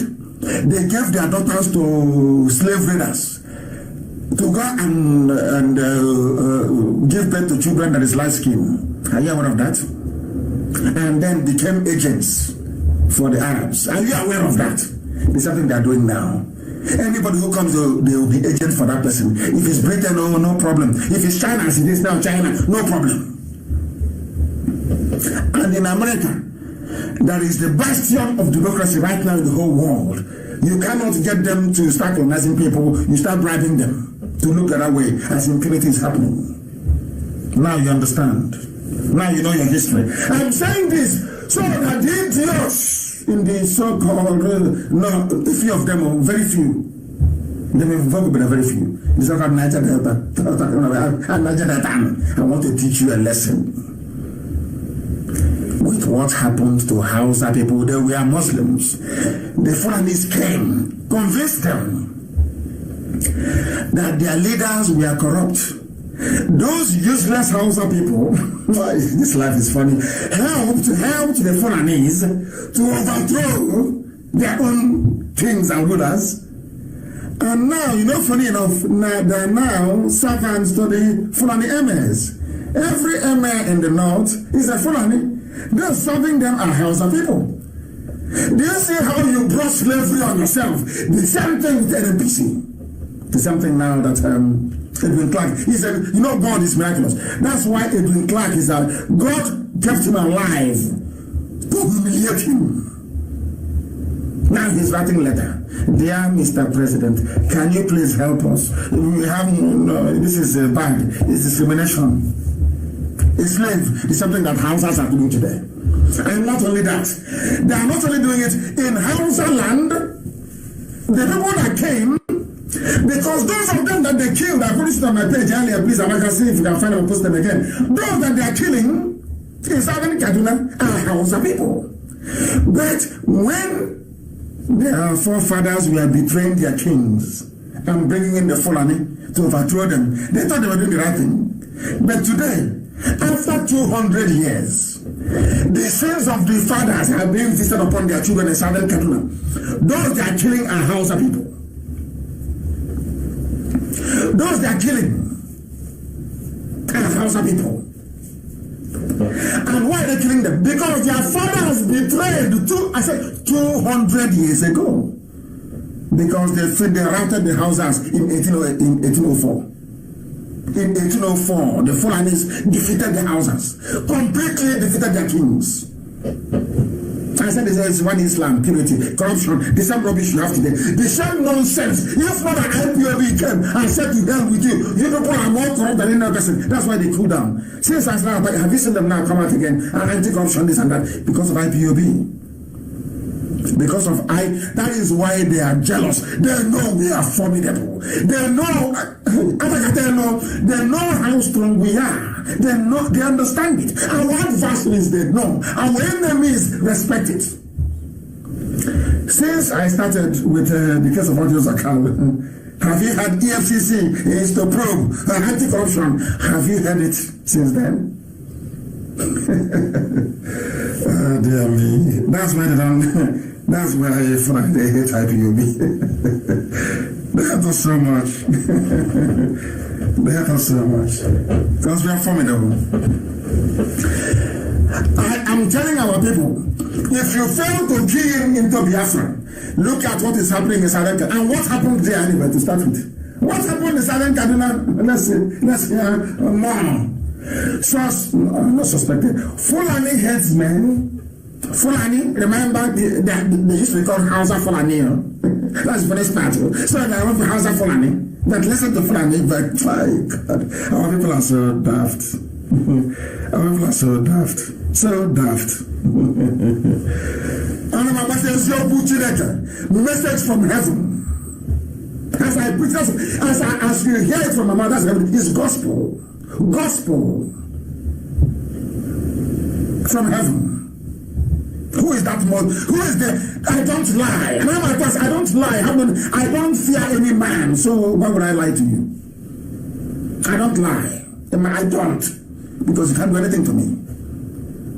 If I tell you the truth, you can't do nothing to me. You can't do anything to me. Let me tell you what 200 years of what of betrayal brought to southern Kaduna. We left yesterday. Fulani headsmen in very southern Kaduna community had women, children to death. This is a gift from 200 years ago. Betrayal. That's one that's still paying. Southern Kaduna. And somebody said, an eyewitness, well, we are just walking up when the headsmen came around 5 a.m. They came with weapons and started chopping people to death.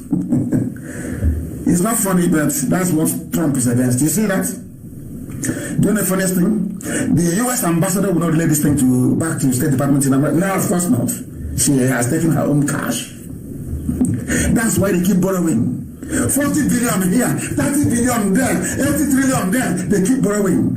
Because as they are Fulani tribes on terror, they can't fight a war. They are not warriors. They are not. Believe me, they are not. When Ottoman Danfodio came, Ottoman Danfodio convinced Hausa people to fight their kings. The Fulanis never fought. They had the monarchies of Hausas. That is why I make the Hausa race is a very good race. They are good people. I keep saying it morning, noon, and night. Hausa people are good. Very, very good. Arguably the best people in West Africa. Hausa people are very good people. By nature, they are good. If you see any bad Hausa person, no, there is a Fulani blood in that person. No Fulani is nearby. Hausa people are good. Very good. Now, but they were foolish 200 years ago to have allowed the Fulanis to come to defeat their kings. Today they are paying. They are being hacked. These people are evil. Fulani. And you go, you say to a British diplomat, can't you see what's happening? It's water scarcity in the Sahel. And I said to the man, this terrorist put a knife to somebody's throat. He said, no, it's water resources. I thank God that Trump has listened and has done something about it. And we're not going to rest down because they'll be pumping more money to officials of State Department. They'll be pumping more money. They will hire even far more formidable consultants. They will do that. They will go to PR agencies. They do everything. The CNN, their budget will increase. Look at the death of one man in America. The whole world is in a standstill. But people are being slaughtered every day like chicken. Every blessed day. Every day. Not one single protest. Not one. And when IPOB come out, he doesn't think it's you're protesting. You want to be killed. You're protesting. God bring your children to protest. You see, it's stupid people. But nobody's asking those protesting all over the world, oh, God bring your children down. Do you see the way a black man reasons? Do you see how warped? Do you see why we are slaves? Do you see why black? Because of the way we reason. The way a black man reasons is astonishing. Astonishing, I tell you. I tweeted it earlier. I tweeted earlier that I endorsed the protest going on in America over the horrendous killing of George Floyd, which is dreadful. And the Nigerians protested. The death of George, which is regrettable, Nigerians protested. And I'm asking Nigerians, who is going to protest the death of women and children from Southern Kaduna? Do you see the hypocrisy of a black man, of a Nigerian? Hypocrisy of the highest order. Hypocrisy upon hypocrisy. Devilish people. When you tell them the truth, they look for one allegation and concoct and put on your head. That is how they are. Everything Nigerian is evil. Everybody who stands up in Nigeria is an evil. God knows that person is the embodiment of iniquity. You are protesting in Abuja, protesting in Lagos for George Floyd. Who is going to protest the daily massacre of children? Oh, because they are not on it's not a good you have nothing to gain from it. You're not going to make your Facebook page look nice. That is why God looked at Africa and said, I'll give you Biafrans. If they can stand on their own, I'll bring light into Africa. If not, you are doomed forever. You don't know how God works. Don't you know? God saw black Africa and said, you people are evil. But I will pity you. It's just like a diamond encrusted with death and mud. Go and look for it and wash it clean. That's what Biafra has come to do. If you don't know. Without Biafra, you're all in darkness. From generation to generation, you're finished. Yeah, Nigeria has to protest at the US Embassy in Abuja. Can you believe that? When people are dying every day, every blessed day, George Floyd was killed, sadly, of course, by a law enforcement officer. But every day in your zoo, somebody is being shot dead at checkpoint for no reason. And you have not protested. Hey, this UG, black people, black people. Oh dear me. Oh dear me. Oh dear me. There's some we never learn. Never can we? Do you know there are people in our land selling, people in our village selling land to Fulani for Ruga? They gave me Yala 100 billion, and they're spending it very wisely.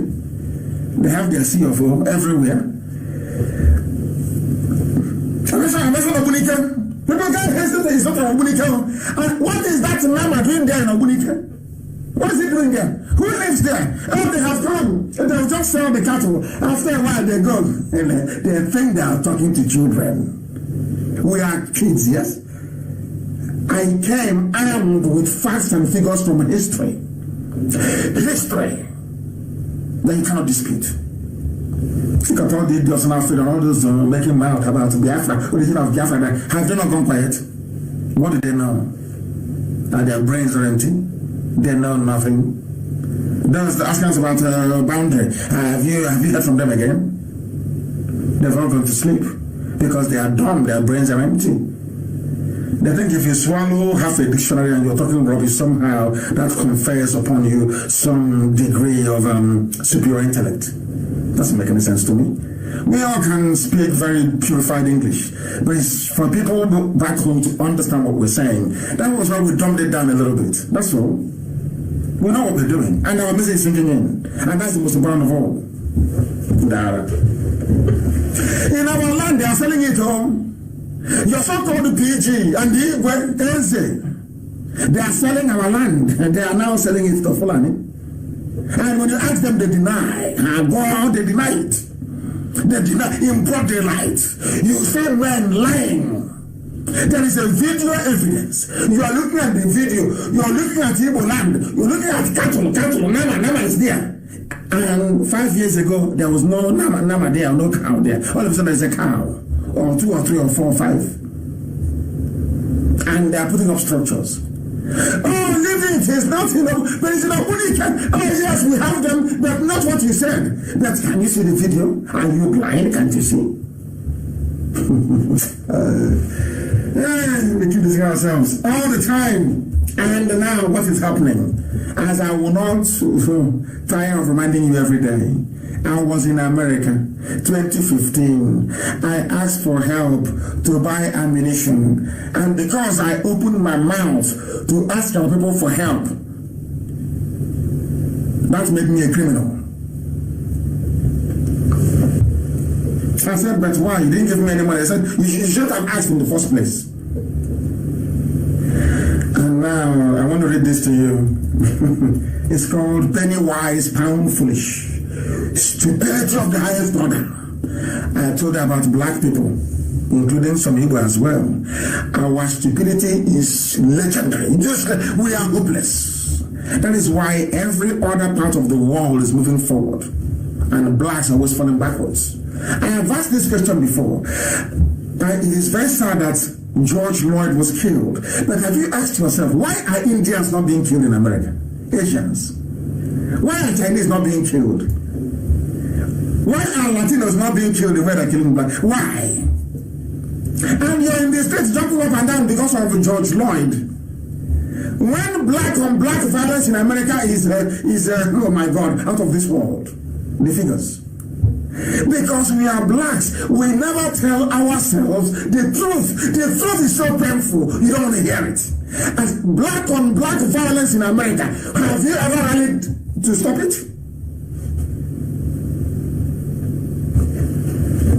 Because of the reason.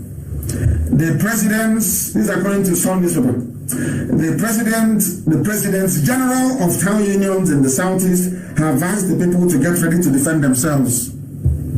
It's something I said in 2015. In 2015 I said it. In 2015. Now, those in the village are saying the same thing. Yet we don't learn. We don't learn. And how can God love you? How can you say that God will love you with this way of listening? Now, the preachers are now asking for defend yourself. So we're just going to no organization, nothing. The front is organized. The Nigerian army is helping them. They've come equipped. They've had sleeper cells in our village for 40 years. And he said, just like that, flippantly, go and defend yourselves. Just like that. And go and defend yourselves is how you're going to resist an army that is equipped, fighting with their agents on the ground. With their agents on the ground. Because those coming, they have friends in Biafra land. They have friends in Biafra land. They have friends. Their job is to divert your attention away from what really matters. It's trivia, more or less, with nonsense. And some of you fall for it. They are gimmicks, they are games. They fall for it. You fall for it, rather. And that's why we are where we are today. Defend yourselves. They will struggle when your agents have sold our land. Your eagles have sold our land. The same PhD calling for self-defense has taken money. Who's going to defend us then? My phone will not stop ringing. It's IPOB. Come, IPOB, come. And I keep asking them, how can I defend you without guns and bullets? How do you expect me to do it? How? Well, as I told them then, it's now too late anyway. It's now too late. Even the bishop has written, a man that I have immense respect for, Anthony Obinna. He's a good man. He has written. He's the Archbishop of Owerri, Roman Catholic Archbishop. You must go and defend it. Something. Go and defend yourselves. But I saw this thing in 2015. And I told you they are going to come. I was very certain. I said, they are coming. I didn't say maybe. I saw a vision. I was in a dream. No, I didn't say none of this. I said, I know they are coming. It's in their nature. They will always come. If they fail, they will try again. That's how they are programmed. They're like a piece of software. It's wired in their DNA. They must come. Now, haven't they come? How come none of the saboteurs is making reference to what I said in 2015? Traitors. They can't. To put them to shame. And he was in America, said no, that it's one Nigeria, that they have one hotel where prostitutes are lodging in Abuja. So because of that, if you want to spoil their business, one has a face me, I face you in Abuja back in Lagos. So why should I support Biafra or defend our home? But it has come. And I feel sorry for you. You are pompous and you are. Why won't I be arrogant? Why won't I be pompous? Did I warn you? Did I not tell you before? What did you say? What did you say when I told you that they are coming? What did you say? What did you do? All you did was to betray, to go and call our backyard, to bring Buratai, to come and kill as many of us as possible. There is a saying also where I come from. There's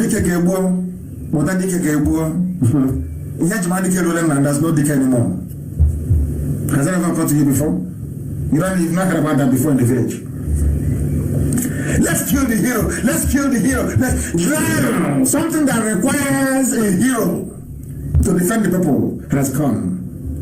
Now you start running around looking for a hero to defend you. You want to go to war with the Janjaweed. There is no general. You have no general and you want to go to war. Or you want somebody who works with them to lead you in battle. Like Afonja did in a Lorin. The big is Afonja. You also don't know? So you are stupid, you don't know? Somebody reigns as a child of heaven. All of a suddenly you convert. Somebody from Biafra land converting to Islam. Come on, there is something wrong with you. Then you have an identity crisis. You don't know who you are. You don't know who you are. You know who you are. We must keep getting them. We have to. You are asking, you know how? Let me. I said I will shred this zoo tonight. And from everywhere, I'm not sparing anybody, because it's the truth. Have you ever wondered why Iguacha-Enugu Express Road is not motorable? Have you ever wondered why you cannot travel from Enugu to Onitsha? Have you? Do you know how many times the contract for Owerri to Onitsha Road was awarded? Do you know why Umwai Road hasn't been built? Do you think they were not awarded? Is that what you think? Do you see? I know there is marginalization, I know that. Do you think all these years, even when Jonathan was there, that no money was given for Enugu Water Expressway? Money was given. The people you call your leaders, they get the money. But they're not criminals, so. No, of course they're not.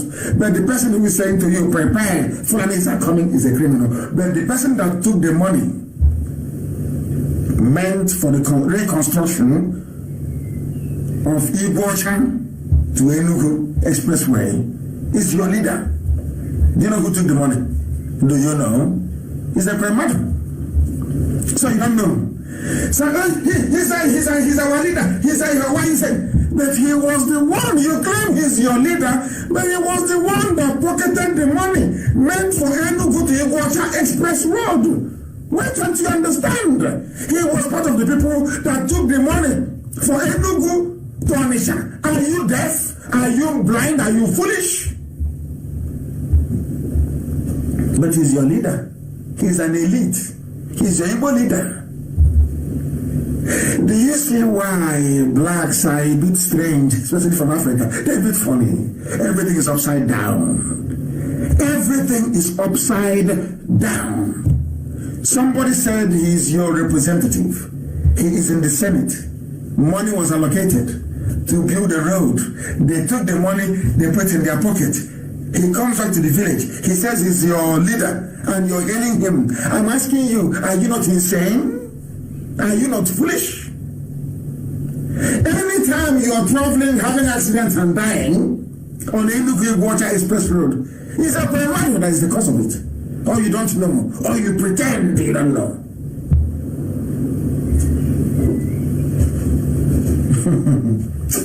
You people, I mean, you people are funny, very funny. Do you see the difference between you and white people? Do you now see the difference between Black Africa and Asia? Do you see the difference between Black Africa and South America?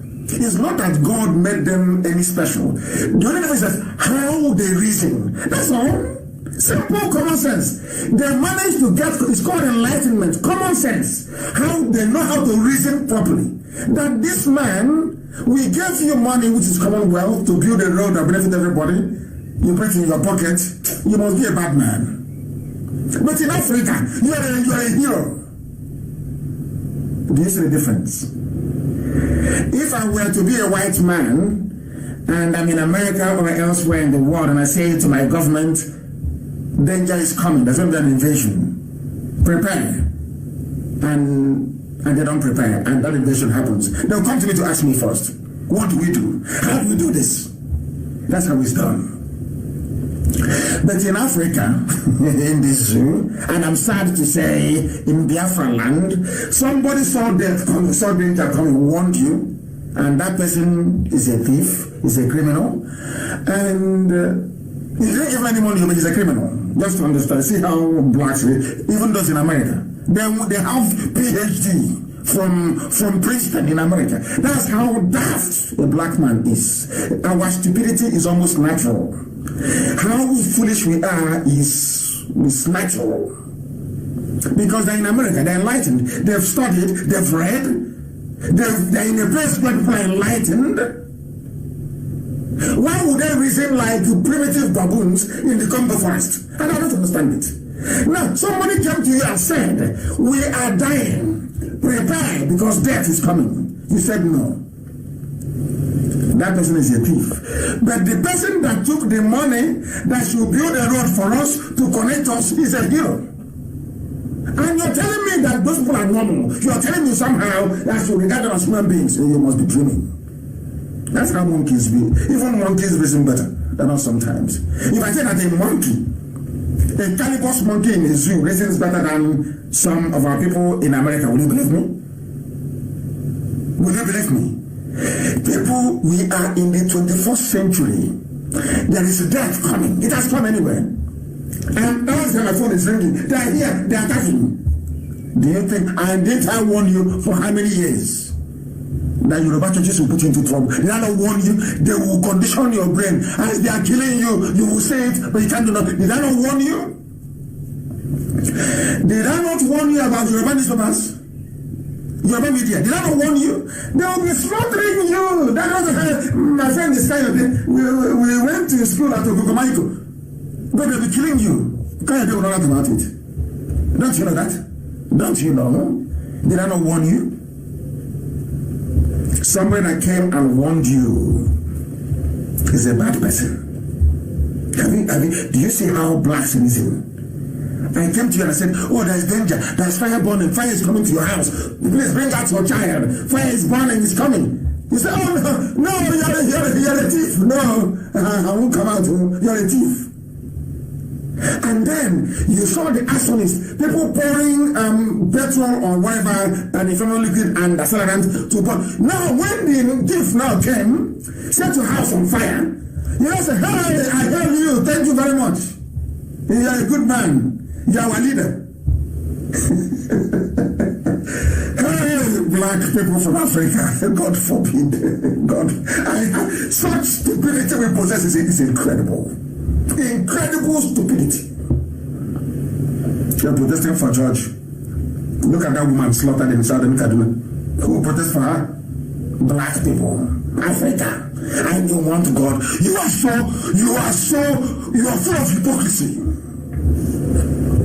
It's not good to come and say, oh please, we are sorry. Oh, we apologize, we are sorry, we are foolish. You try to cover up your foolishness and say, you want us to give you our money. They're in your village. You know the funny thing about now? We are writing all our history, measuring all your names. So when in time to come, the same way we remember Ifajina, we will write all the names down and say, these are the Sabu. You and your lineage cannot come to Biafra land to start with. It doesn't matter how much mouth you make on Facebook. It doesn't matter how much mouth you can't come home. You cannot. Not now. Not tomorrow. Not ever. Go to any court in the world and say, oh, I was living in America and my people were dying. I did nothing. And when they fought and died, I went to go home and they said no. The judge will say, okay, I adjourned the case to next month. But meanwhile, sheriff, put him in the jail. Because you think you have sense. Oh, dear me. Look at the zoo. In Igbo land, somebody that stole money to build a road from Enugu to Iguacha that you call Port Harcourt to, of course, very foolish thing. He's a leader. He's a political leader. He's the leader of this day. He's the leader. He's an elite. Oh, don't beat him in Germany. He did look at what you did. He's a leader. But when you drive along the road, you don't ask yourself, why is the road so bad? It's bad because somebody ate the money. He took it, he pocketed all the money. And he's a leader. The same way they voted for Abiola. Abiola defrauded Nigeria. In the next few days, you will do June 12th. Public holiday for somebody who was a thief. Only a thief. But he's your leader. But all the young Yorubas fighting for freedom, you insult them. Oh, you're begging us for money now. Shebi, you don't see. Monsieur J. Black. But Abiola that stole money, forged the check. From 40 million to 400 million, you cannot see it. There is nothing wrong with it. Now you know. Can't you see that you're not black for nothing? Perhaps a bit of ignorance here and there, and stupidity here and there. Can't you see it? There are young Yoruba people, young men, vibrant, fighting for liberation. And you're calling Tinubu your leader. Tinubu is your leader. Alexander the Great conquered the world at the age of 33. Jesus Christ, Yeshua, conquered his enemies at the age of 33. He's a young man, Listen, but when these people were in power as the white man left, they were all in their early 20s, all of them. Nobody called them that time a young boy or small boy. It's only in our generation. Because we are daft, very daft. Black people, let us be honest ourselves, we are useless. Let's be honest. Stop all this stupid sentiment, useless sentiment. Let's stop being stupid and reason. Reason, for goodness sake. Somebody's your hopeless sentiment. Do you know how whites fought to be all there today? Simple thing there, it was just a reason. Enlightenment. That started with the Medicis in Florence in Italy. Simple thing. We must subject everything to reason. Reason. Why was it possible? It's not enough to say, oh, we are sorry, we made a mistake. Or how was it possible that Nnamdi Kanu came to America, told us the foreigners are coming, we didn't do anything about it? Why? Instead of that, you know, a black mind is devilish and black. You twist it. Because you're evil. You are evil, you twist. And we want God to love you and to bless you. You must be drunk. They steal your money. International thief stole your money, but in June 12th, now you remember Abiola? He's only holiday. It's June 12th, but the man was a criminal.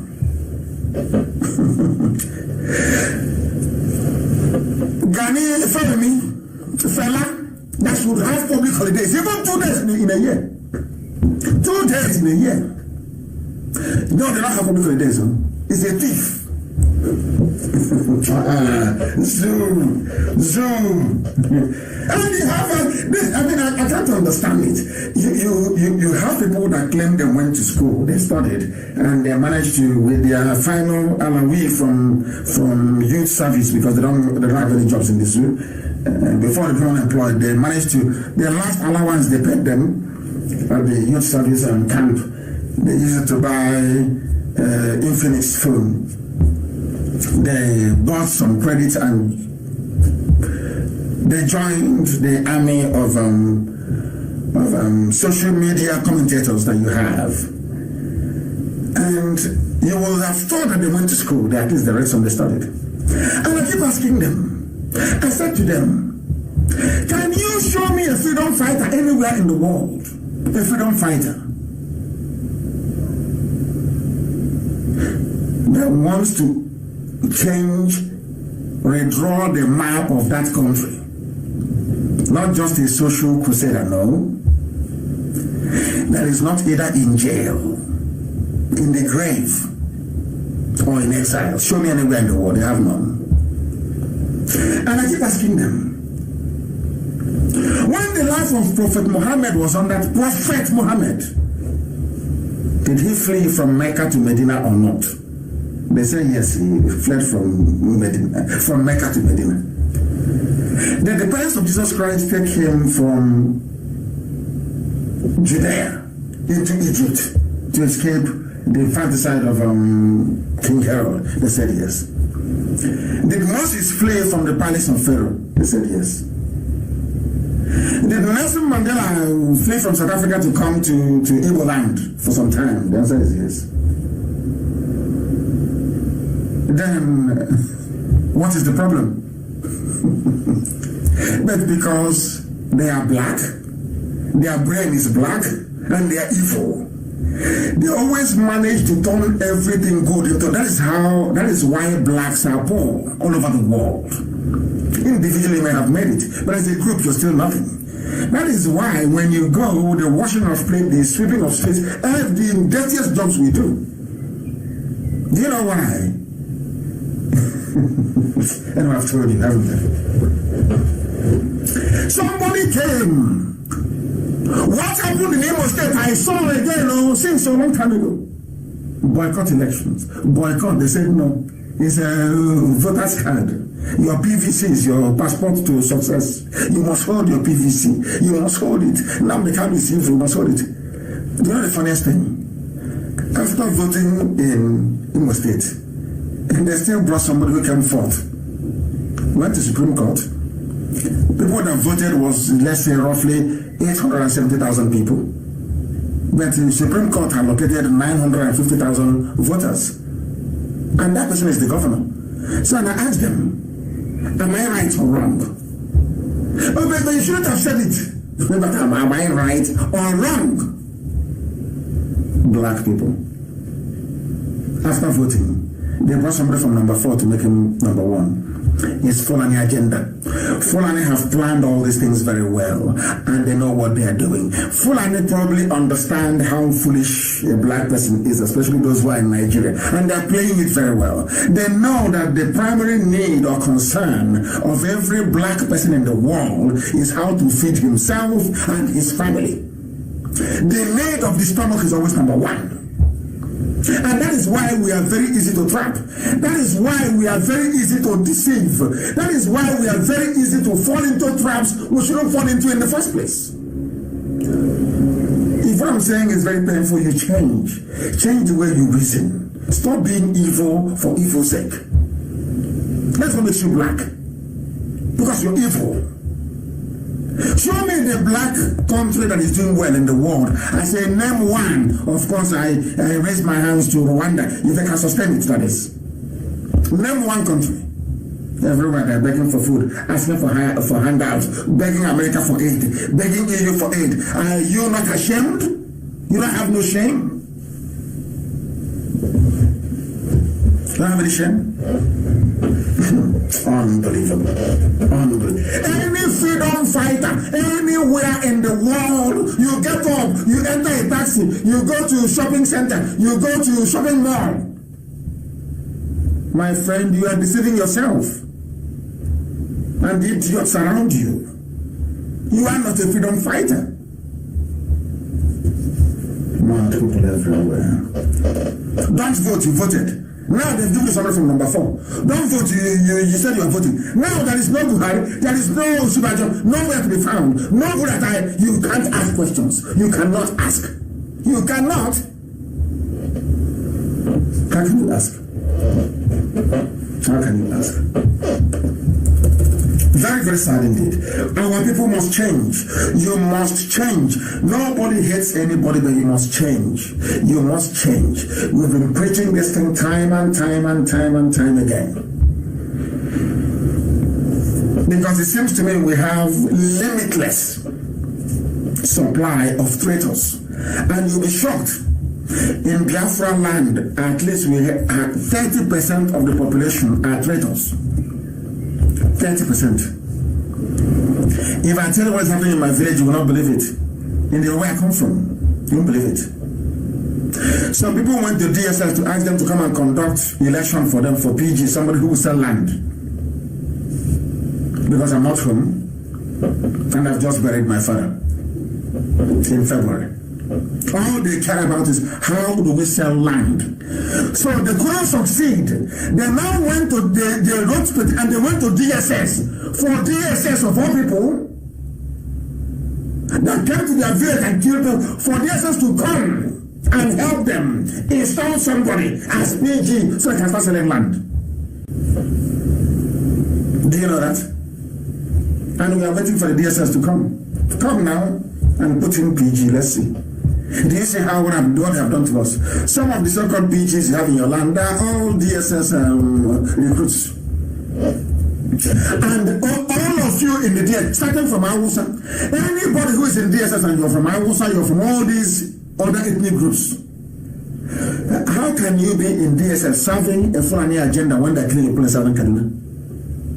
I'm asking all of you in DSS, all of you in the army, all of you in the police, do you have shame? You are in a police force, you are in an army, you are in DSS, where the same people you are protecting and serving, they are busy killing your people. Do you see why I said that blacks are mad? Because black people must be insane. How can I be working in a DSS where the overall aim and goal of that DSS is to hold my people down? Maybe not to hold me down personally, but to hold my people down. Why should I serve there? Why? Why should I? Just explain that to me. Some of you don't know what is happening. You have no idea what is happening. Unbelievable. Unbelievable.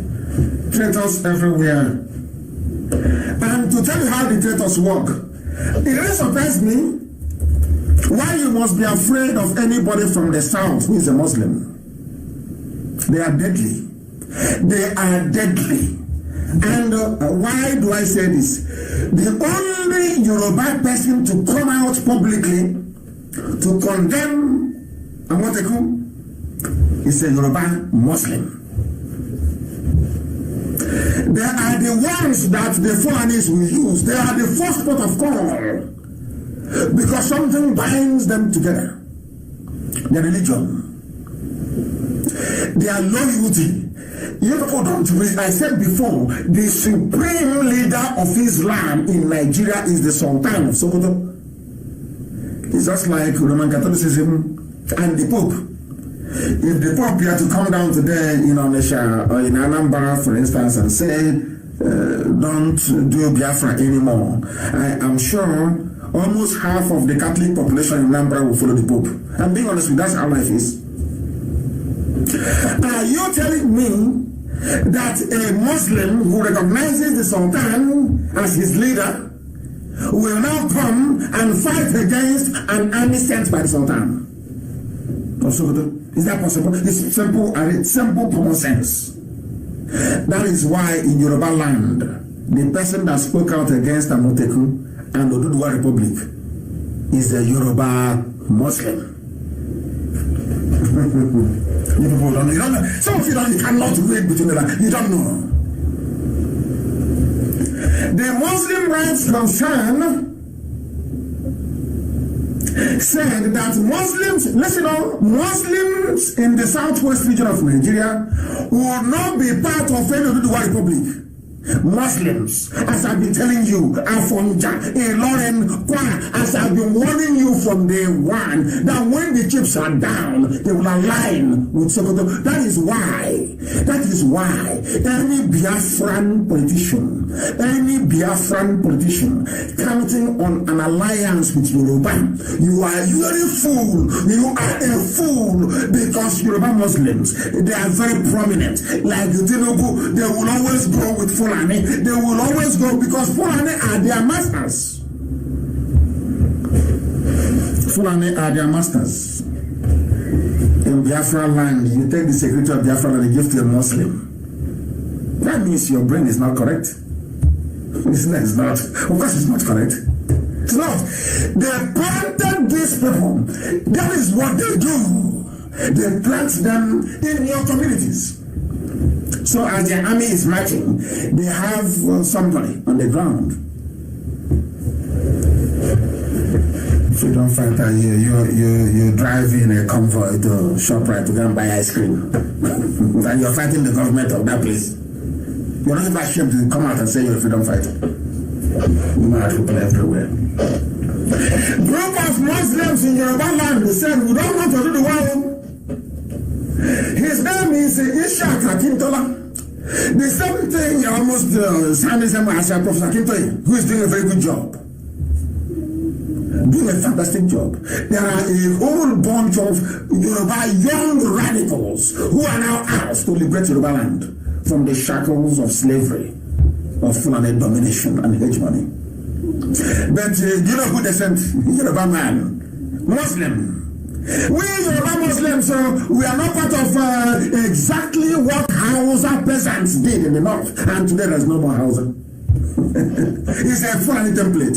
They have perfected it over the centuries. Perfection. And that's what I'm doing with some idiots in Biafra land, in the coast. When you are a Muslim, want to lead the army of God, the children of the Most High, and you are Muslim. Oh dear me. When will you learn?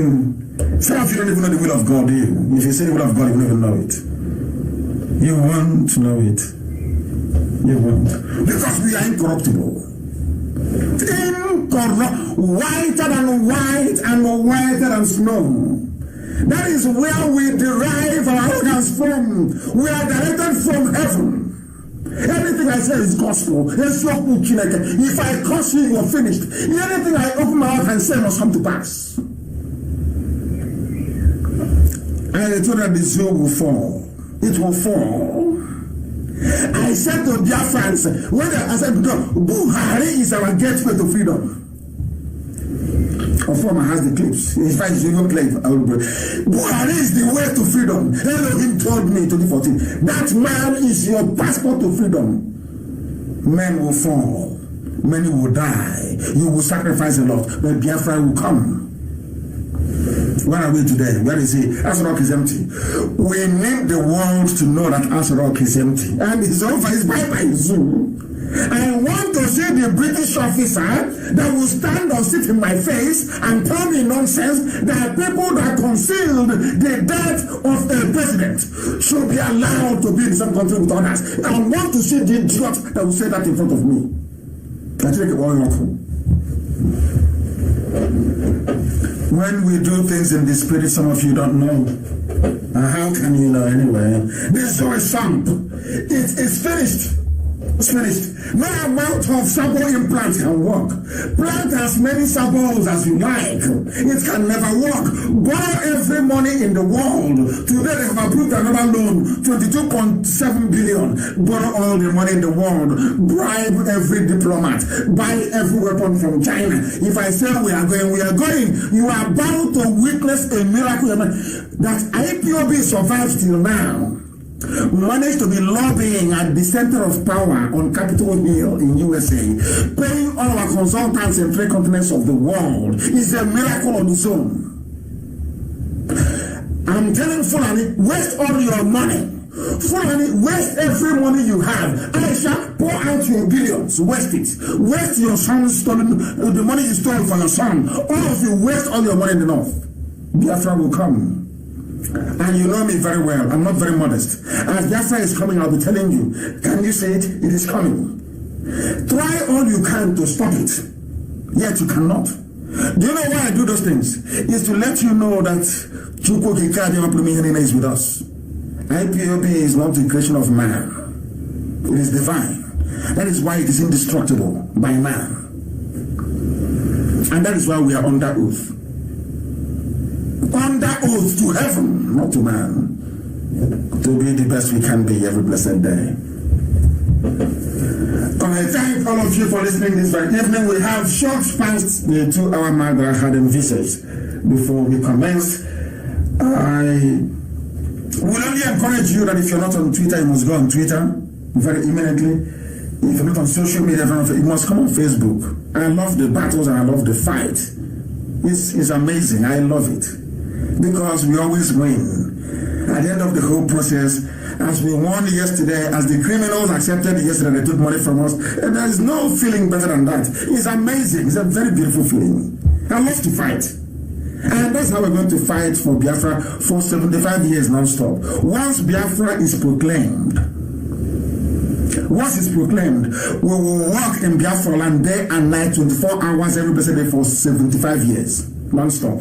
Every day, we will walk around the clock. At night time, we put on the floodlights. Our roads, our bridges, our schools, every blessed day, we will work for 24 hours for 75 years.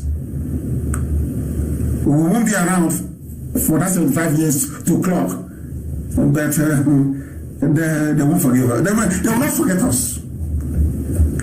We can forgive our enemies, but those to come cannot forget our achievement. That is why we are special. That is why IPOB is. That if you say IPOB to a family man when they're sleeping, they have convulsion.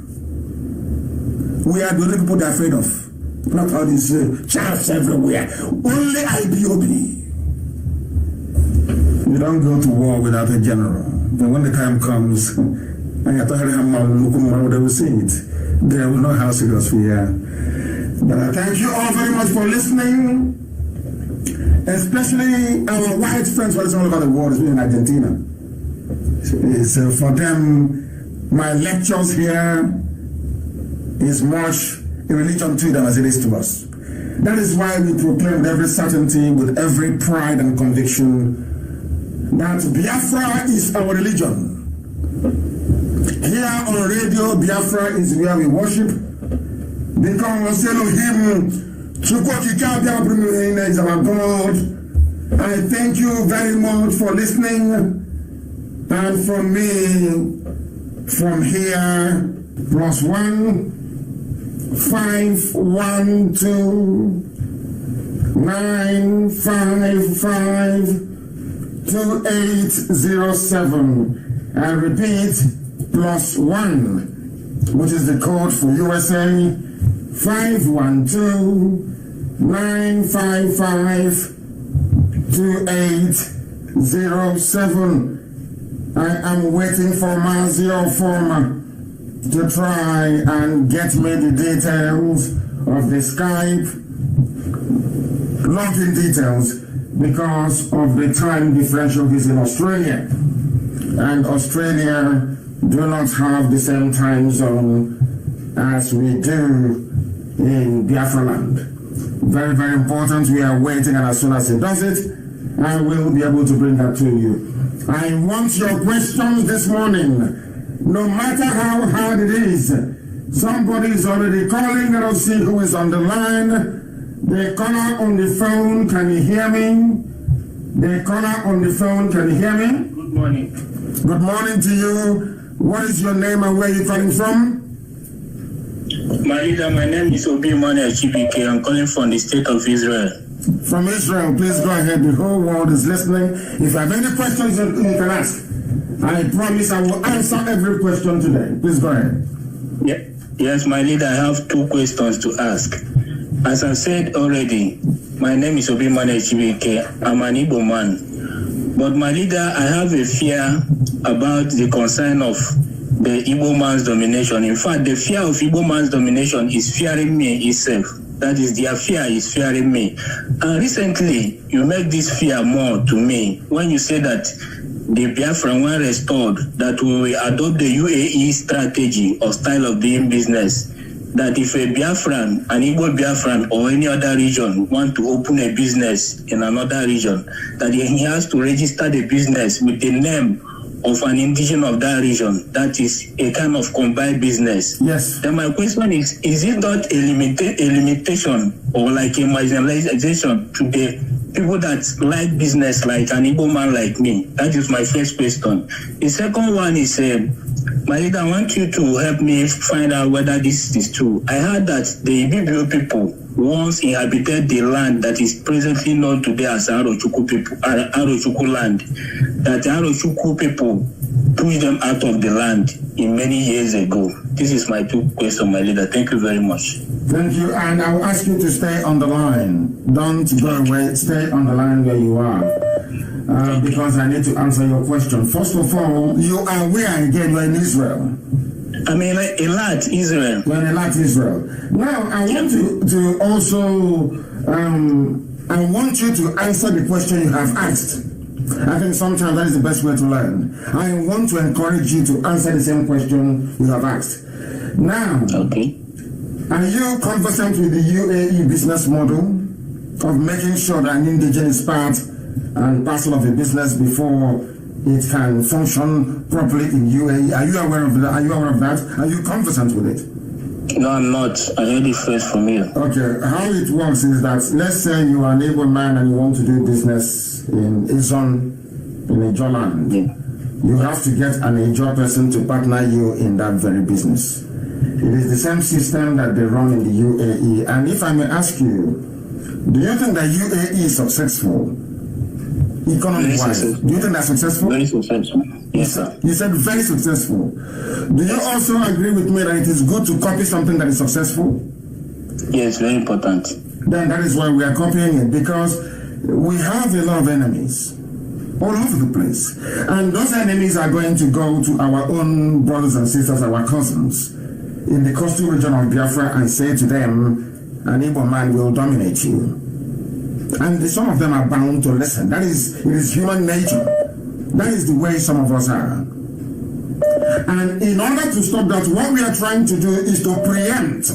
We want to preempt problems before they emerge. We want to be able to go to the Constitution of Biafra to tackle every known problem. Perhaps our legislature or our parliament in time to come will be able to deal with future problems. But for now, we understand what the foundational problems, so to speak, are. And we wish to address them. And that is exactly what we are going to do. Regarding, is that very clear? Do you understand that? Have I made any sense to you? Or you're still not clear? Is that very clear? Very good. Now, what we intend to do is this. We are going to run a business model that will guarantee every indigenous person a stake in the growth of the economy of the area where he or she comes from. Because if it works in the UAE, it will also work in the land of Biafra.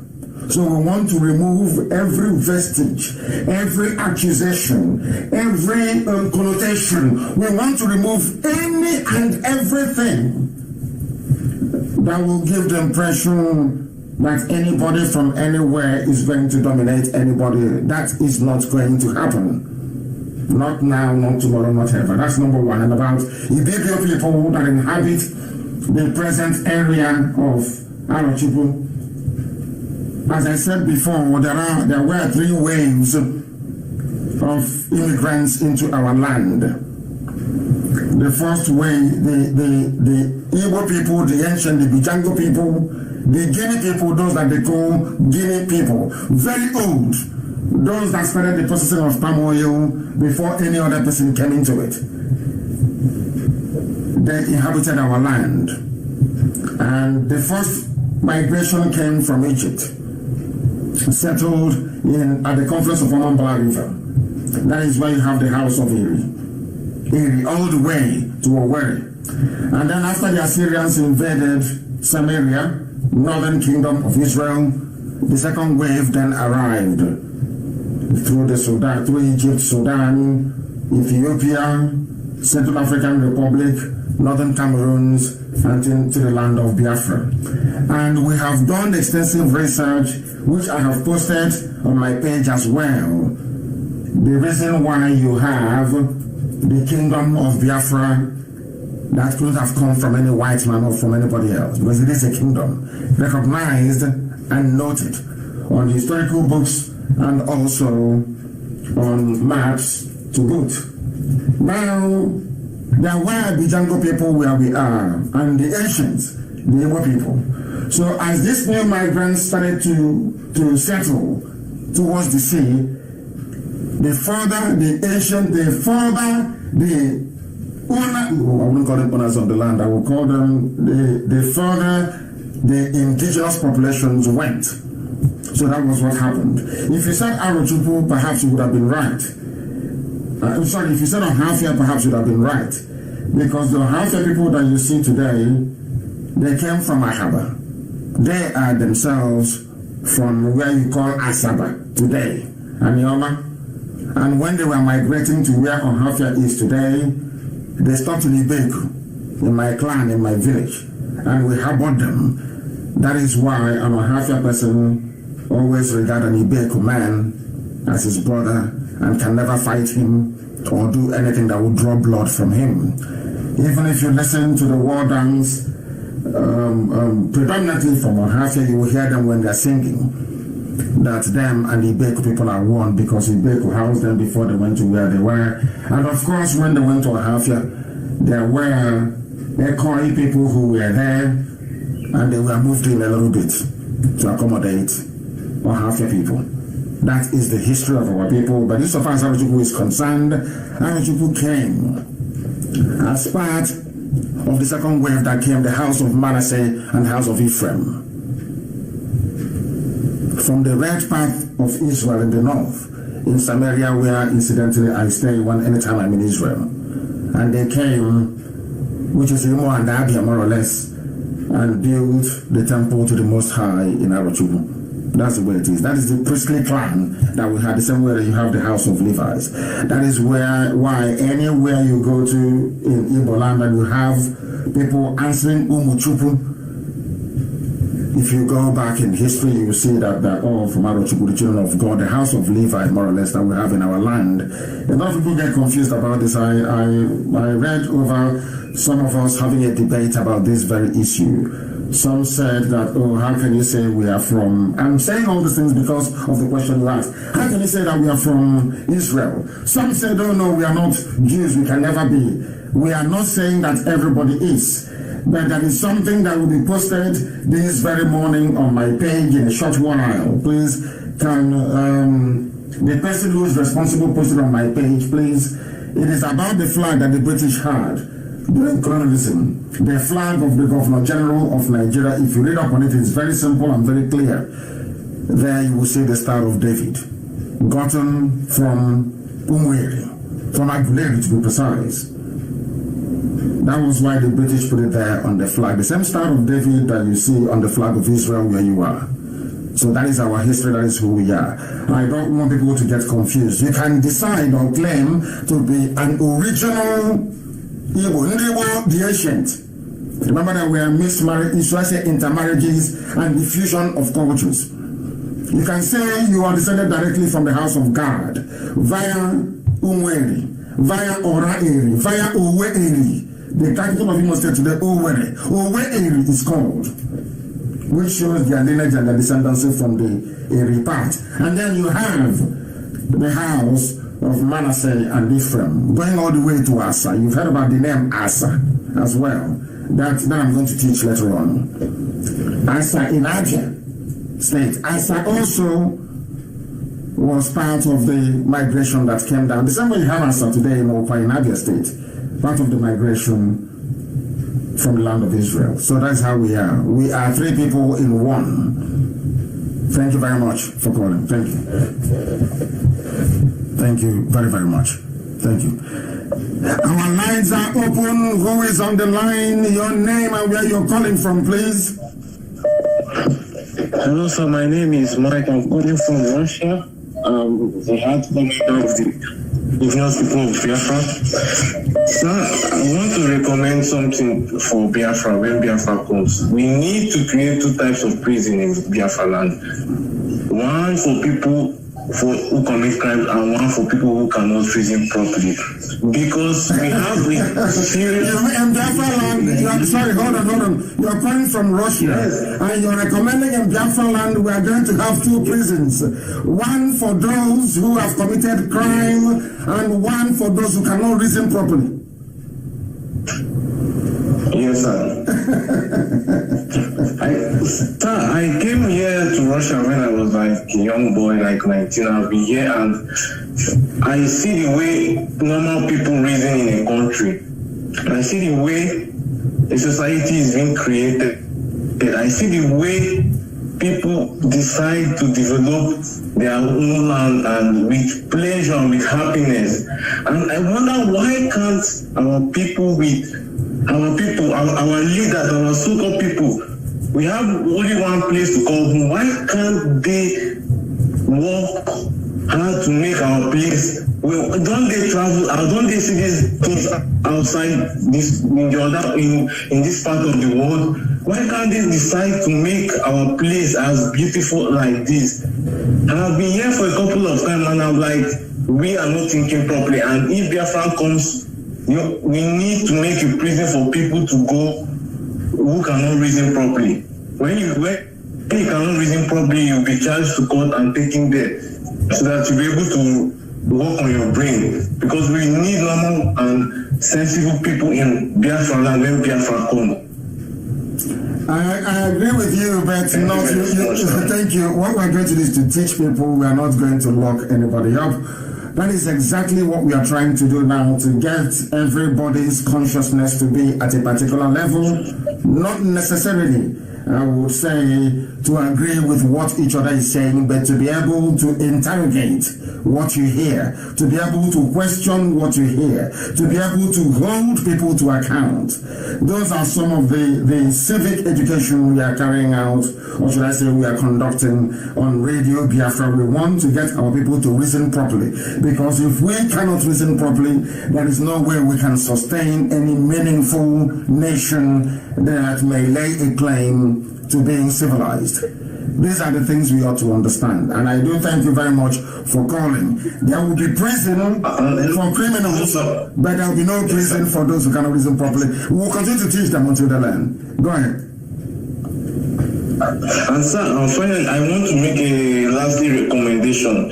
Sir, I have been into some part of intelligence gathering, and I think in Biafra land, we have to train young Biafrans to be able to have a skill of, like, for example, our enemies, we know who they are, and those people who can be able to penetrate into them, who knows how to speak their language, who knows everything about them, because we don't need them to come to us. We don't need them to step their leg in. Like, I have been in Russia and I've known.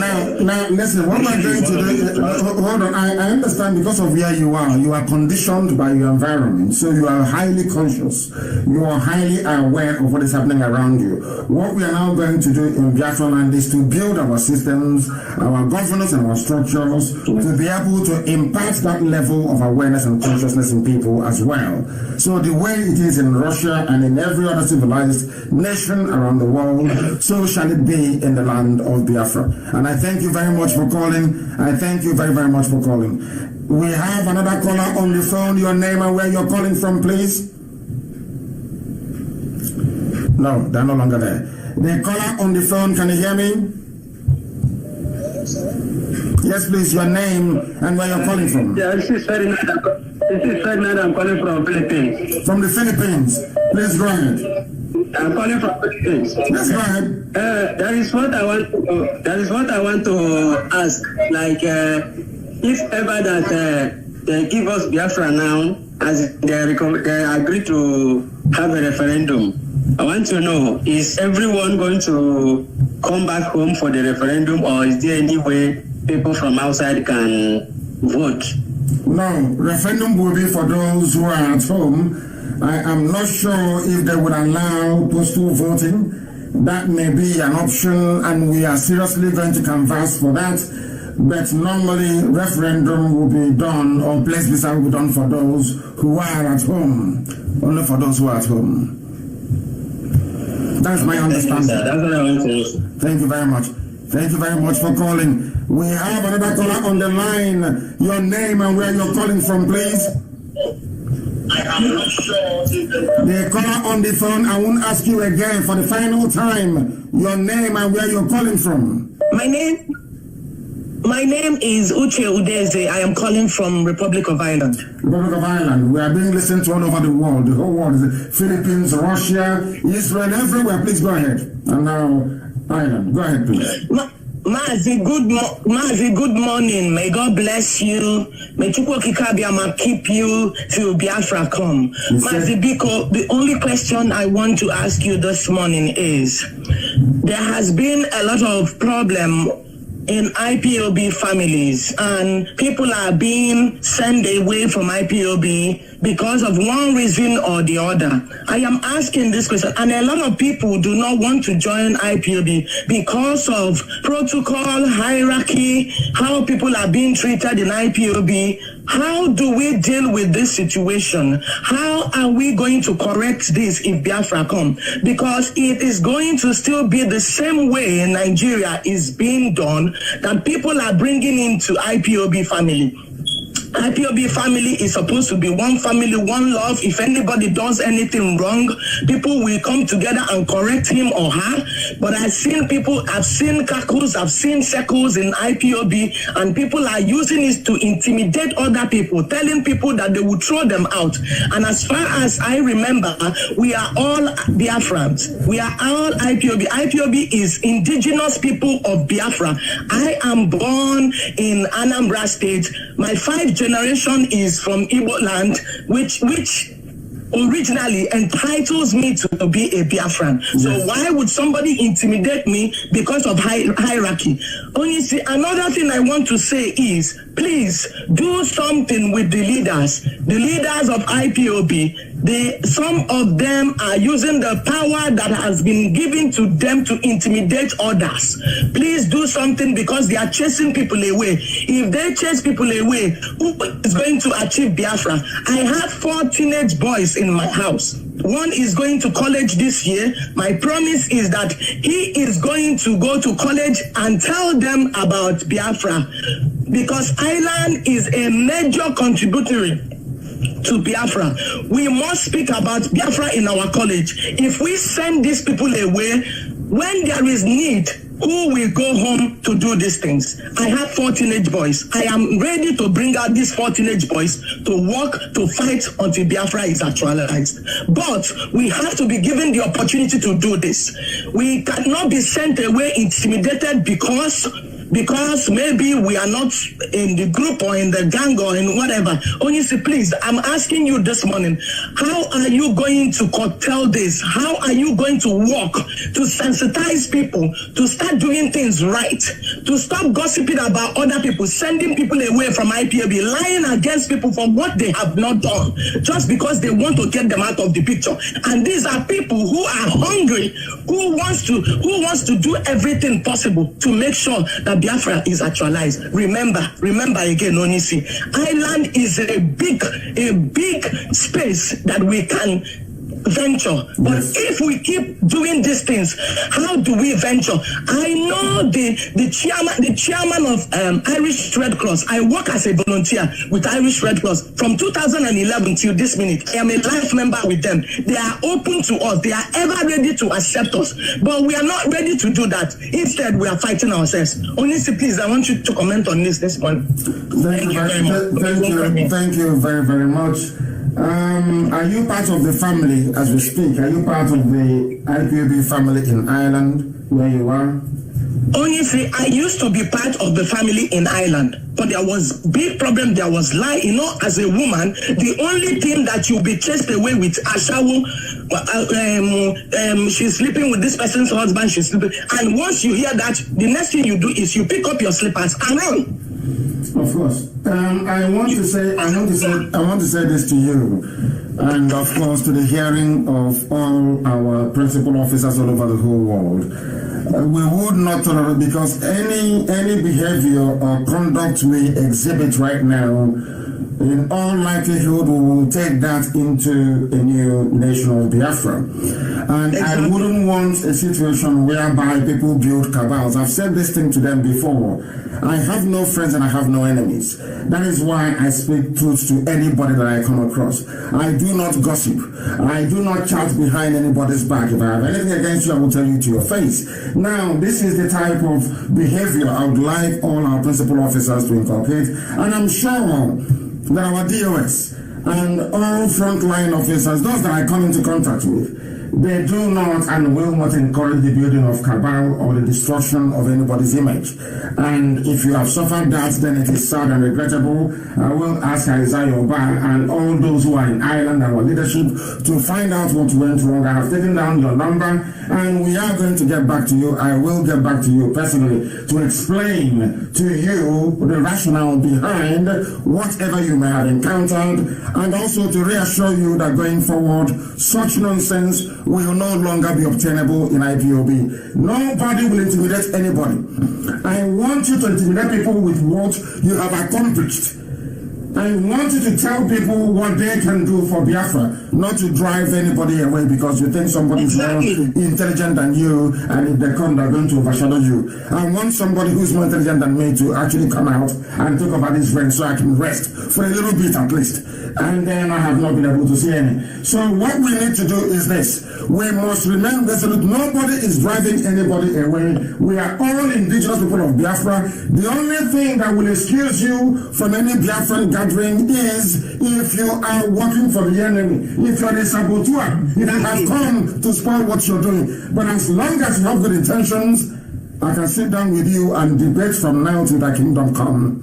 I am never ever going to hate you for holding a contrary view to that which I hold. I am never ever going to despise you if I feel or think that you are more articulate than I am. In fact, I will admire you. Because we must look at other people, the way people do things in the Western world. When somebody is very good, when my team, Liverpool, of course, I support Rangers. Rangers is number 1 and Liverpool is number 2. Rangers of Enugu, I mean. When Liverpool just won the league yesterday, but I'm sure Liverpool will be going out looking for people who are better players, or should I say good players, to make them even better come the next season. So that is why anytime I encounter any Biafran who understands what we are doing, is very intelligent. I want them to be part of the leadership. And that is not going to change. Because only committed, dedicated, intelligent people can make a difference. And I thank you for this. And it will no longer happen, I can assure you. I will take up your case and I will come back to you before next week, before 7 days runs out, to be honest with you, to let you understand precisely what transpired and to reassure you that it won't happen again. Thank you very much. Thank you. Thank you very much. Thank you. God bless you. Thank you. Our lines are open. If you call us, we'll be able to take your call. Of course, a lot of people are calling, and I pray that this line will not be jammed today, because normally the calls are so numerous. There's somebody sent a question. Nedum sent a question on via WhatsApp message, and his question is very, very simple. His question is the way Fulanis are behaving and their hatred for Biafra. This is from Nedum. See, Nedum, it is likely that they may detonate chemical or nuclear weapons in Biafra land once Biafra is declared by United Nations, or if Biafra marches against Nigeria, as we say. From my observation, instead of Fulani to allow Biafra to go, they'll prefer for everybody to die. My question is, what protective mechanisms or precautionary measures are we taking to protect ourselves? Nedum, we are taking precaution. We are doing all we can to protect our people, and that is the best we can do for now. Because honestly speaking, we cannot cater for every eventuality. We have done what we can. We know that eventually we are going to prevail. And that is what we are hoping and counting on. We have a caller on the line. Can you hear me? For the last time, the caller on the line, can you hear me? No, they cannot hear me. I am going to take another call. The caller on the line, can you hear me? Yeah, hello. Your name and where you're calling from? Hello, good morning. Good morning to you. Good morning to you. I want to have your name and where you're calling from. My name is... Your name is what? Oh dear me, the calls are just way too numerous. Too much, way too much. Just hold on a second, please. The caller on the line, can you hear me? Yes, please, your name and where you're calling from. This is amazing stuff. Even the number of calls coming in wouldn't allow me to pick the call. Unbelievable. The caller on the line, can you hear me? Yes, good morning, my leader. Good morning, and where are you calling from? Your name, please. I'm calling from my name on the honor. You're calling from where? My name is on the honor. I'm calling from Meduguri. From Meduguri. Please go ahead. Son on now from Meduguri. Go ahead. Yes, are you hearing my leader? I will say it for the final time. Yes, go ahead. We are hearing you. Go ahead. Okay.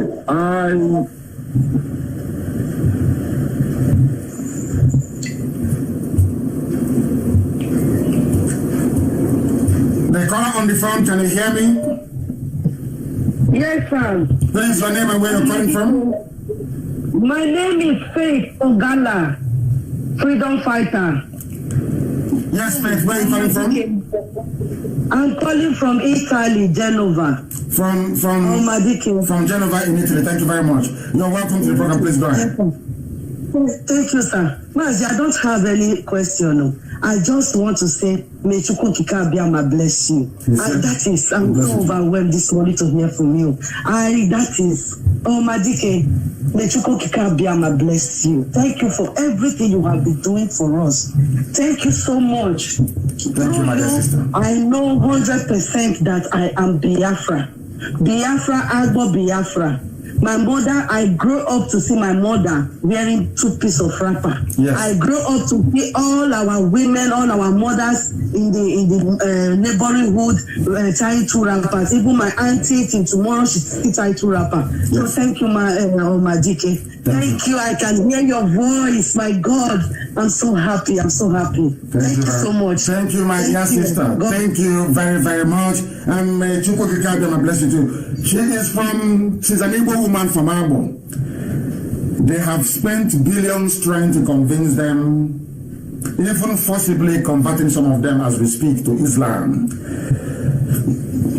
That is where Loretta Onoche comes from, the supplier of prostitutes to Asorok. That was why they engaged her. She's an expert human trafficker, Loretta Onoche. She is from Anioma, which is the Igbo-speaking, the Igbos who are in Delta.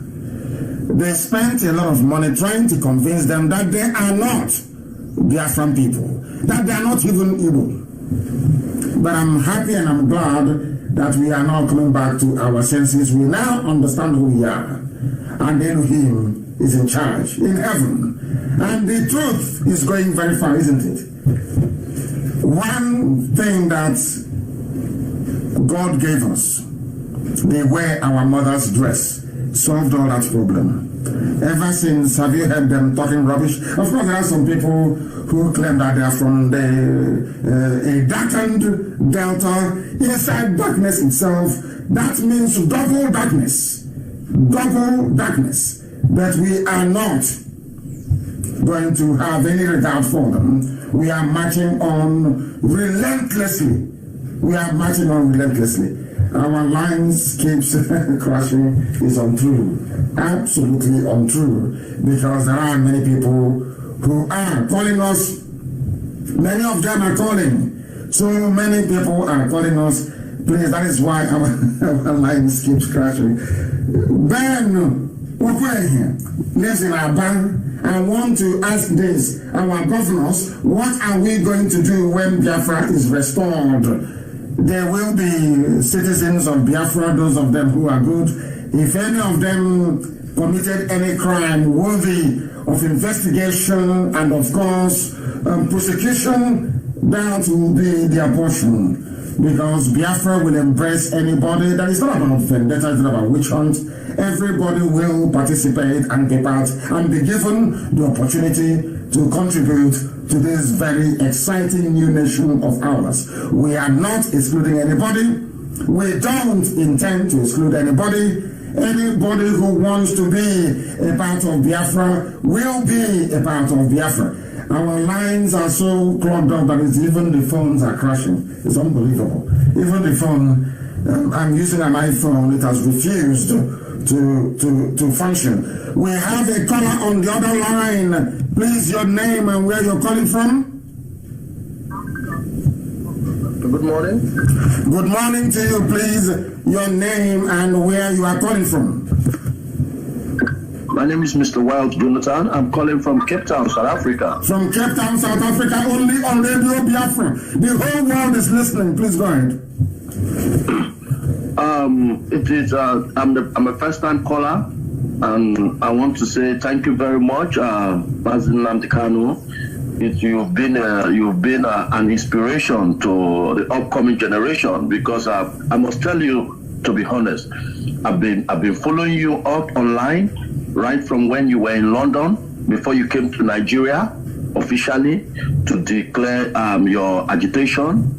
And even at the point in time when they instructed the soldiers to come to your house in Abia State, that they came there to shoot. But one thing I want to say, you've been doing a very good job, and it's only God in heaven that will strengthen you, because at this point in time, I am glad that when they came to your house to shoot, that you managed to, made your way, because I must tell you the truth, the government, the Fulani, they want to kill themselves, not you, because they can never kill you. You are a God sent. They can never kill you. You're saved. That they will die at the end of the day. One thing I want to say is whatever we need to do, because the country needs to break up, because there is no system that is working. Imagine even here in Cape Town, as a Nigeria, if you're pregnant and you go to the hospital and unfortunately the doctor recommend that you have to go through a C&S, you understand, for delivery. Yes. I'm telling you, my brother, that it will be done for free of charge. Things that are not done at home. Imagine if a woman in labor goes to the hospital and at a point in time, it was the doctor prescribed that she has to go C&S. We're talking about 500,000. We're talking about 300,000. We're talking about huge amount of money. And the person does not have it. And Nigerian doctors are so wicked that if you don't have the money, they will have to look at the person to die out of labor. You see, we have much. You see, we're traveling abroad. We're going out diaspora. It is not like we have the intention to go there. If things are working at home, what will make someone go there? If things like what is working, if there's electricity, I was back home last year. I thought things have changed. I didn't know that things have come from back to worst. The whole roads that I know that was initially, a bit better has come from better to worst. Not even normally things go from better and good better to the best. But things are not working. And the only way we can do this is to break up. If there's any petition, what I'm trying to say, Bazi, if there's any petition, we should be signing in order to spread the global attention. We should be you should drop the file on the page so that we could be able to sign it, because there are some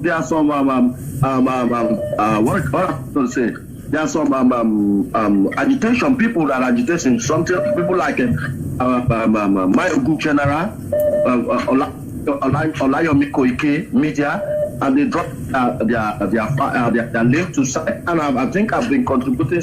All I want is a referendum, a breakup in that country, because from what I see, that nothing will work. Because the fact that nothing has worked for the past 60 years, nothing will definitely work, because they are only using blindfolding, as in deceiving, to tell us when they come, they say, okay, we'll give you light, we'll give you electricity, we'll give you job, we'll give you this, we'll give you that. But at the end of the day, when they come, they forget about all their promises. That is not it. And finally, I want to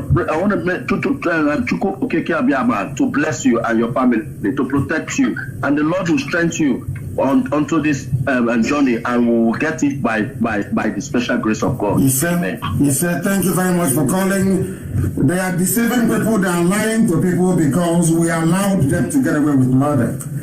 When they tell you about non-violent agitation and all the rest of it, for you to be peaceful, for you to love God and for God to love you, the same people that gave you the Bible did not tell you there were revolutions across Europe, even in America, before they built the type of society that they have today. That's when they never teach you that. Once you allow people who are corrupt to get away with corruption, corruption can only multiply. That is why we do things the way we do it. Anywhere we see any injustice or something is going wrong, we nip it in the bud. You may go away and create 10,000 Facebook accounts with talking rubbish. That is your business. Because we want Biafra to be pure. And in Biafra land, believe you me, there will be free hospital treatment for at least emergency cases, because we will have what is called universal insurance. Everybody will pay into it, so that when you're sick, you go to the nearest hospital and then we know what to do. Everybody knows that we know what to do. It is that we are not being given the opportunity to be able to showcase what we can do. I have a caller waiting on the other line. Your name and where you're calling from, please, if you may. Good morning to you. Let me see if yes, please, your name and where you're calling from. Thank you very much, Mazi. My name is Sidera, calling from South Africa, sir. From South Africa, please go ahead. The world is listening. Go ahead. Thank you very much. You know, the time we home taking a delegate for the community showing the Gorai, because a leader like you, this early morning, then I get a phone and I say, I'm mother. I never moved in town, Manakoda. Mazi, I have 3 questions to you, sir. Number 1, because I want my bro. We are not aware, we have never heard the meaning of the name called Nigeria. There is also thing that you have taught us, as many which you have taught us that the meaning is illegal. Now we have followed it, understand it, even in the... It's actually nigger, not even negro. It is nigger. Okay, nigger, sir. Yes. And we have seen black people fighting all over that particular, when they call that name. Yes. So my question to you, sir, this morning, sir, how did Nigeria, that leaguer, come up with the giant of Africa? That is number one. How did they come up with that name, giant? Because I don't know anything giant about this. Is it by looting or by wickedness or by what? How did they come up with that particular name, giant? As you have taught us, we really want to know how did they come up with that name? That's my number one question, sir. Number two question to you, sir. That's the one that is bothering me so much. I really want you to assist me in this particular one. BTV. Sir, I'm in part of the media team for Biafra. And I've been attending meetings for BTV, the collection of the media, and I must be honest with you, I know my colleagues may say, why did I come up open? But we are stretched, not by, it seems like there are certain things bothering us and we don't have solution. And I have to ask you, sir, how do we make BTV viable? Because even if it's a YouTube... Don't go too far. Don't go too far. Okay. Don't go too far. We are doing something... You're in South Africa, is that correct? Yes, sir. Yes, sir. Then don't worry. We'll just wait and see. Just wait and see what's going to happen to BTV. Okay, sir. BTV will be the most popular television station in the whole of Africa. Amen. So don't worry about that. We know what we're doing. We know what... You see, the thing about this generation is that we understand where our fathers made their... They were forced into making some mistakes with this in 1970 because they never prepared. Now we have time to prepare. And we are going to do it slightly differently and you'll see the result. BTV will be the most watched television station in the whole, I didn't say in Biafra land or in Nigeria or in West Africa. I said the whole of Africa, BTV will be number one very soon. As Radio Biafra is all over the world right now. Yes. Go ahead, your top. Okay. I've answered the second one. I've answered the first one. I've answered the third one, please. The third one is about 3 weeks or so ago on your broadcast, sir. You said there will be a call who will come from somewhere to the elders. Now you are aware that we don't have an elder. So I hope you have the right number to give whoever that will call. Because if that number goes to Nayamud, you know the answer. So I hope you know the particular, and whoever that will call that number know. Because when you use that word, the elder, some people will be doing press up thinking they are elder. You know we don't have elder. I hope that you are one of that. If you say elder, you are the only elder we know. Few that you know is our elder. If you don't know them as elder, we don't know them too. So that's my question, sir. Thank you very much. And it will not happen. I know the numbers that we gave. Those that we referred to people who were asking in America, we gave them the telephone numbers of men of honor and integrity, those who will not sell us out. We cannot go to Ohaneze or go to Mondo after killing us. Then you want us to go to him. What is he going to do for us? It's not going to do anything for us. And coming to your first question, the only way that Nigeria became the giant of Africa was because of the oil and gas coming from Biafra land. And they wanted to give us the impression that this is the most populous black nation in the world because they were hiding something. The British were hiding something. They were using Nigeria, darkness, the name of darkness, to cover light, which is Biafra. It's just a game that they're playing. Because I've said this for nearly 10 years now.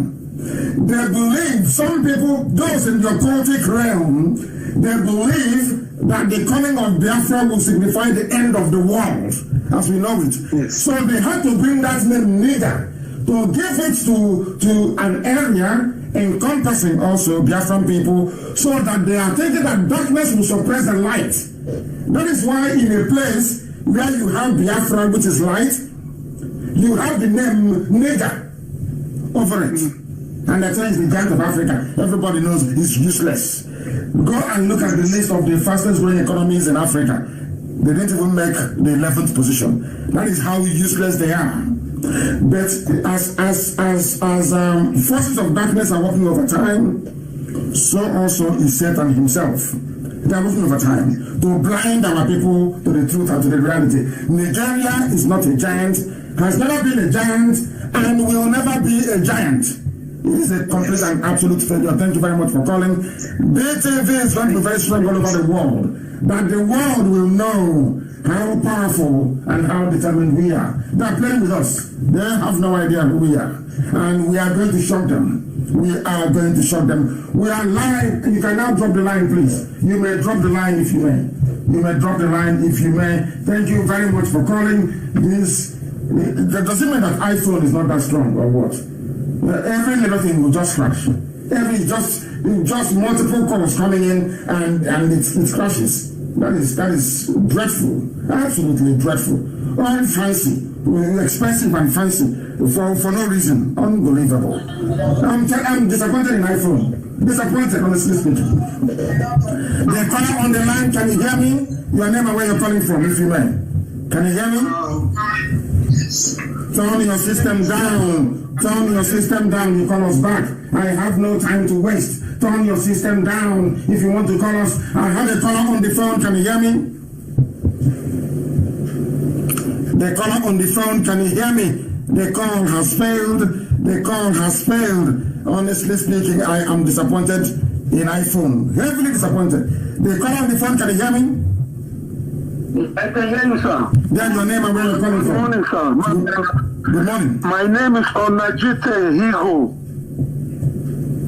And where are you calling from? Yeah. I'm calling from Germany. And where are you from? Back in... Can you hear me, sir? I can hear you. Where are you from back home? I know you're calling from Germany, but where do you come from? Your village? Okay, I am Urobo, partly Urobo and partly Ipob, Biafra. Wonderful. Please go ahead. The world is listening. Go ahead.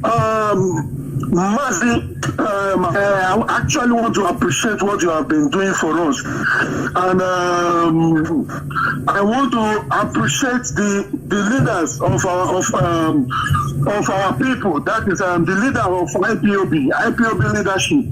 I want to appreciate them also for bringing us together and for making every one of us, especially we from the coastal part, for we to realize who we are, for we to realize our background, for we to realize our identity. Thank you very much, sir. Thank you very, very much, and thank you for calling. This is the type of calls I want to take. We are all Biafran people. The caller on the phone, can you hear me? Your name and where you're calling from, if you may, please. I'm calling from, my name is Okechukwu Noloma. I'm calling from Indonesia. From Indonesia, the whole world is listening. Please go ahead.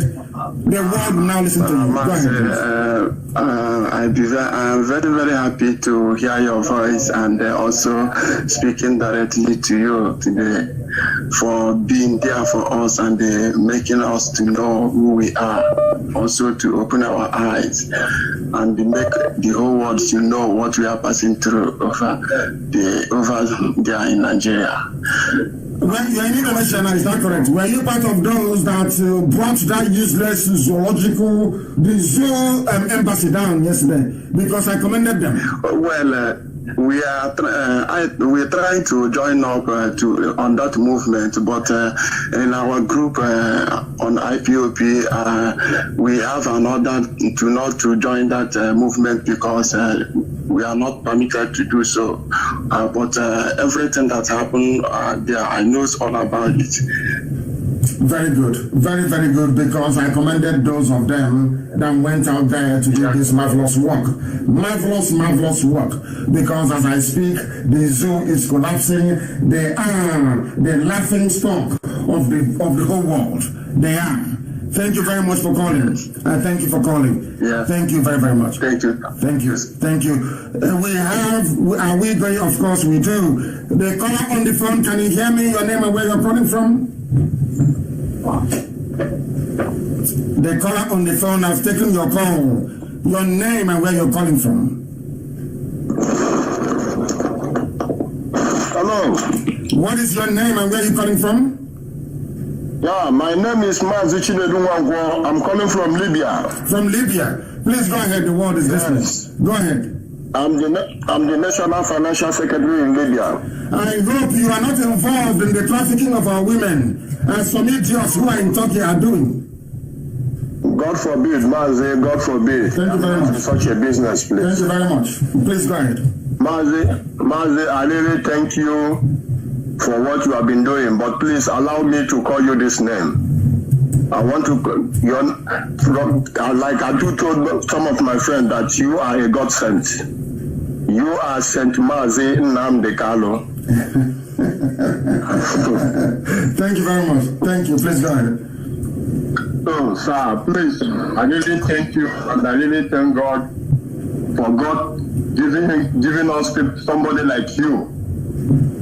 So please, my contribution here is what is happening in the zoo.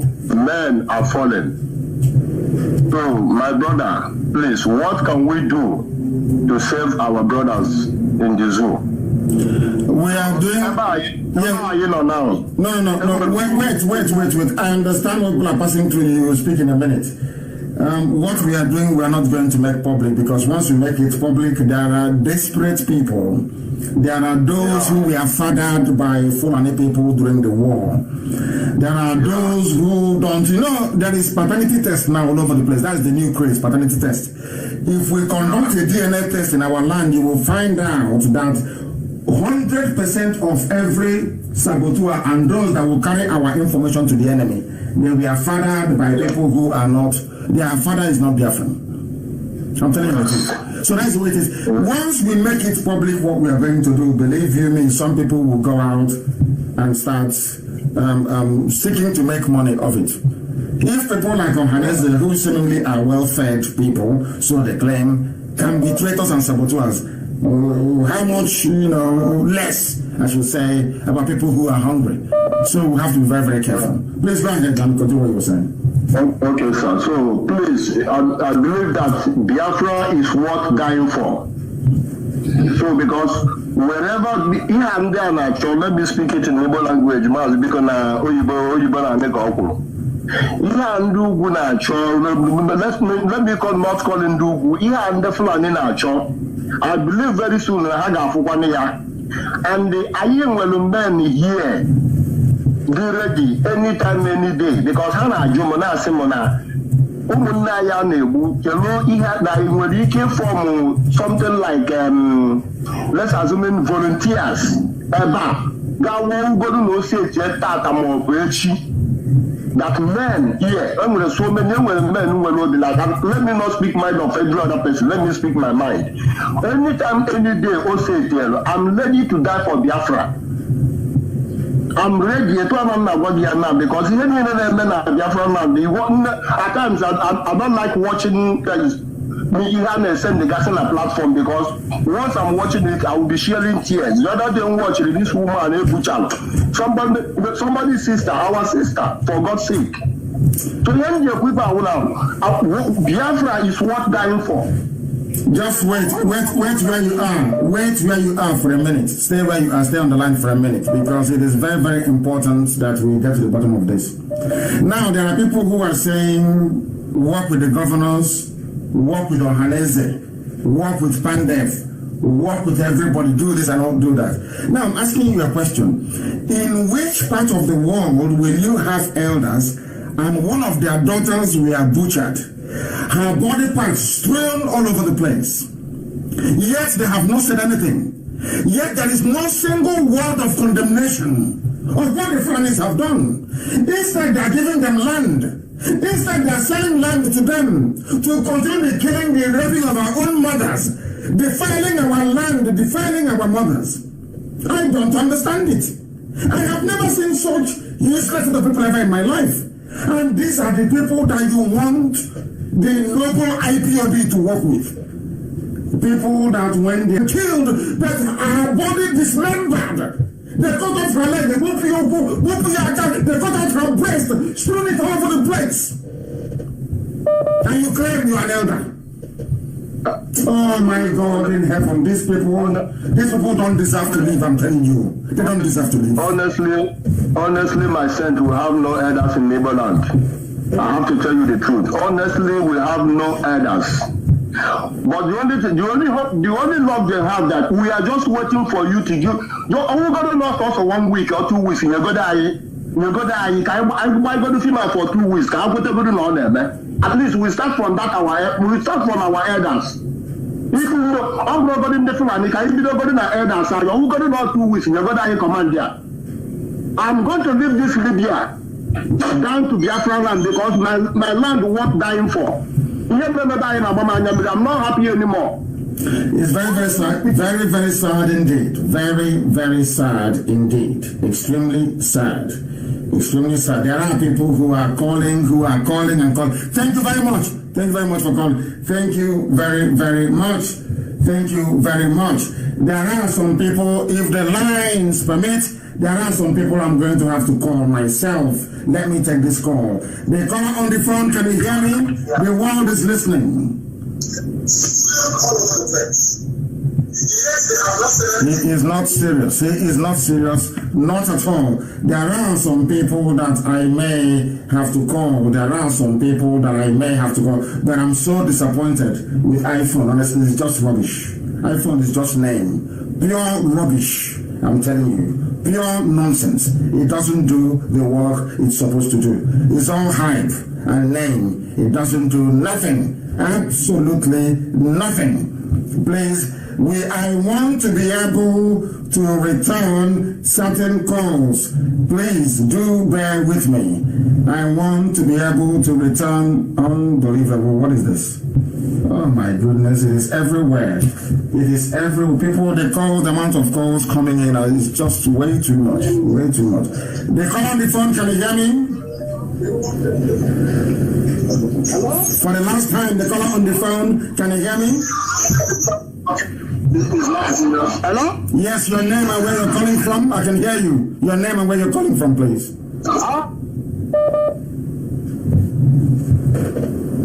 Can you hear me? No. She cannot hear me. Unfortunately, she is not able to hear me. She's not able to hear me. The calls are so numerous that I cannot for the life of me be able to tell that even this, I don't know what else to do, to be honest, because the calls are just flooding in, and it's not even the system, the iPhone itself can't even cope, can't cope. The call on the phone, can you hear me? Yeah, I can hear you. My name is Uma from Miracle, calling from India. Uma from Miracle from India. Please walk away from your system. Walk away from your system, please, and speak to us. My name is Uma from Miracle. I'm calling from India. Then go ahead, please. Yeah, I can hear you. No, he is listening via his system, and that is very sad. It's a no-no for us. Once you do that, you are finished. You are gone. We won't talk to you again. The caller on the phone, your name and where you're calling from, please. No, they are still waiting to hear their own voice. Unbelievable. The caller on the phone, can you hear me? Hello? Yeah, I can hear you. What is your name and where are you calling from? Stop waiting to listen from your system. Okay, I'm calling from India. My name is Uma from Miracle. Yes, go ahead. Oh dear me. And that ends. Let me take this call. The caller on the phone, can you hear me? The caller on the phone, can you hear me? They are all waiting. Everybody is waiting for their voice to come out. They want to hear it on their system before they can. Oh no, I shouldn't have. Let me go back to this very caller and get them to try to speak to us if they are serious. The caller on the phone, can you hear me? Yeah, hello, good morning, sir. Good morning, Chief, my great leader.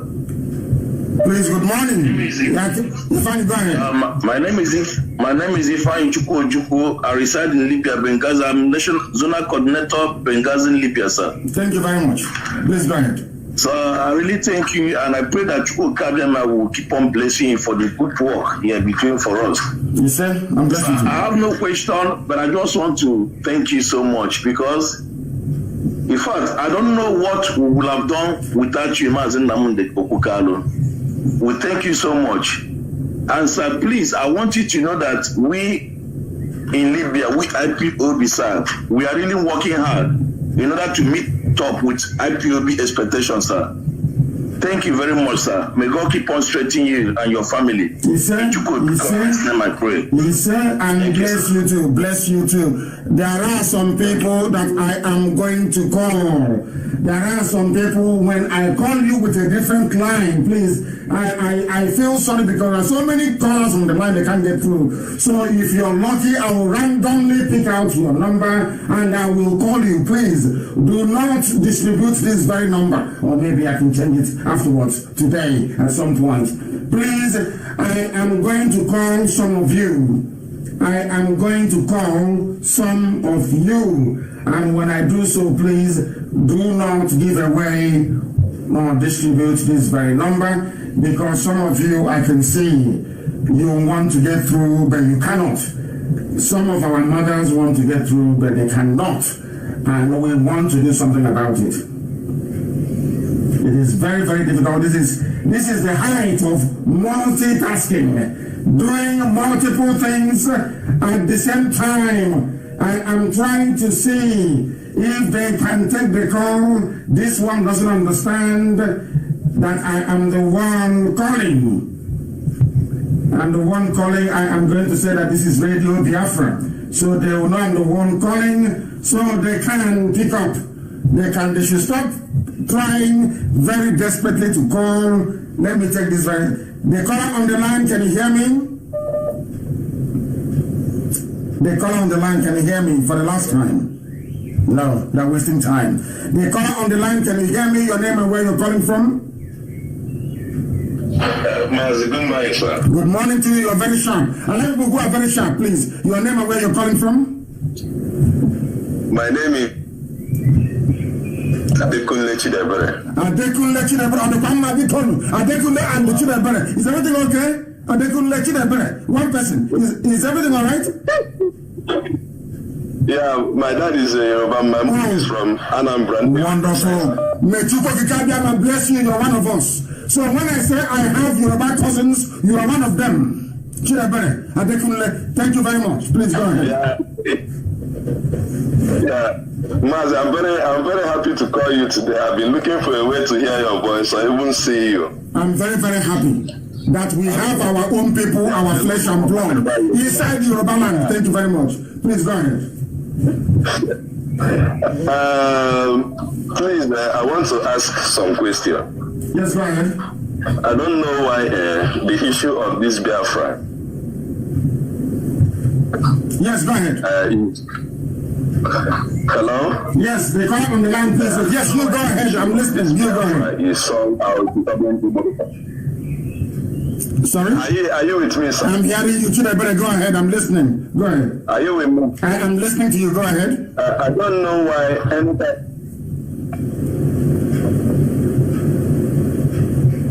Should I better, can you hear me? It's the Zoo Network. Zoo Network has taken place. I have a caller on my other line. Please, your name and where you're calling from, if you may. Can you hear me? Good morning, sir. Good morning to you. Please, your name and where you're calling from? Biafra. From Biafra land. And what is your name? Beth from Biafra land. Yeah. My name is Beth. Thank you very much. Please go ahead. We are listening. I'm so happy to hear your voice. I'm so happy to thank you, to talk to you. I don't have any question. I'm just so enlightened. I'm just so happy. Oh my God. May God bless you. May God bless you. May God bless you. I'm so happy to talk to you this morning. I'm so happy for all you do for us. I'm so happy. Oh my God.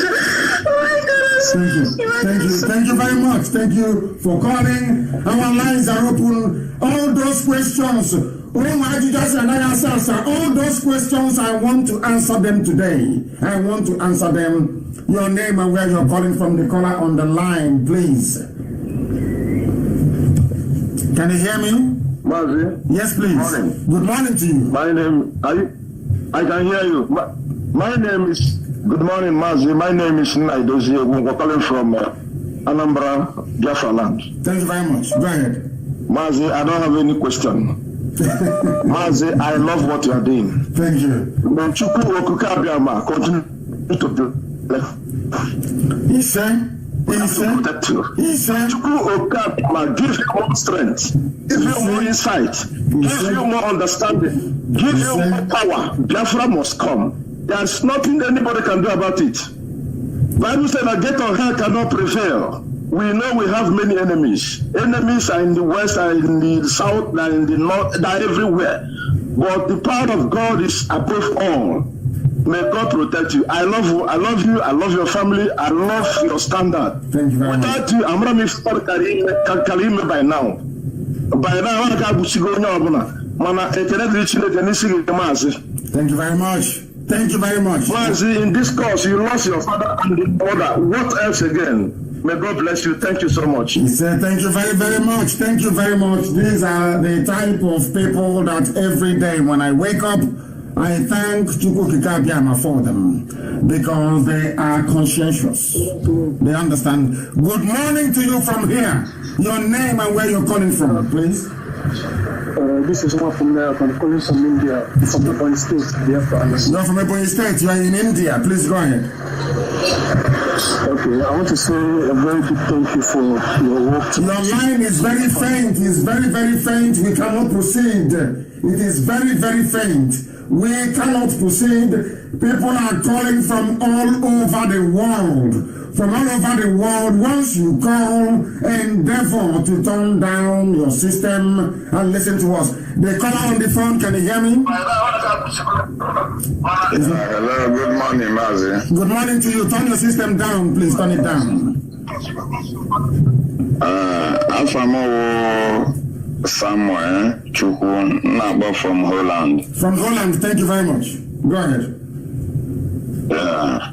Nso ka nke na ego na olu mani ni na alu no te na alu te na njine follow. Nso ka nke na ego na Chukwu ya gwagu me dugide onye ego nduti zata dis Biafra. Yes sir. Fence ka ntunya se ko dife nchale juta ka malebe ntumbe si in contact with IPOB in Netherlands here, in Holland. Yes, you should call one of our inquiry lines. Go to my page on Facebook, you scroll down, you will see the inquiry lines. And let me see if I have it here, right in front of me, so I can repeat it. This is the number to call if you wish to be part and parcel of IPOB family. It is very, very straightforward. Do bear with me, and I will get it in a short while, and I'll give it to you. The number to call is +61. Basically, it will be on my page. I'm going to post this on my page in a minute. Please, can somebody post all the contact details and inquiry lines, please? I'll give it to you anyway. +61. Okay. 434. 61 434 29 yeah 29 47 45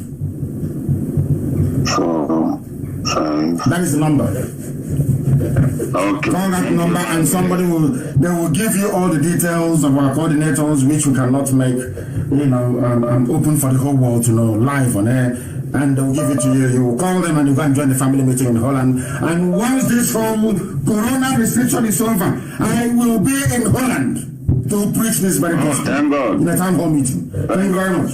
Thank you very, very much for calling. And may Chukwu Kikabiama continue to guide and sustain you. I want people to call to ask questions. Some people said that they are not Jewish. Not everybody is. Not all of us can be. Please, I've said it many times, and I have the proof to substantiate everything that I say. Everything that I tell you is gospel, truth from heaven. Not all of us. Some of us are from some of us are from Ijekebe, some are from Bende, some are from Ekoi, some are from IRM. Some of us, we have all these Anyama. Some of us, we come from different places in the land of Biafra. Oh, we are making a good Number and the teacher now, so no, come out so then or I have said it before, we are not one people. But terrorism brought us together under Biafra. That is why I said, even in Igbo language, if you talk about, I think I saw something that was quite interesting on Facebook. People were, how would you greet somebody when you see them? Some will say, what we say, what do we say it here? Or something of that sort. So there are different people, we speak the same language, but it means different things to different people. If you go to Soka and hear Soka people speaking, you won't understand them. If you come to my village and I'm speaking Ibeku dialect, you won't understand me, I assure you. But in that same one, you have a Humu. If a Humu speaks deep or Humu, you will not be able to understand them. I want us to get this thing into. I don't want us to project our jealousy of the people into where they come from. No. If you want to know, in fact, I'm going to make it compulsory that everybody will visit our people and everybody will go to Umweri and Aguleri. You must go to understand part of your history. After going to Umweri and Aguleri, I want you to go to Umweri. And when you go to Umweri, go and look for the Adama of Umweri. These are the custodians of the truth. He is not just saying, no, I'm not saying that. These are men who are custodians, truthful men. Yes, go to the Adama of Umweri, and you know who you are. I don't want to get upset about this. We are Biafrans, we are supposed to be reasonable. We are led by evidence, not sentiment, not greed, not envy, not jealousy. As an average IPOB person, you are led by the evidence in front of you. Incontrovertible. If we present something to you that you have difficulties or issues with, present a counter argument. When I want to demolish the zoo, I just don't say, what they are doing is not true. No, I look for a superior counter argument to destroy whatever nonsense they are concocting. That's how we are going to debate in the new Biafra. We are not going to debate like blind people. Oh, I don't agree. The question is, why don't you agree? You don't say, I don't agree because I don't agree. It makes no sense. We want to be able to learn here. Maybe you're right. Maybe I'm wrong. Maybe I am the one that needs to be corrected or to be put on the path of the straight and the narrow. You present your evidence before me. Then I will follow you. It is called submitting to superior argument. Anything I say, anything somebody else says that you disagree with, present a counter superior argument. Never dismiss anybody without presenting something that is superior to what they are saying. That is the new Biafra that we want. Not the Biafra of dummies. I don't agree. I don't agree. Why don't you agree? You don't know why you don't agree. Please, I want us to build a viable civilization, and the only way we are going to build that is by interrogating what we say.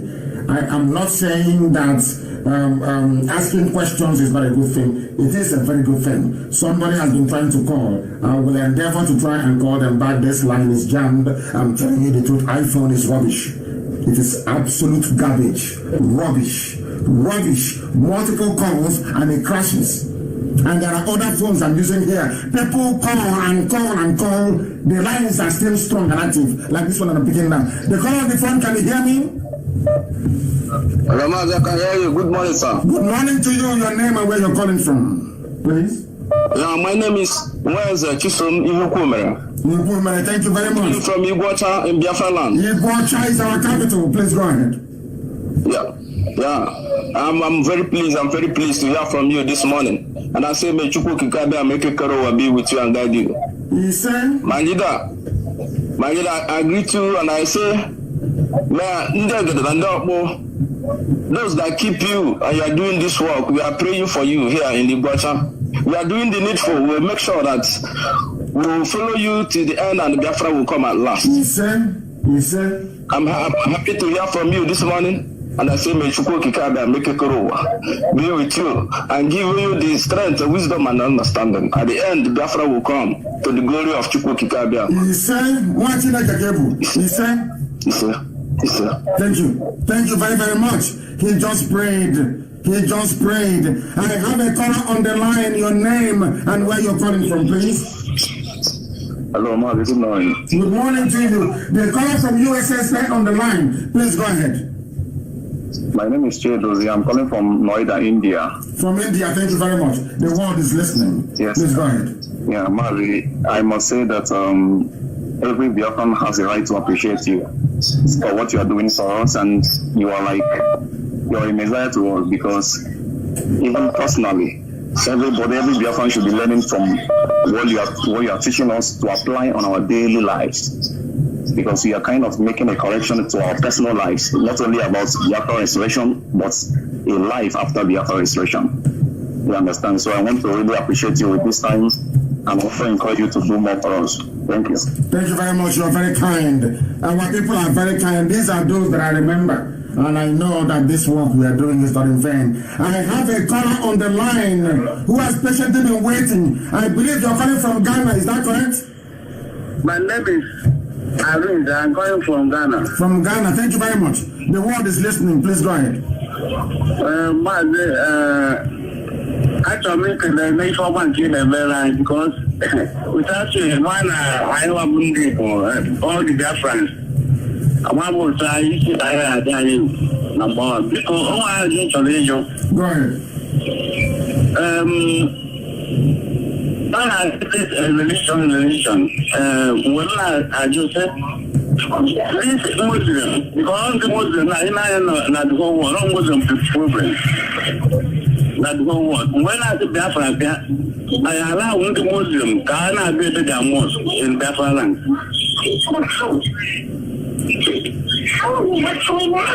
Hello? Hello. There will be mosques everywhere, including Biafra land. There will be, because you cannot stop people from worshiping. They may worship in their homes, but every building, every dimension will be determined by the state, because there will be freedom of worship. So people are allowed to worship. Perhaps you put the problem in the moment, or in our future, in our children. By then, we to another problem in our land, Biafra.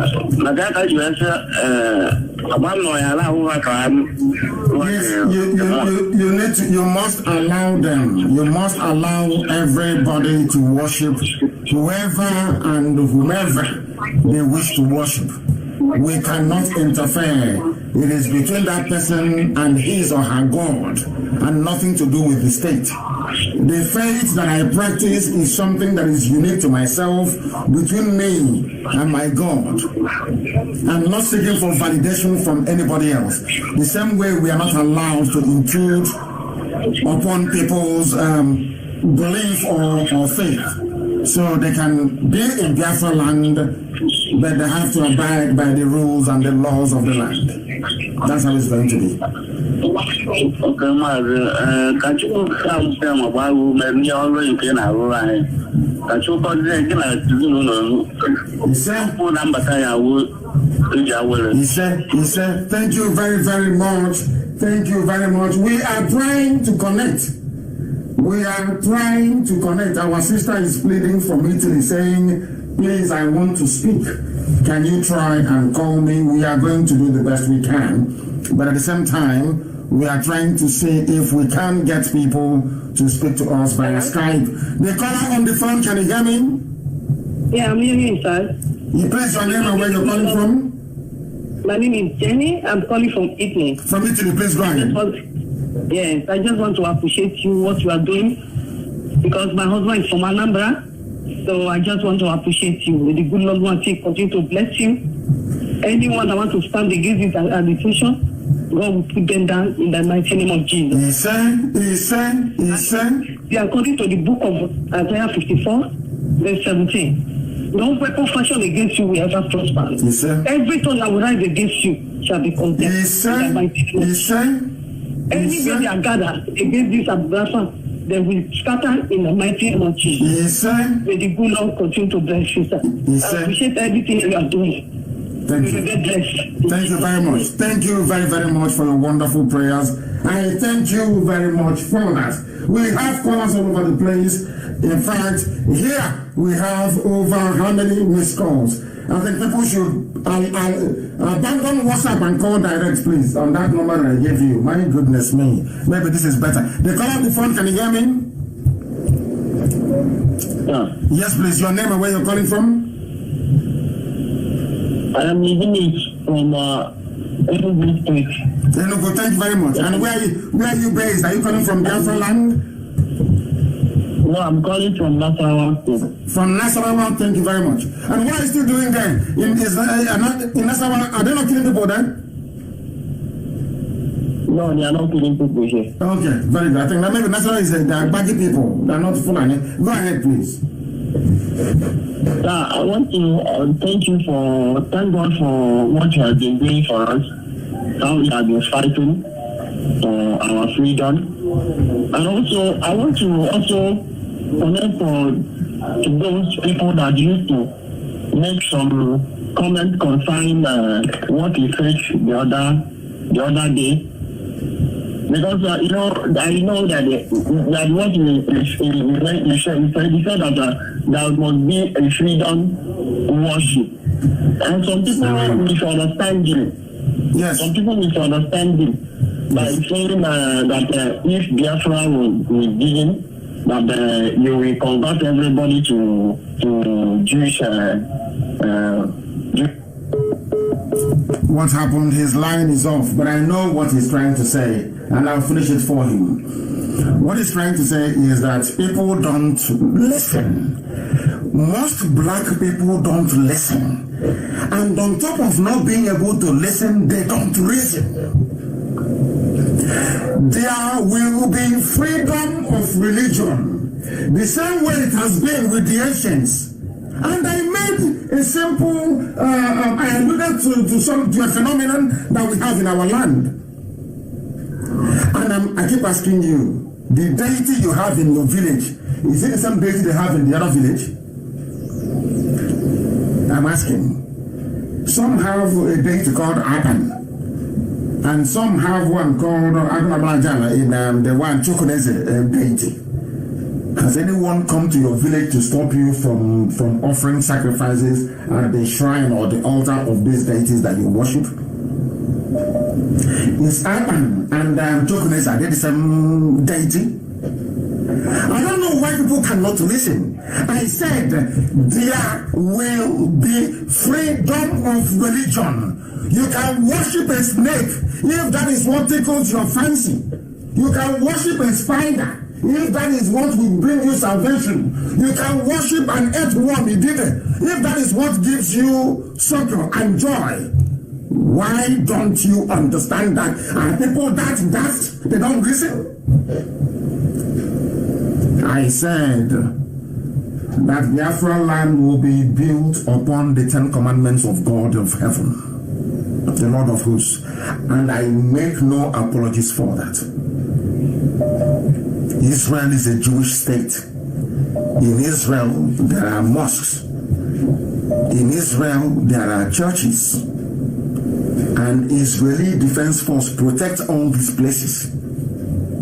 In Saudi Arabia, the state of Islam, I believe they now have churches in some areas. In Kuwait, there are churches. In Oman, there are churches. In Malaysia, there are churches. In Indonesia, there are churches. They've not killed them. In the United States of America, there are mosques. So what is wrong with black people? They cannot reason very well. Any idiot who is bored will come online and start talking rubbish about religion. They don't understand. Because they're stupid and they're very daft. I mean, in our land, do you think that Biafrans are people you can go to and force them to stop doing what they're doing without a compelling reason? That means you don't know Biafra then. You know, that means you don't even know who you are. Why do you think IPOB is formidable? Did we kill anybody? Will we force anybody? Very soon we shall have the largest standing army in the whole of Africa. Is it by force? Is it not volunteering? People volunteer because we are reasonable people. When you convince somebody with a superior argument, they submit to that argument until they find the superior one. These are who we are. These are the people that we are. Not people you can lead sheepishly, and it's impossible. Have you ever heard anybody who practices Judaism going out to force you to worship the God of heaven? I have said it time and time again that every religion comes from one God, indivisible God of heaven. I've said it before. Why don't you actually understand? Who doesn't believe in God in this world? Even the deity in your village, you are asking your deity to please talk to God for you. Even that snake you're looking at, you're asking that snake to talk to God for you. If you're a Christian, you are praying and you're for Jesus Christ to intercede, to beg God Almighty. Or you're asking the Virgin Mary to pray to God. If you're in Islam, you're asking Muhammad to please beg God for you. Everybody calls that one God. Everybody. And you're telling me that we come from Biafra land where we have Tamuna, where we have Abase, where we have Olisa, where we have Jubu. Everybody agrees. And you're telling me to build a nation outside who we are. Our name is Umuchuku. Oh, please, people should stop being very foolish. Let me go to the call on the phone. The call on the phone, can you hear me? I am now coming to you. I'll put you on hold. Can you hear me? Yes, I can hear you, sir. Please go ahead, your name and where you're calling from. My name is Mazi Chadi Kobi Eze. I stay in Libya, but my state, I'm calling from Libya.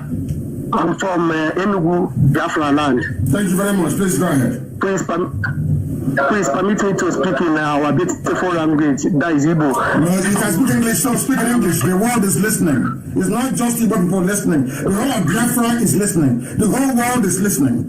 Speak English, please. No matter how you speak it, but speak English. Go ahead. Okay, thank you. I use this opportunity to thank you, my reader. I really appreciate the good work you are doing. Even I'm here in Libya, and I try my best to open a IPOB family. I am the national coordinator. I say, may Chukwu Kikabiyama guide you and protect you wherever you are going, my reader. That's what I have to say this morning. Thank you very much, and you're very kind. We have IPOB family even in Libya. I have somebody who has been waiting on the phone. The caller on the phone, I presume you're calling from the UK. Your name, please, and your precise location, if you may. Yes, thank you very much. My name is Bishop Chikwendo Elowa. Actually, I'm Moyakulaga Aparupu, but I live in the UK.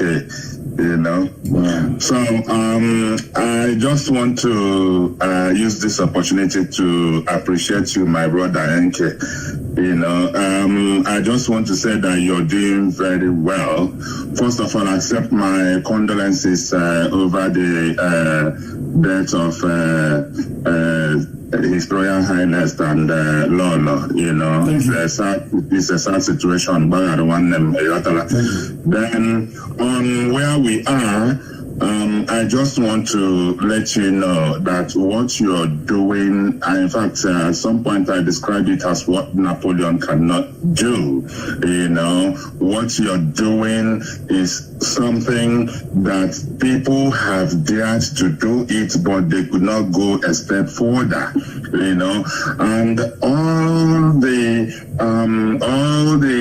people you see as enemies, people who are trying to, put stud on what you're doing, I tell you, it is sheer envy, because they were not able to even move a step ahead of what you're doing.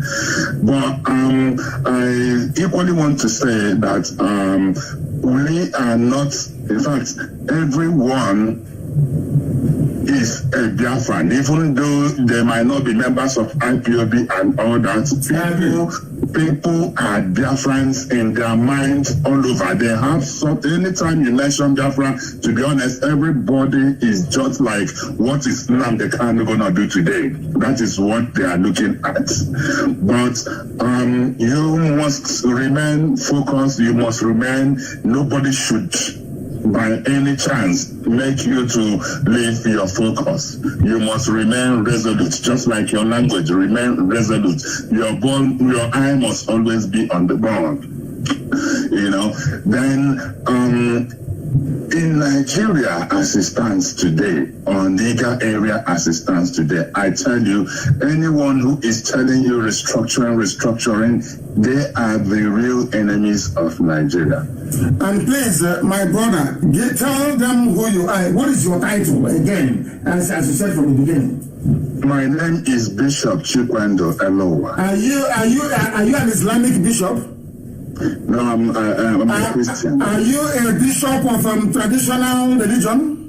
No, I am a Christian. Are you a Jewish bishop?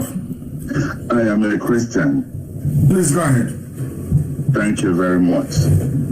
So, the point here is that anyone telling you about restructuring, because the point where Nigeria is today is at the point where everybody, it is either we come down to agree on how to live in that country, or anything else is division. Let us go our separate way and see how far we can, live this life. I was born in that country, raised in that country, schooled in that country. In fact, the state of Nigeria today wasn't what it was when we were born.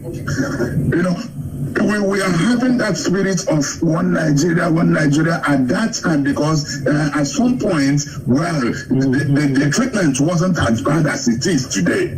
It is now so bad that we must have to sit down, talk about it, resolve it, or part our ways. So I'm tapping at your back to say, you are not accepting anything less than Biafra if there is no way to make sure that we have an equal stake in that country. Let there be Biafra. Please, my brother, more feathers to your wing.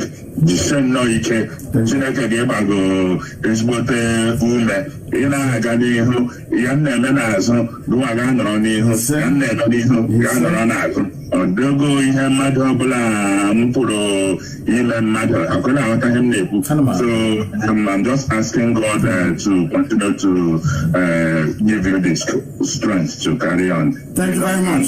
Thank you very, very much. Thank you very much. A brother and a bishop, they call on the phone. Can you hear me? Hello? Yes, please. Yes, your name and where you're calling from. Okay, my name is Prince Alison Azo. I'm calling from Lemetogo. From Abreba. From Abreba, thank you very much. Yes, go ahead. Our Mazen, I'm very, very happy to speak to you this morning. When you can English in the joke, that the Lord will bless you. Yes, sir.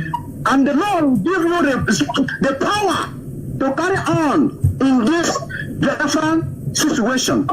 Because I'm going to have people saying, Fulani, Daddy, I'm very, very happy to speak about him. Oh my God. The Lord will protect your family, and the Lord will guide you and your family. Yes, the Lord, the Spirit of God, bless you and protect you. No weapon fashioned against you shall prosper. Yes, sir.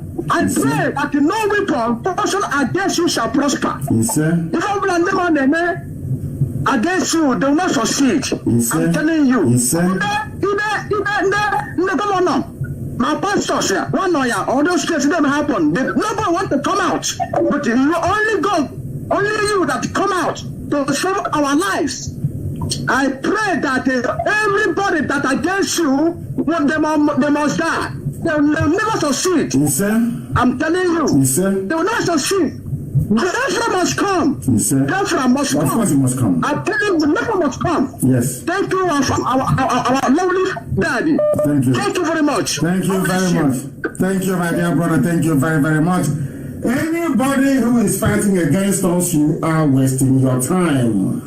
You are wasting your time. You can never ever. People wrap envy and jealousy in criticism. Say, oh, we are trying to be critical. But all they're doing is exhibiting their envy, or should I say their enviousness, their jealousy, and the fact that they are not lamb. You cannot be me, you cannot be born in Afara. I come from Afara, you know what that means. And incidentally, Biafra came to me. I didn't go to Biafra, Biafra came to Okulishobwe, where my ancestors come from. It is not something that the jealousy of people is expected. I love it actually. That goes to show we are doing something right. That is why they try to twist everything that we say. If we say he's black, they say, no, he's white. I saw something that some people were circulating, you will not believe it. You won't believe it. I'll try and see if I can find and read it to you. They said, I'll read it out in the open to tell you what some Igbo people, when they are finding out about it, how desperate they are, and what they have been doing abroad, and how Elohim has been disgracing them comprehensively.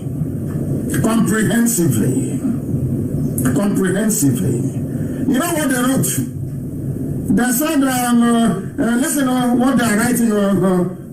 They said it's restricted. There is a 2020 report by the United States Commission for International Religious Freedom, which in the Nigerian section expressly named IPOB as one of the entities levying attacks on places of worship in Nigeria.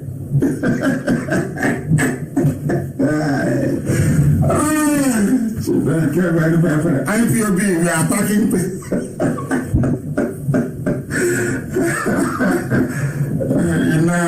You know what? When bribery meets corruption, meets envy, and they meet jealousy, it's a concoction of evil. We are going to deal with the fools. Do you know that anytime I advertise that I'm going to a particular country, Igbo people, Igbo, IGBO, Igbo, they will write to that country, they will connive with the government of the zoo to deny me entry into that country. They told Canada the same thing. Canada told them to go to hell. I traveled to Canada and I went back into the United States of America. That's what they do. Oh, we are fighting. I'm asking you, you claim you are fighting for your people. How come you have not done any live video? You have not given any interview on the fact that your people are being killed? Can't you see the bodies of dead men and women littering everywhere? I don't know what happened to our people that we can no longer reason as we used to do in the olden days. I have no idea what is wrong with us. Somebody says he's a leader of you, he wants to lead you, and he walked past a corpse of an 18-year-old girl raped and killed by Fulani. And when he arrived at the interview, the first thing he talked about is, I don't like the way Nnamdi is doing it, but he walked past a dead body killed by Fulani that Nnamdi is fighting against. And when I see, that is one thing I like about Sabotua is this. Sabo, they know themselves, they gravitate towards one another. Sabotuas, they always converge around one another, making it easier for us to destroy them in one go. They are still congregating, but they can never succeed, can they? I have a caller on the other line. Can you hear me? The caller on the line, can you hear me? Your name and where you're calling from, please. Your name and where you're calling from, if you may. It has come again. Good morning, my dear sister. I want to get you on speaker, if they will let me.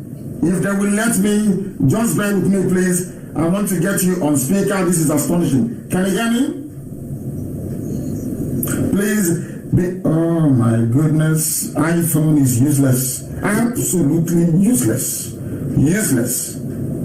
Absolutely useless. They can't even wait. The calls are too much, I'm afraid, and I cannot. Somebody showed it to me, taught me how to stop all these calls from interrupting the one and on, but apparently it's not working. I tried it, it's not working. The calls are too much. Can you hear me? Yes, I'm still waiting, Maz. Thank you very much. I've been able to get on speaker. Please tell us your name and where you're coming from. Okay. Good morning, Mazi. My name is Njideka Biafra. I'm calling from Biafra land. Thank you very much. Go ahead. We are listening. Thank you, Mazi. Honestly, my heart is full of joy for what you have been doing for us. I'm so grateful. I pray that may Abiyama keep you alive for us in the name of Yahshua. So what I want to say is that I don't know, like all these people that have killed and run out of Biafra land, some have been in prison, and you know how Nigerian government works. They don't have law. What are we going to do when Biafra come? Are they going to go back in prison? So that in their next word, they will never dream of killing a human being like them. Anybody who will review every case that is pending, because we also know that Nigeria, the zoo itself, as you quite rightly pointed out, they have no laws.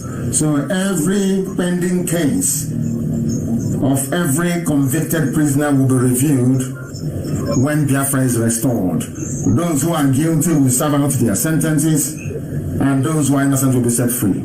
That's what we're going to do. And we are also going to return every Biafran imprisoned anywhere in the world. We are going to make sure that we will send an aircraft to every country on this earth where a Biafran is a prisoner, for them to come and serve out their prison sentence in the land of Biafra. Because in Biafra land, our lives will matter. We will have dignity and we will have honor. Thank you very much for calling. Thank you, Maz. I'm so grateful. I'm so grateful. You're welcome. Bye. You're welcome. Thank you very much. Thank you. Thank you. Thank you. May Elohim continue to bless, sustain, and guide you. We are live and we are direct. With the lines will be closing in the next 5 minutes. In the next 5 minutes, that means we'll be on air for nearly 2 hours. Let me go and take this call. The caller on the phone, can you hear me? Your name and where you're calling from, please. Good morning to you. Good morning, sir. Good morning to you. My name is Emmanuel Okoro. And where are you calling from? From Libya. I'm calling from Libya. From Libya. Thank you very much. Too many Libyan calls today. What is going on? Please go ahead. I'm the zonal coordinator in Musrata, Libya. I don't have any question to ask. I just want to appreciate the good work of yours. Thank you very much. Thank you very, very much. Thank you very, very much. We have a caller on the phone. Can you hear me? Your name and where you're calling from, please. Good morning, sir. My name is Chukuma Chinedu Henry. And where are you calling from, Chukuma? Where are you calling from? I'm calling from Benin Republic. From Benin Republic, please go ahead. Benin Republic, go ahead. Yes, sir. Sir, I just want to thank you for the good work you are doing for Biafrans all over the world. I said, may Chukwu Kikabe my guide and protect you. Yes, sir. I am going through Facebook. I see what so many people have been commenting on Facebook. What are they saying? I don't like gossip. No. What are they saying? Let's touch it here. No, those of them that is sabotaging what we are. What are they saying? What are they saying? Say it. No, they are just saying that Maz said that the pastors are criminals and all these things, and we keep telling them. Did you hear what I said earlier about religion? Yes, that is what the Yoruba media are just. Then you ignore them and you move on, because the truth is constant. Remember what our late eternal leader said. Ojukwu. Remember what Ojukwu said? Yes, sir. Those things Ojukwu said were the reasons why he wanted Biafra in 1966 and 67. Are they not valid today? Of course, sir. Those that fought against Ojukwu, fought against Biafra, are they not suffering today? Yes, they are suffering. Do you know why they are suffering? Yes, sir. Because truth is constant, it never changes. So it doesn't matter how people lie or twist the truth, eventually people will know the truth. And that truth shall set them free. Until the show called Nigeria accepts the truth that Ojukwu spoke in 1966 and 67, they will never find peace. They can dance around, they can do prayer, vigil, all they like.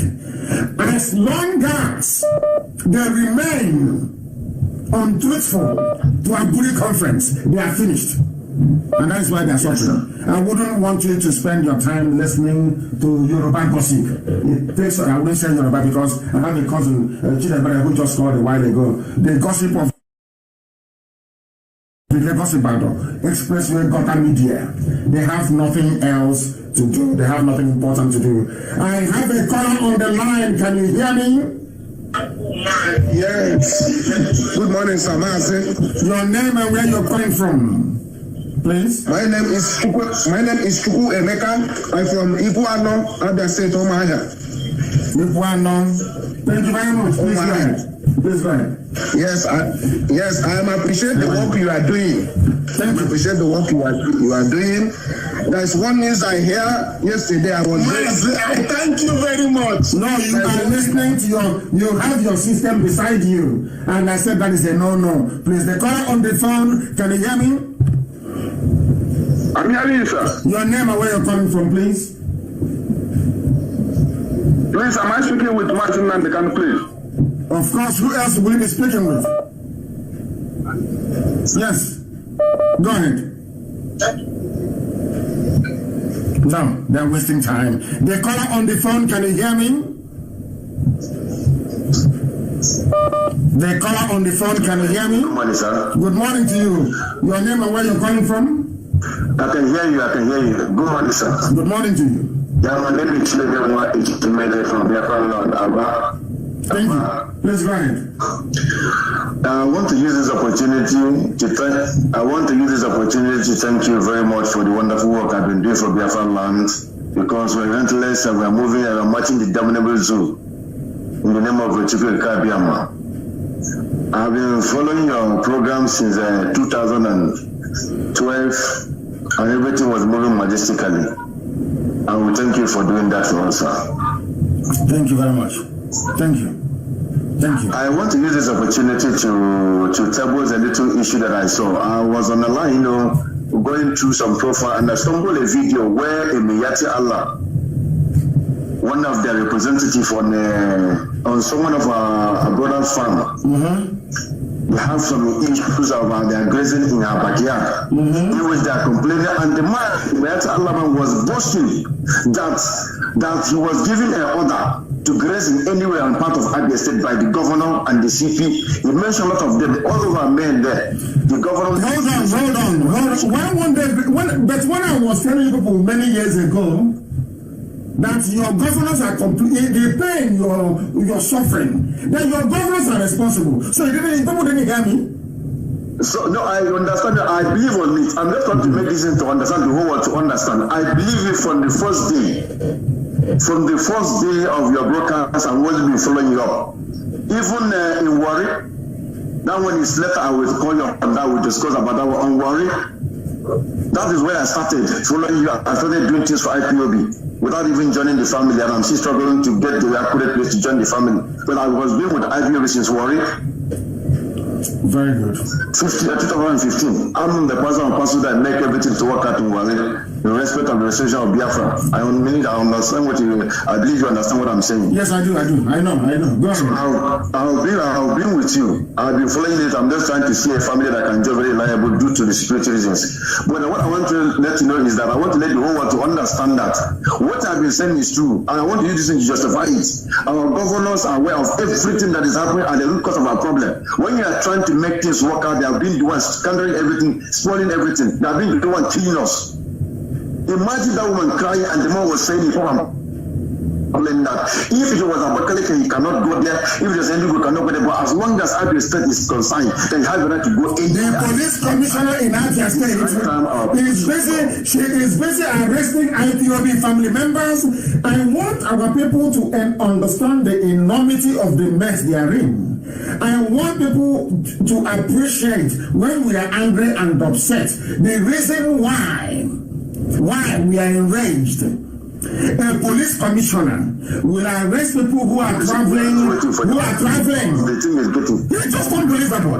The governor said you can dress anywhere you like because they promised him vice presidential slot. The commissioner of police, a woman, destroy all that. Oh my God, I don't know our people. Now this, I don't know if these people are actually good people. I don't think so.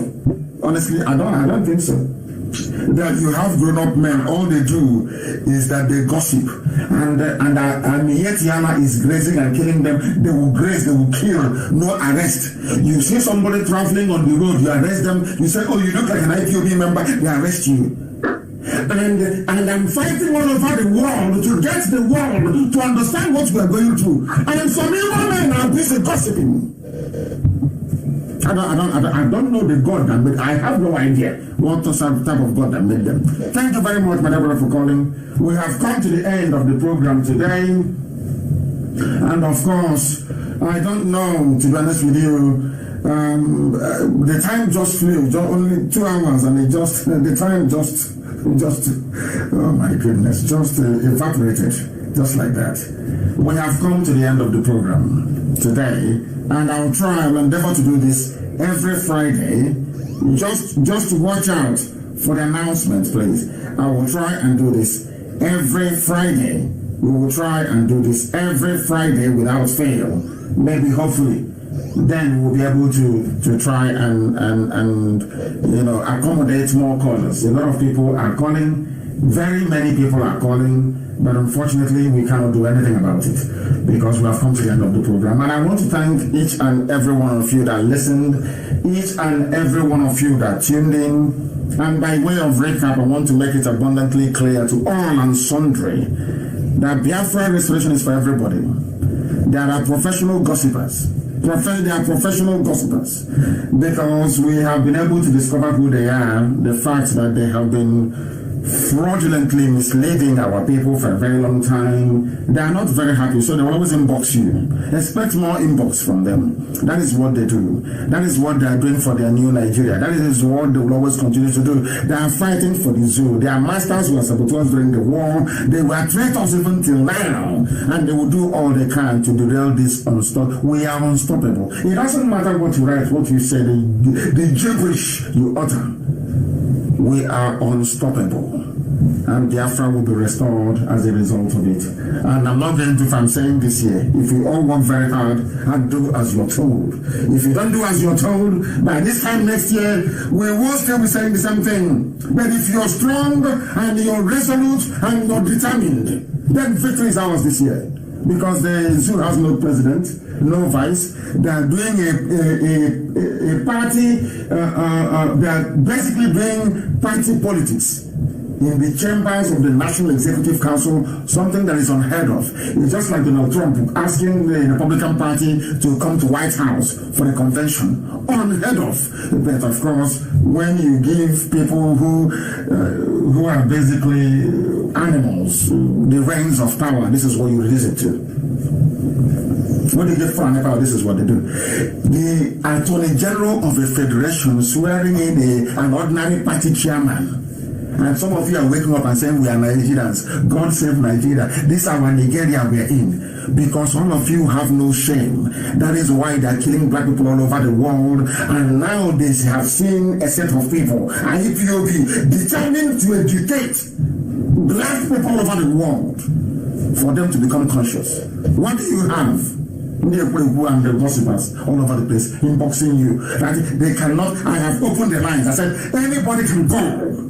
If that, I will do the same thing on Friday of next week. If you know that thing, you stop gossiping like a village cockroach. Come out in the open and debate me, so I can obliterate you once and for all. If you claim you're educated, come out and no calls. Come on air. Next, I'm giving you ample notice 1 week. Come on air. When I'm done with you, your wife no longer cooks food for you again. My people everywhere. I thank the reasonable, sensible people who understand what we are doing.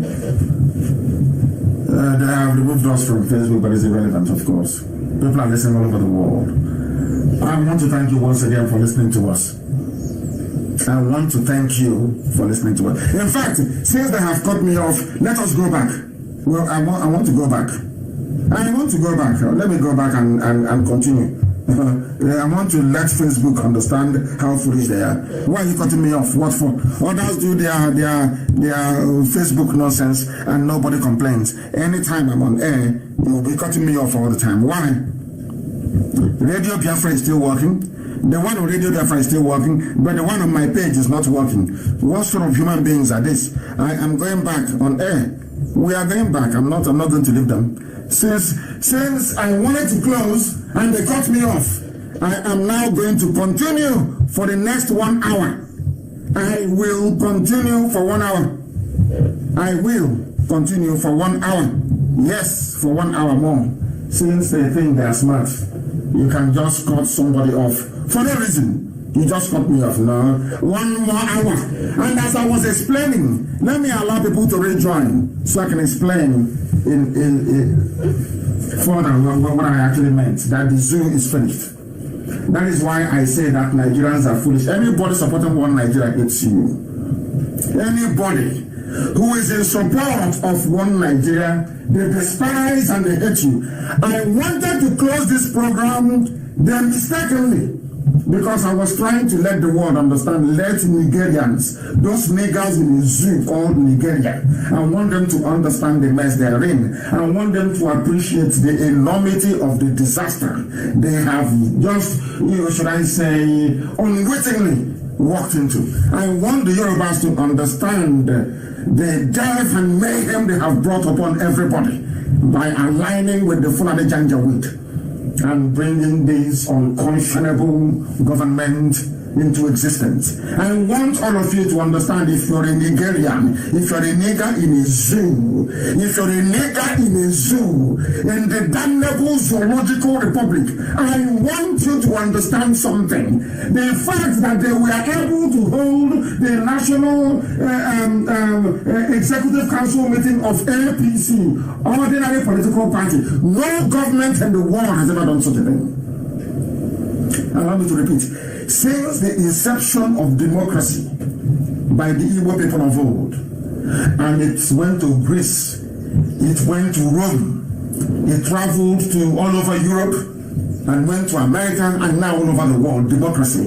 There has, since the beginning of party politics, it is not on record anywhere in human history or living memory that the president or the prime minister of any democratic country that operates a multi-party system hosted his or her political party in the residence of the should I say the government of that very country. Never done before. What happened yesterday, was it 2 days ago, in the zoo with Aisha's boyfriend presiding over the national meeting of APC inside the council chambers, inside the chambers of the country, was the day I realized that, believe you me, an average Nigerian, if you say you're a Nigerian, God knows you are worse than death. You are worse than what is thrown out. You're less than an animal. You are lower than an animal. Quote me right. You are lower than an animal. I'm telling you the truth. You don't know that no government is allowed. How can the Attorney General of the Federation be swearing in ordinary party chairman? And all of you are quiet, waiting for 2023. That is why Biafra cannot be a part of this nonsense. I don't care what they say. I don't care what they say outside. I don't want to keep Nigeria one, so there will be no wider regional destabilization. Pure rubbish. This nonsense that Britain created in the zoo called Nigeria. Britain, will you allow such nonsense in your own country? Great, I'm asking you, you lovers of Fulani killers, you love Fulani? The same thing now that this Janjaweed, the Fulani government is doing, will you allow Boris Johnson to hold the Tory party, the Conservative Party meeting inside Downing Street? Will Donald Trump hold Republican Party convention and in the Rose Garden of the White House? They will burn him alive with White House if he tries it. But only in the zoo. Because you people are not educated. You Nigerians, you did not go to school. You niggers in the zoo, you did not go to school. You know nothing. All you know to do is to gossip. You know nothing. Your brains are empty. What they have done is sacrilegious. It's a sacrilege. It's a sacrilege. They say some people in Israel are facing deportation, which it doesn't have now. I need to help. Who is writing this? Do you know why the person is there in the first place? Nobody can be deported from anywhere unless you have done something wrong. You cannot go to declare asylum. I'm sorry to digress. You can't go to declare asylum with the name Nigeria. And then when they're deporting you, you now remember you're a Biafran. Once you arrive into a country and you want to ask for asylum, tell them I am IPOB, I am a Biafran. That settles the whole case. It's as simple as that. I know that the zoo government is running all over the place, paying huge sums of money to civil servants all over the world of various countries to try to categorize IPOB differently because they have the money. And you know that men are corrupt. White, black, pink, yellow. They are all corrupt. Every ambassador sent to... That is why sometimes they say we're not going to write any favorable recommendation on behalf of IPOB. I said, but I'll keep on saying the truth. Ojukwu spoke the truth. And he lost 5 million of us. Today, that truth is self-evident. So I'm saying, every ambassador you have, the UK High Commissioner to Nigeria, the American ambassador to Nigeria, are all corrupt. They give them money to write rubbish reports. And I'm not surprised in Israel. I preached this a few days ago. Nobody is going anywhere. Nobody will be deported from anywhere. Once you contact the DOS, our Directorate of State, you are not going anywhere unless you committed something or you have a criminal record, in which case we cannot help you. I have explained what I set out to explain, that Nigerians or Nigerians, nigger people of the zoo, that their brains are empty, all of them, from your chief judge to chief justice to your so-called super intellectual, yapping rubbish and inboxing garbage to people. Their brains are empty. In Biafra land, when Biafra does come, I'm sure that IPOB may dissolve, or people will come from various political parties, and you are the prime minister, because we won't have any president, the prime minister, and the prime minister of Biafra, or say the prime minister of Igbo land, or prime minister of Ibibio, or prime minister of Efik. You decide one day that you have the army, you have the police, you can do whatever you like, you can bring your party, you can we'll burn you with inside that building you're in, we'll roast you alive inside that building you're in. God will punish you. That is why we educate our people to know what their rights are. And by the way, in Biafra, the police will not carry any gun. No. And the army will not come out on the street unless Biafra is under attack. Army cannot be, as an army officer, you cannot dress up in army uniform and come outside the barracks. Impossible. Any time you leave the barracks with a civilian.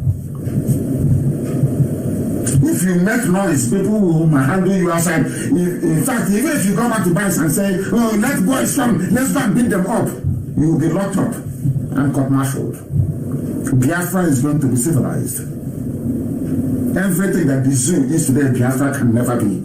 And we are not going to rely on you to do it. We're not going to say, oh, please be nice now. Oh, please don't be corrupt now. Hey, you are stealing. No. We are going to make our laws in such a way that you cannot steal. We are not going to depend on you to be a nice person, to be a nice leader. No. the laws of the land will make you a nice person by force. Do you know why? Because before you contest to be a prime minister or a legislator, you publish publicly your bank account. It will be on public. We will paste it on notice board everywhere. Every contract in your department will be published in the open. Any day the contracts are being awarded, the public will come and observe the tendering process of all the contractors who are tendering. Everything will be in the open. The amount of the contract will be published. Every blessed month, the office of fiscal responsibility will tell the whole nation how much we have, how much we have borrowed, as it is in America. At Times Square, you say how much America has borrowed, how much interest they are paying together with Biafra land. So when the money is in the open, what are you going to steal? When police are not armed, which police are you going to call to go and shoot somebody that criticizes you? It's not going to happen. Because if you even call police to go and do something, police will not respond. And a prime minister of Biafra land or any of the Biafra nations, you can never in your life call police to go and arrest anybody. Never. Now you understand.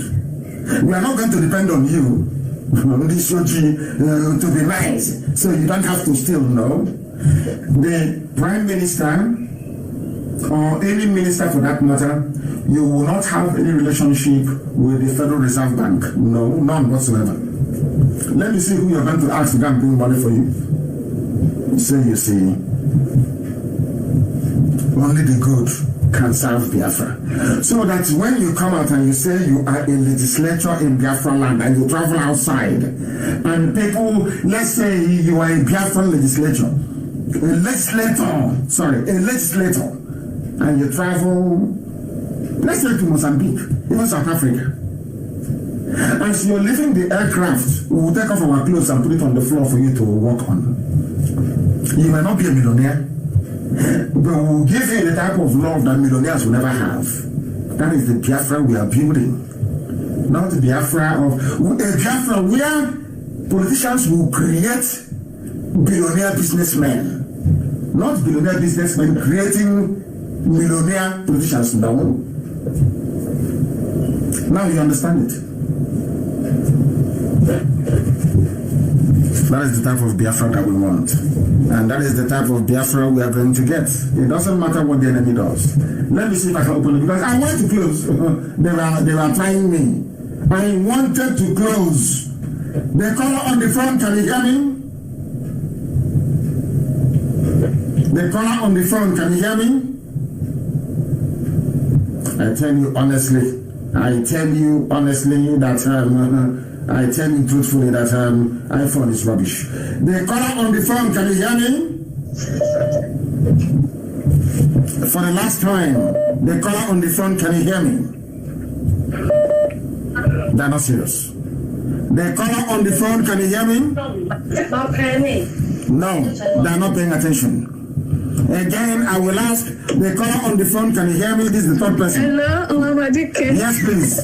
Yes. Good morning, sir. Good morning to you. Yeah, I'm so very happy to speak with you. This is Innocent Ngozi calling from Edmonton, Canada. From Canada, you're calling us from Canada. The world is listening. Please go ahead. Yes, I just want to thank you very much and say God bless you mightily. God bless you richly. Thank you for coming to speak for us, for being the voice of the voiceless. I am so very grateful to you. Eternally grateful. Thank you. Thank you, my dear sister. Yes. Thank you. You're welcome. Thank you very much. Thank you. Yes, sir. I do have a question, sir. Go ahead.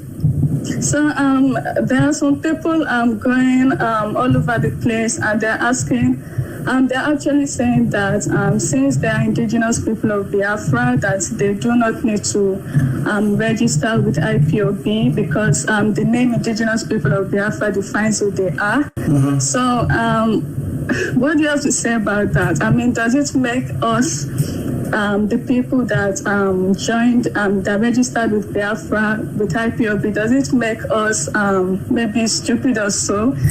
since these people, there are so many, and they're actually a force, saying that since they're indigenous people of Biafra, they do not need to register with IPOB. The thing about it is that remember the saying that many are called, but very few are chosen. Yes, sir. What faith are you? Are you a Christian? Yes, I am. Is Christianity all over the world today? Yes, sir. Is Christianity the largest religion in the world? Yes, sir. How many people followed Christ when he was on this earth? How many disciples? 12 disciples, sir. Are we more than 12 IPOB in Canada at the moment? Yes. Are we up to 12 in Canada? We are more than 12. Exactly. So we are more than enough to restore Biafra. Allow those people, they are very selfish. That is how our people are. It's in their nature to be very selfish. That was why the Janjaweed defeated us. Our selfishness. They say you're suffering and carrying a log, they will help. But any day you start cooking with that firewood you brought, they will all gather. I said I was looking at you and I wanted to help, but I knew you could do it. That's the way we are. Yes. Those of you that identify with IPOB, you are the ones chosen by God. Yes. By Chukokika Biama to do his will, to restore Biafra. All those other Efulefus, they are there to be Efulefu. It's their job. That is who they are. They will never change. Yes. But when Biafra comes, then let me not go too far. I set an example with them. That those people, they are hoping and paying their hopes on. I'm an American. I will go home. Anything they ask me to pay, I'm going to pay it. Yeah. That's what they're saying, isn't it? Then they'll go to Biafra and they'll come. And I said, we will set an example with them. They will start another program in Canada and in America. Biafra Lives Matter. They will start it there. Nobody can stop the coming of Biafra. I can't even stop it. Biafra is coming. Yes. That Biafra will come. Yes. And they will come to do their useless Igbo sense. You know, Igbo man has a stupid sense. He's walking about with. He thinks he's smart and very clever. By the time we finish with them, their eyes will open. Yes. In their next life, they won't be clever. This idiots in Canada, they're in America, and our people are dying. They are killing our mothers and raping them. They are not moved. They are not touched. They are not moved. They want IPOB to go and die, to suffer. This hard war, so that they will come and reap the benefits. That's why I said, God will punish all of them. There are mad people everywhere. Thank you, my dear sister, for calling. May Elohim bless you, guide and sustain you. I have a caller on the line. Can you hear me? The caller on the line, one more time. Can you hear me? They are not up to it. The caller on the phone, can you hear me? No. Let us go again. The caller on the line, can you hear me? Yeah, I can hear you. Good morning, sir. Good morning to you. Your name and where you're calling from? I'm calling from South Africa. My name is Anthony Mitchell. Thank you very much. Please go ahead. Yes, Mazi, I'm very, very grateful for your work. Thank you. Thank you. And can you give us a go ahead order so that we can go and do the job for the South African embassy, Nigerian embassy here in South Africa? I can hear you, sir. Go ahead, please. Go ahead. What did you say? Yeah, I can hear you, sir. No, he is listening to his system at the same time listening to me. No. The caller on the phone, can you hear me? Good morning, Adike. Good morning to you. First of all, I want to thank you for all that you are doing for us. We appreciate you so much, because if God has not given you this function, I don't know what would have happened to us. By now, we would have been Ahmed and Abdullahi everywhere. Honestly, by the way, yes. By the way, my name is Chinna. I'm calling from Istanbul. Istanbul is in Turkey. Constantinople. Yes. Constantinople, yes. Go ahead. Yes. So the actually where they have hold on, is it where they have the pimps? Those selling our daughters in Libya. They run to Turkey and they stay there doing video, waiting for the rest on the check. selling our daughters in Libya to make money to go to. I hope you're not one of them. Are you one of them? Mazi, I am strong IPOB. I've been following you since 2014. You are blessed. And this case you mentioned now is one of the cases I'm calling for. Yes. I want to ask a question. My question is about our oath taking. Yes. When I read this oath, it shook me. I knew how serious and deep it was. And after I took it, I swallowed it. I promised myself that, look, I'm going to abide by this oath. But my question is, why is it that some people, even some that were with you at the leadership, maybe I should mention names like Imam Nesdem and all the rest of them, that took this oath, how come they are walking freely today and they kind of betrayed us? And even the pimp you are talking about, he took oath in IPOB. Maybe people don't know this, but I want the world to know that this pimp in Libya you're talking about took oath in IPOB. Are you serious? Yes. The pimp joined IPOB and allowed him to join IPOB. The pimp joined IPOB. He came with deception. And now we know his true colors. So, is there anything that should be reviewed in our oath? That is number one. My second question, you have already touched it too, but I just want to mention a few things. You have been saying and hammering that neither you nor any member of the leadership of IPOB will take up a political post when Biafra comes. Am I right?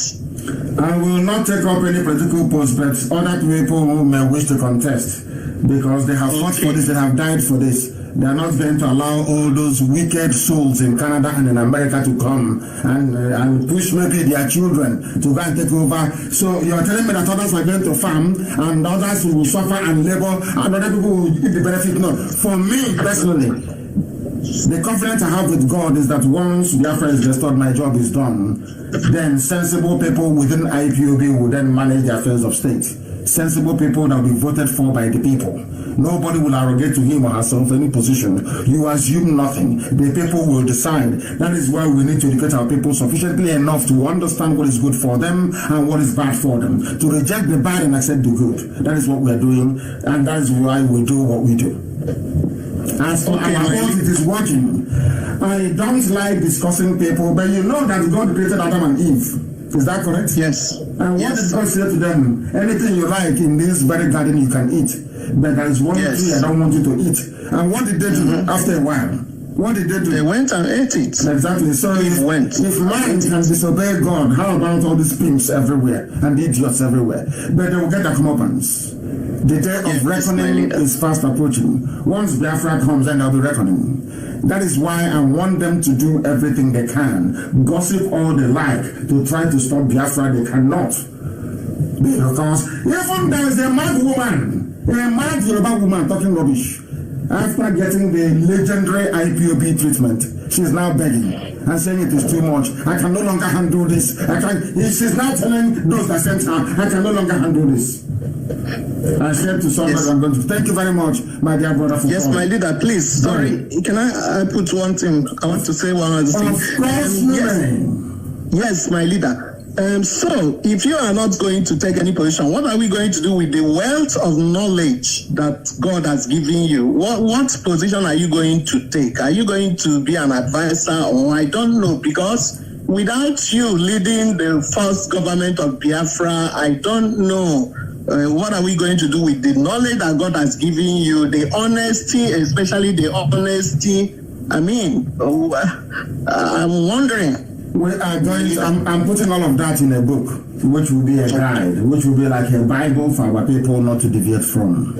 I'm writing that, and that will be my contribution after this. Okay. I'll write that, and that will guide everything we do. We will teach it from nursery school all the way to university, so that we produce generations that will love our land and do everything for us. To understand also that leadership is not about being in power and stealing money and banking it abroad. It's about the sacrifice you make for the well-being of your people. That is the example that we want to set. And that example will immortalize the heritage that IPOB has worked for. And thank you very much for calling. Thank you very, very much. We have somebody on the line. I promised them I'm going to call them. And I will call them. If they are lucky enough, they will pick up. If they pick up, I shall bring them to you. I shall bring them to you. I don't know where he called from. He has been calling consistently. And I did say to him, I'm going to call you back. Maybe he has put the line there. Your name and where you're calling from, please. The caller on the phone. Yes, your name and where you're calling from. Hello, my name is Christian Chukwulunwiwo. I'm calling from Cambodia. From Cambodia? Are you part of IPOB family in Cambodia? Yes, yes, Hamadike one. Go ahead, please. Go ahead. Hamadike, I greet you so much. I'm very, very happy to speak to you today. I'm very, very happy. I swear, I'm telling you today, I'm blessed. I'm blessed today to hear your voice. I'm highly blessed to hear your voice today, Hamadike. You are too much. Thank you. You are even too much, Hamadike. Thank you so much to waking our spirit, to make us to see the light before what we are seeing is dark, but you make us to know who we are.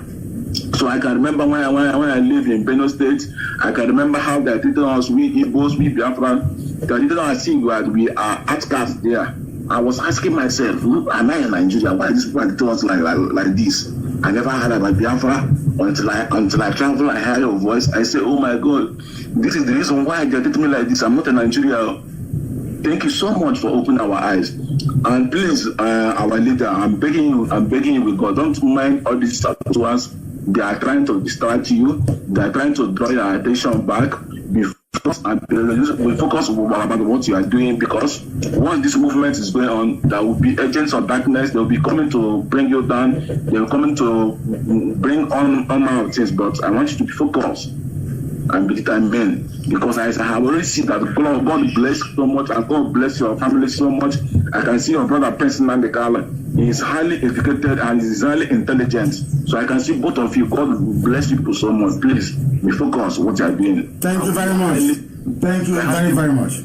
Thank you, my dear brother. Nobody can discuss what is not, what is Sabo. That's from Cambodia. We're everywhere around the world. When I told you before that we are listening to all over the world, I thought I was joking.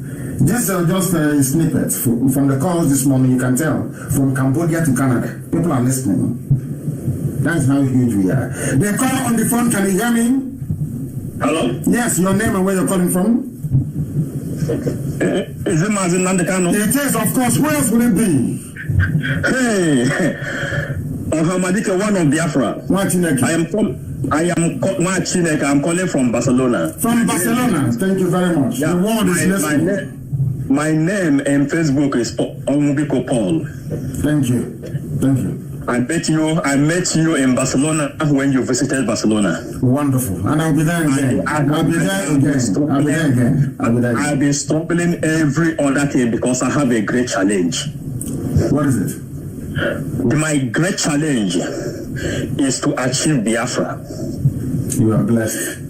Yeah. You are blessed. I heard someone asking you, what are you going to do if you cannot be in the government. We have been carrying campaign. I've been carrying campaign. Singing of holy, holy, holy Nnamdi Kanu is another savior is not a mistake. Neither is it a coincidence. Abia, God's own state, is not a mistake. Neither is it a coincidence. In Jerusalem he dwell, but Abia is God's own state, because all these things have been solved in the realm of the spirit. Nigeria have made the mistake they can ever do in life to give Abia state God's own state, and the Faruku is the Nazareth of our time. That is the Faruku is the Nazareth of Biafra land. The last headquarters of Biafra, the last Biafran capital. My village is my compound. The last Biafran capital is my village. That is it. Afabuku is the Nazareth of Biafran land. Here the Nabodu, the Nabo Guinea. Everything that happened in Israel happened also in Biafran land. We are brothers. I am in this game because when I found you, I tagged you with my father that place so that we can fight this war to the end. And we are. Until Biafra is restored. before I can rest as well. Yes, sir. Of course. Yes. Of course. I am online. I am in full support of whatever that is going on. Thank you very much. If we have to destroy all Nigeria embassy, we destroy it. Or the whole world will try to reserve it as a history. Just like a museum. Once upon a time, this is Nigerian embassy. Yes. But it doesn't exist. Yes. There is, and they keep it there as history, museum. Yes. Because Nigerian flag will soon enter museum where people will read once upon a time. And Nigeria is coming to become like a Babylon that will be eliminated out of this world. It will be. It's gone. The name is gone. Even those that gave them the name, they are ashamed of themselves. I spoke to them yesterday. Some of them are ashamed. So, I said, why did you name them Nigeria? Nigger. That was what Florashaw named the animals she met. Nigeria. And they accepted it. Swallowed the name hook, line, and sinker. Who were your grandfathers before 1897? Nobody can answer that question. What was your name before 1897? Nobody can answer. What was your name before 1914? Nobody knows. Nigeria as a country became existent from 1960. What was your name before 1960? They don't know. Anything a white man says is yeah. Mad people everywhere. I'm going to call somebody else on the line. If they are lucky, they will pick up, because I'm calling them. Our lines are clogged. Everywhere is clogged. Our lines are clogged. If they understand, they will pick up. If they do, we shall bring them to you. If they don't, then we move on. They call on the phone. Can you hear me? Your name and where you're calling from, please. Yes. Your name and where you're calling from. Yes. Hello? I can hear you. My name is Ikech. We're calling from Thailand. From Thailand, thank you very much. The world is listening. Yes, Ohamadike. Go ahead, please. Ohamadike, let them Wikurugi today. Let them Wikurugi. Ohamadike, when you Wiki, carry on. Chineke get the work in the. He said, Ohamadike, in fact, I'm the happiest person in the whole world by talking to you today. You are blessed. Carry on. You are blessed. Bless you for that. Chineke, you are blessed. Everywhere from Barcelona to Thailand, they wonder how we managed to do it. And I said to them, because Biafrans, we love the truth. It doesn't matter if you're from Asia. It doesn't matter if you're from Benin. It doesn't matter if you're a Wanke. It doesn't matter if you're Shikri. It doesn't matter if you're Urobo. It doesn't matter if you're Isoko. It doesn't matter if you're Ezon. It doesn't matter if you're Ibibi. It doesn't matter if you're Anang. It doesn't matter if you're Efik. It doesn't matter if you're Igbo. It doesn't matter if you're Ijaya, Mekoi. It doesn't matter if you're Idoma. It doesn't matter if you're a Ghana. It won't even matter if you're Igede. It doesn't matter at all. Only one thing matters: truth. The reason why you hear callers from all over the world, from Colombia, from Cambodia, from Canada, from Catalonia, from Thailand, from everywhere you can dream of, is because they love the truth. We are the only people that have this in the whole of Africa. The only people. The only thing you need to organize our people is to be truthful. That's all. Once you speak the truth, any Biafran anywhere will acknowledge what you're doing.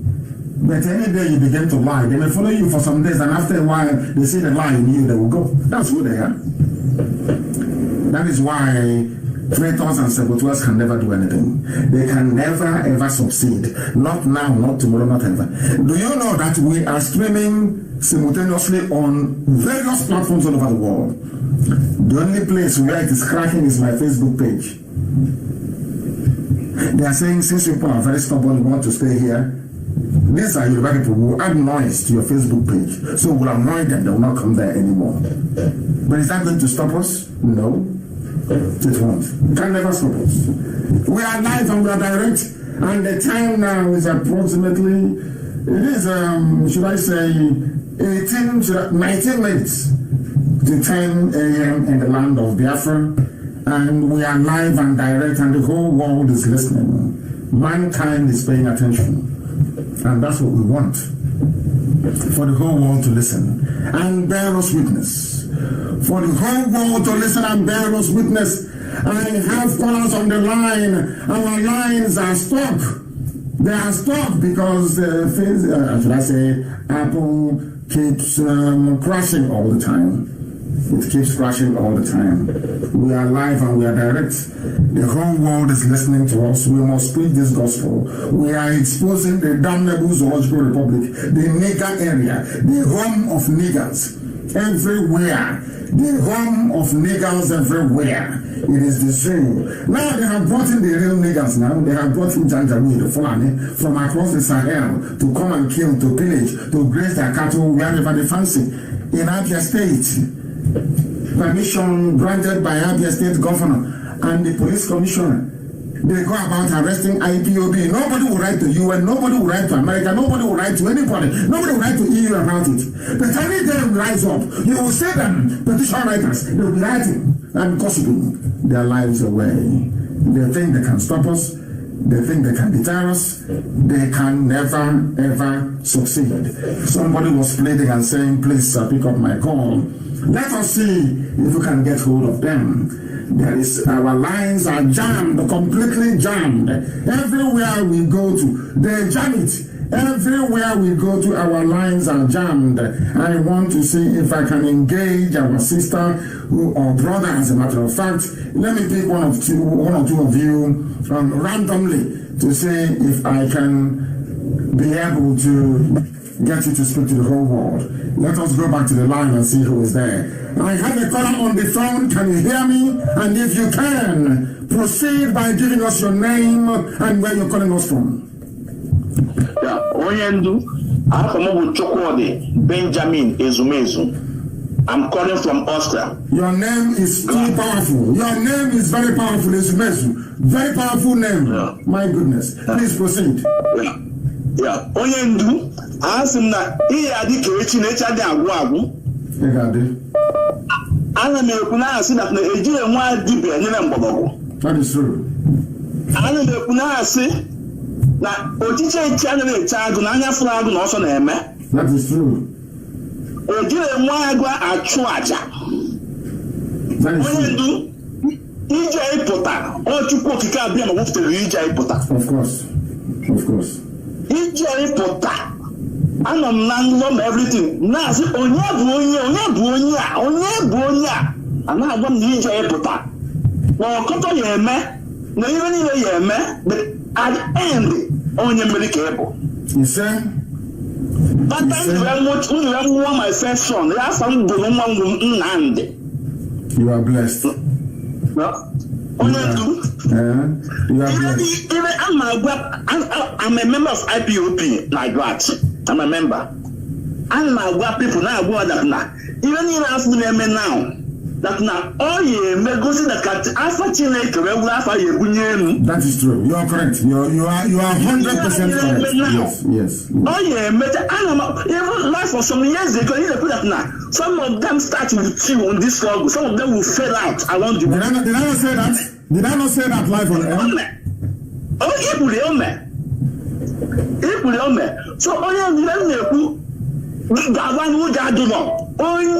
onye so na azu we will be uchukwu okike abịama. Of course. No? I'm making na fa ndị IPOB grants Oscar.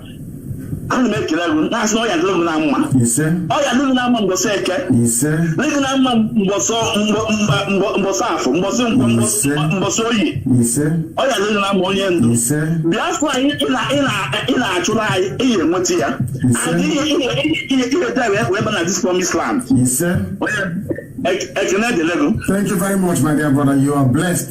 Thank you very, very much. I am trying to sort out. There are people. They have been trying to call, but they have not managed to make it. Let us go to one of them and see. I think they are trying to call back. They are trying to call back. I wish they can stop and pick my call. That will be a lot better. I have another caller on the line. Can you hear me? Your name and where you're calling from, please. Can you hear me? The caller on the phone, can you hear me? Yes, Daddy, good afternoon, sir. Good morning from here. Your name and where you're calling from, please. Yeah, my name is Ezenwa Chukwuma Henry. I'm calling from Indonesia. Indonesia. I was there many years ago. Thank you very much. Please proceed. Go ahead. Yeah, I have been calling for more than 2 hours now. I've been calling for more than 2 hours. Please go ahead. To hear the anointing voice from the God. Daddy, my prayer for you is that your oil of your hair shall never be dry. You say? The power that God gives to you to deliver us, Biafra, the power shall multiply and you shall live long. You say, I need you. No power shall harm you and no power shall stop you because God Almighty have stand you and ordained you to deliver us. And we all Biafra, we all indigenous people of Biafra, we behind you. Whatever you said, your instruction must be followed all over the world. Anytime you're on the air, we are very happy to see you. My calling from Indonesia and from Anambra State, we have a local government, I'm very happy, and my prayer for you is that the Biafra shall come, and you, as you said now that you have registered everything on book, because if I might say, I would say you should take let you lead us a little before we shall. No, I would not, my dear brother. I do seriously and humbly appreciate what you're saying, but I cannot, and I will not. That wasn't the covenant that I made with the Most High. I have suffered too much. I have lost a lot in this very effort. I want to be able to breathe a little bit, before I am called, to life eternal. So it is very, very important that we train enough people, enough generation to be able to run the affairs of state in the land of Biafra. Not just Biafra, because we are going to run a very unique constitution. Very, very unique. And for that very reason, we have to make sure, please, that we train the right people to do the job. I have a caller on the line. Can you hear me? Your name and where you're calling from. Hello, Mazi. Good morning, sir. Good morning to you. My name is Chukwuma Frank Obiefuna. Where are you calling from? I'm calling from Libya, Tripoli, capital. Thank you. Please go ahead. So I want to thank you on your good work for our people. And I want to thank our deputy, Mazi Uchemefo, for the good work he has been doing for us. Thank you, sir.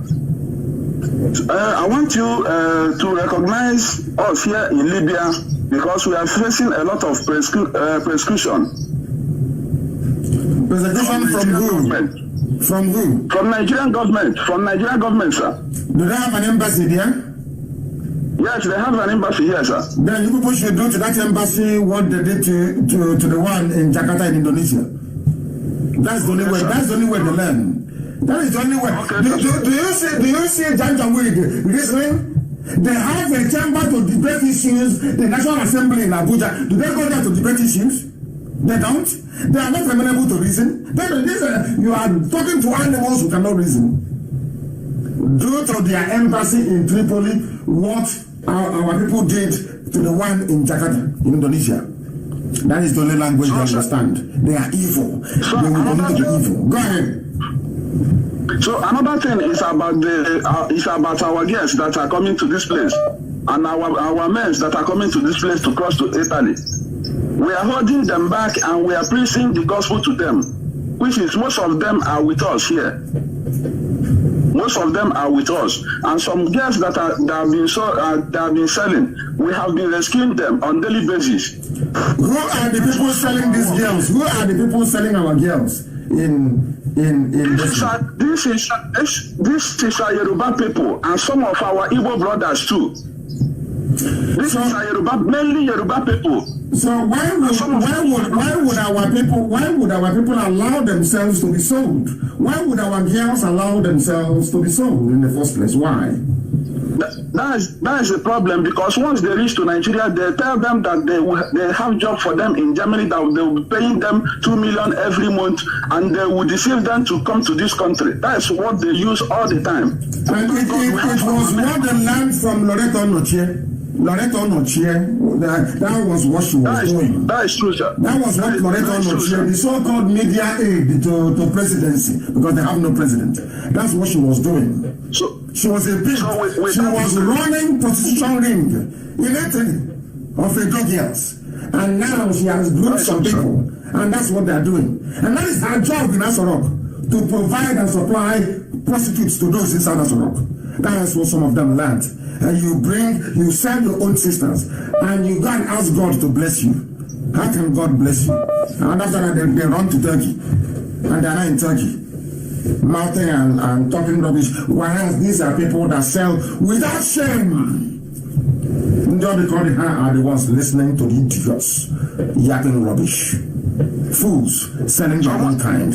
Very sad indeed. And I do thank you very much for calling. I have a caller on the phone, your name and where you're calling from, please. The caller on the phone, your name and where you're calling from. Yes, go ahead. I'm calling from Onitsha. Thank you, go ahead. Mazi, I just want to thank you for the good work God is using you to do in our lives, because without you, a lot of us would have been sleeping in our slumbers, honestly speaking.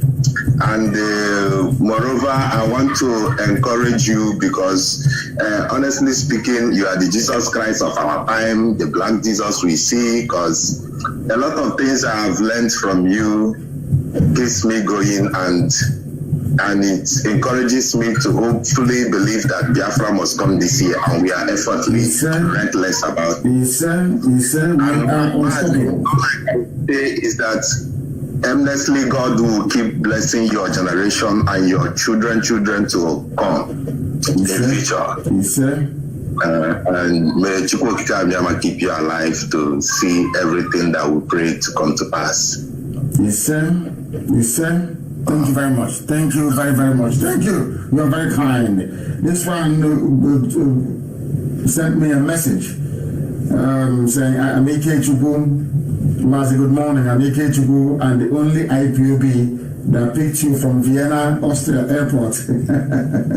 I am blackmailed for being IPOB and a Biafran by my ex-wife and Slovakia police. I would like to share this problem with you. I am going to accept you, and we are going to deal with this problem together after this very program. We are going to deal with your issues after this program, because what is happening to you shouldn't be happening. And I'm sure, and I do hope that you are the one who is on the right track, so to speak, who is on the side of right. Very, very important indeed. We will deal with your issues after this program. I have acknowledged that. And the time now is 9:55 in the morning, which is 5 minutes to 10. And unfortunately, I would say we have to bring the program to an end. We are going to continue next week, Friday, to take call.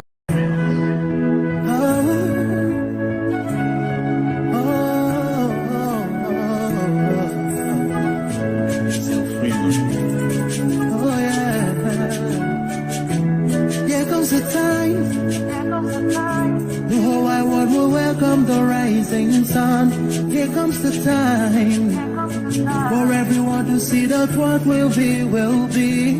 This is the time for you and I to stand together as one. Yeah, they will know.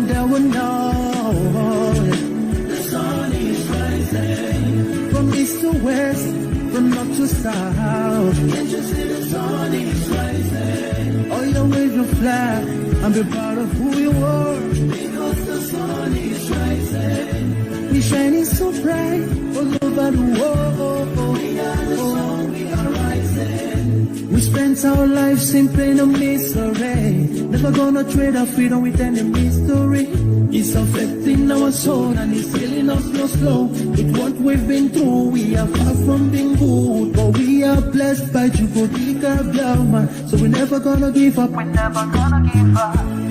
There'll be light in the end of a tunnel. It will shine so bright all time. The whole wide world will embrace us.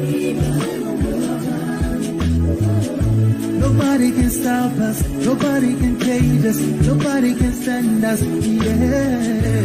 They will know, they will know. The sun is rising, from east to west, from north to south. Can't you see the sun is rising? All your wave your flag, and be proud of who you are. Because the sun is rising, we're shining so bright, all over the world. We are the sun, we are rising. Windows and curtains, green lights be revealing. When I think about how blessed we are, goosebumps all over my body. Sunrise to the clock strike, black strange crossing gray stripes. Clashes upon clashes, many lives turn to ashes. When I ponder and reminisce, the actions I see in Alice. Blood on the ground, this is how we fly. Our beautiful flag, all around the world. Blood on the ground, this is how we fly. Our beautiful flag, all around the world. We go carry the cross together, we walk through to Zion. We stumble, we'll rise. How the victory was done.